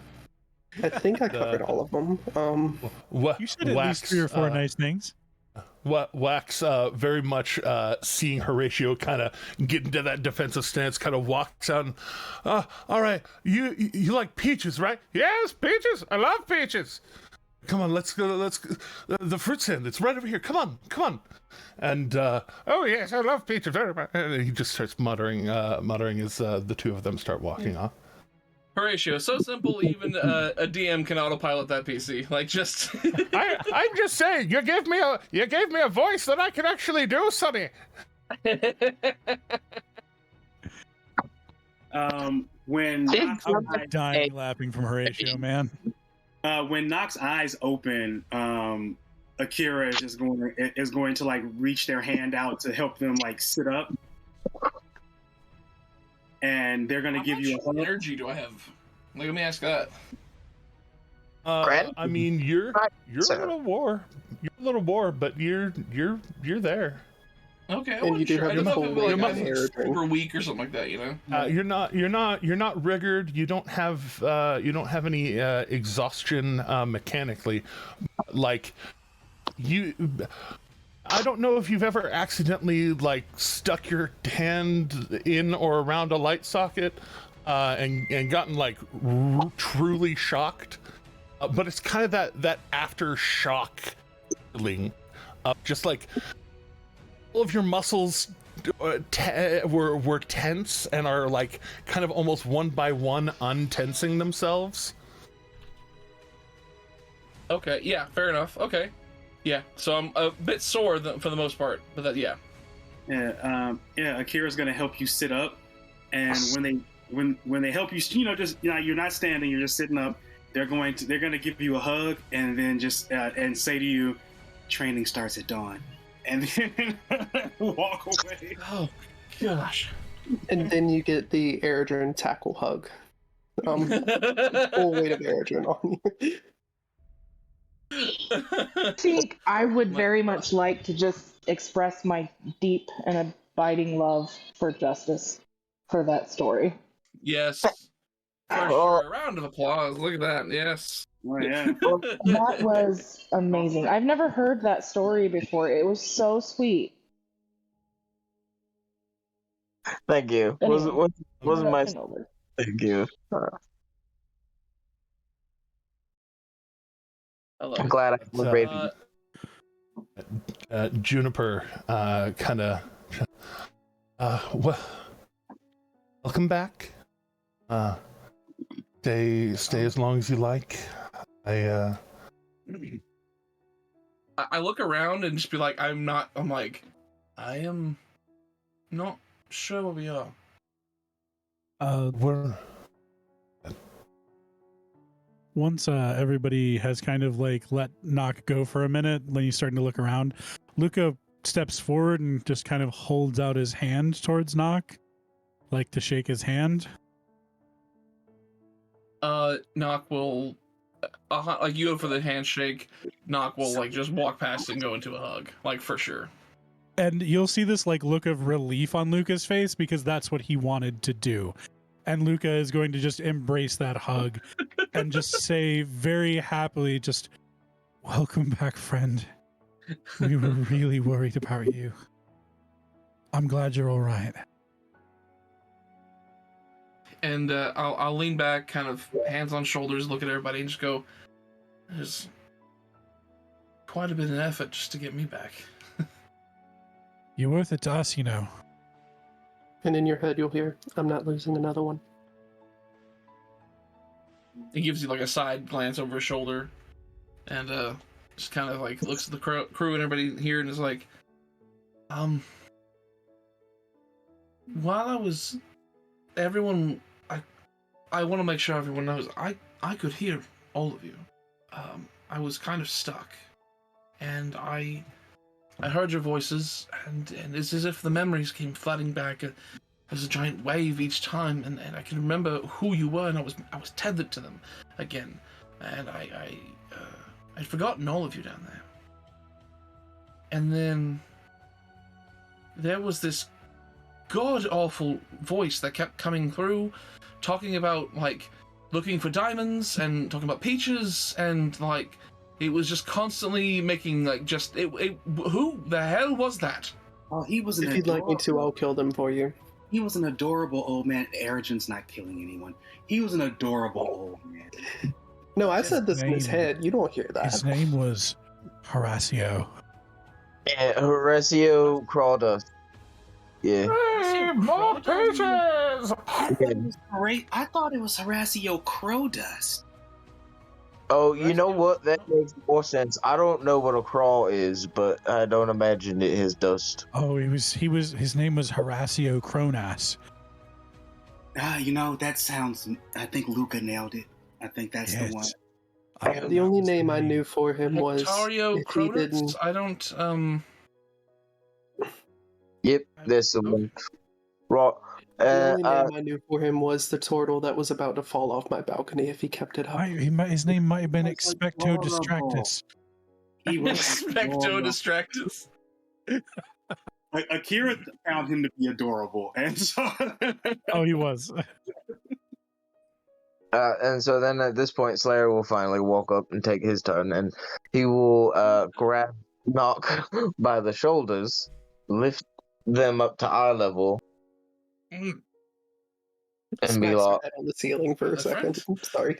Be like, I'm glad you slams him into the ceiling, knocks him completely out again. No. Okay. Oh no! Sorry, what were you saying, Slayer? He's been knocked out. He says, I'm glad you heard it, because I will not be telling that story again. It's very long. No, that was actually that was an amazing story. Thank you so much. I'm sad that Shade missed it, but well, to be fair, there really wouldn't be a story for Shade to tell in this case. No, I mean, like, missing the story, like the story time, and just like everything that went into everything. But it makes sense because he's busy trying to catch that last worm. Which, on that note, Slayer will kind of like give you a look over and make sure there's not a hole in your head. Because that works so well for that. I look at him, and in like not full giant, but kind of like broken, like not necessarily broken giant, but just not perfect giant. I will say, you say pigeon giant? Yeah. Yeah, that's the term for a broken language system. Pigeon. No, I didn't think about calling it that. That makes sense. Okay, never mind. It sounds really funny when you say pigeon giant, though. Yeah, it does. It just sounds like a giant pigeon. But like, no, I speak giant pigeon. No, two separate things. A giant pigeon and a pigeon giant are two separate things. But what if a giant pigeon spoke pigeon giant? Like rails. Sorry. I will say in kind of, you know, broken pigeon giant, I will say, everything's all good up here. Like, you know, gesturing towards my head. Good. And then I bring you in for a tight bear hug. Little worm pops out of his ear. No, I'm kidding. You can push your lungs down further so you can breathe. Yeah, exactly. My lungs are now at the bottom of my torso. Jade, speaking of your extension of that skill check, I will give you one more as an extension of that skill check to try and pin that thing down before or maybe even as it finds somebody. It depends on. I'll be a smartass and redeem my own +5 player buff. Hella! Might not need it, but I'll add it on there. Investigation roll. So 26 with a 26. As you've been looking around, just that frustration, that's so angry, just like, where is it? around here somewhere. I know it. And just that red dot, that, man. doing that get low, and just like sniffing, and then kind of listening, sniffing, very very cat on alert, kind of all hackles up, and you actually you get down to the edge of the hallway on the other end, and you smell it, just the tiniest whiff.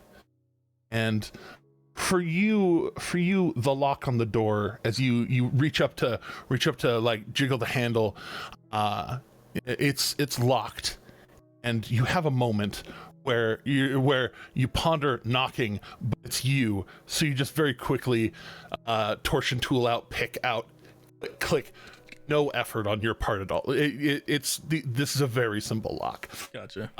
And you just get right through, and you actually see somebody taking a mid-afternoon nap, back, sitting on their couch. You very even though you're quick about it, you are naturally extraordinarily stealthy, and just like open the door, walk in, and you see this little trail going from the wall, and starting to go up the couch, and you have that moment, just right as you can tell it's snaking up the back of the couch cushion and heading towards the ear, and you just as you enter in, you stop it. You huck the dagger. The dagger bisecting the head as it gets close, and as it sticks in, you hear the person. I'm gonna roll to see if they actually know this. How deep of a nap is it? Right, it's a real fucking deep nap. Yeah, Roll just.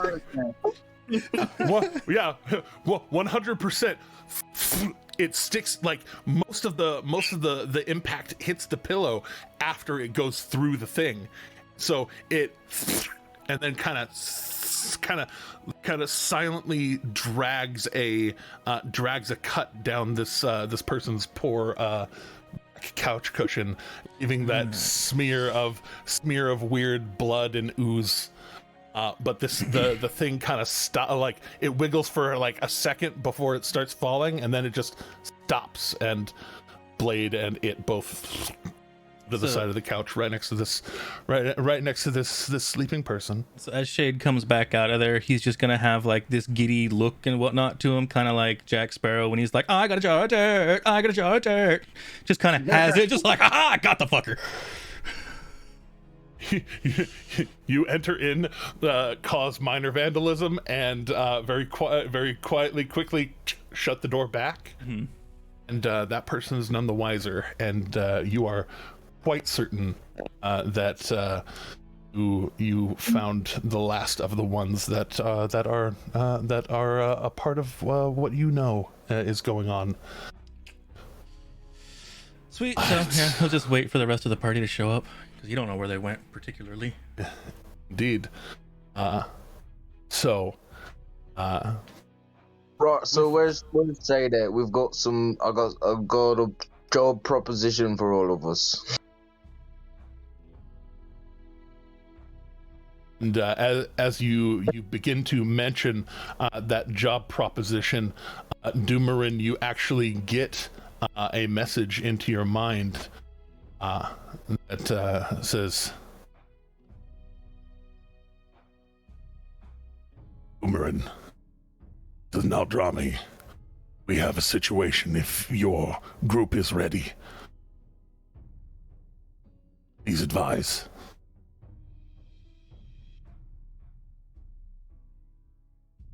Claire's just like stunned for a second and like kind of like glances around to like make sure like it's not like actually Eredrin or like Akira or someone like projecting something into his mind to mess with him. You have that brief moment of insight of none of the rest of them heard the name Now Draw Me. Right, yeah. It just takes him a second. And I will say that then, Alec, like, you know, Knock will like speak up and go like, "Wait a minute, a job? What? We have a job? What's happening? I'm confused. I just got here."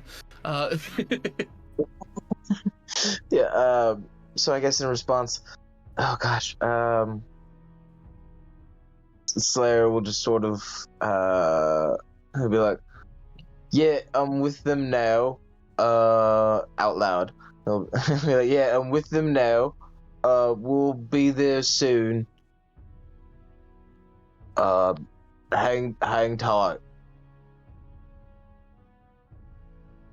And then.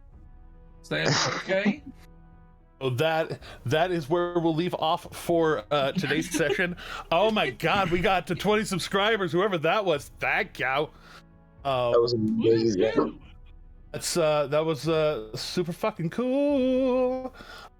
So until next time, as always, thank you for watching. Those of you at home, all of y'all at the table, appreciate you greatly. All of you are magnificent, and I really appreciate the time y'all put in and the care y'all put into your characters. Welcome back, Knock. Bam. But until next time, please burn in the pits of hell.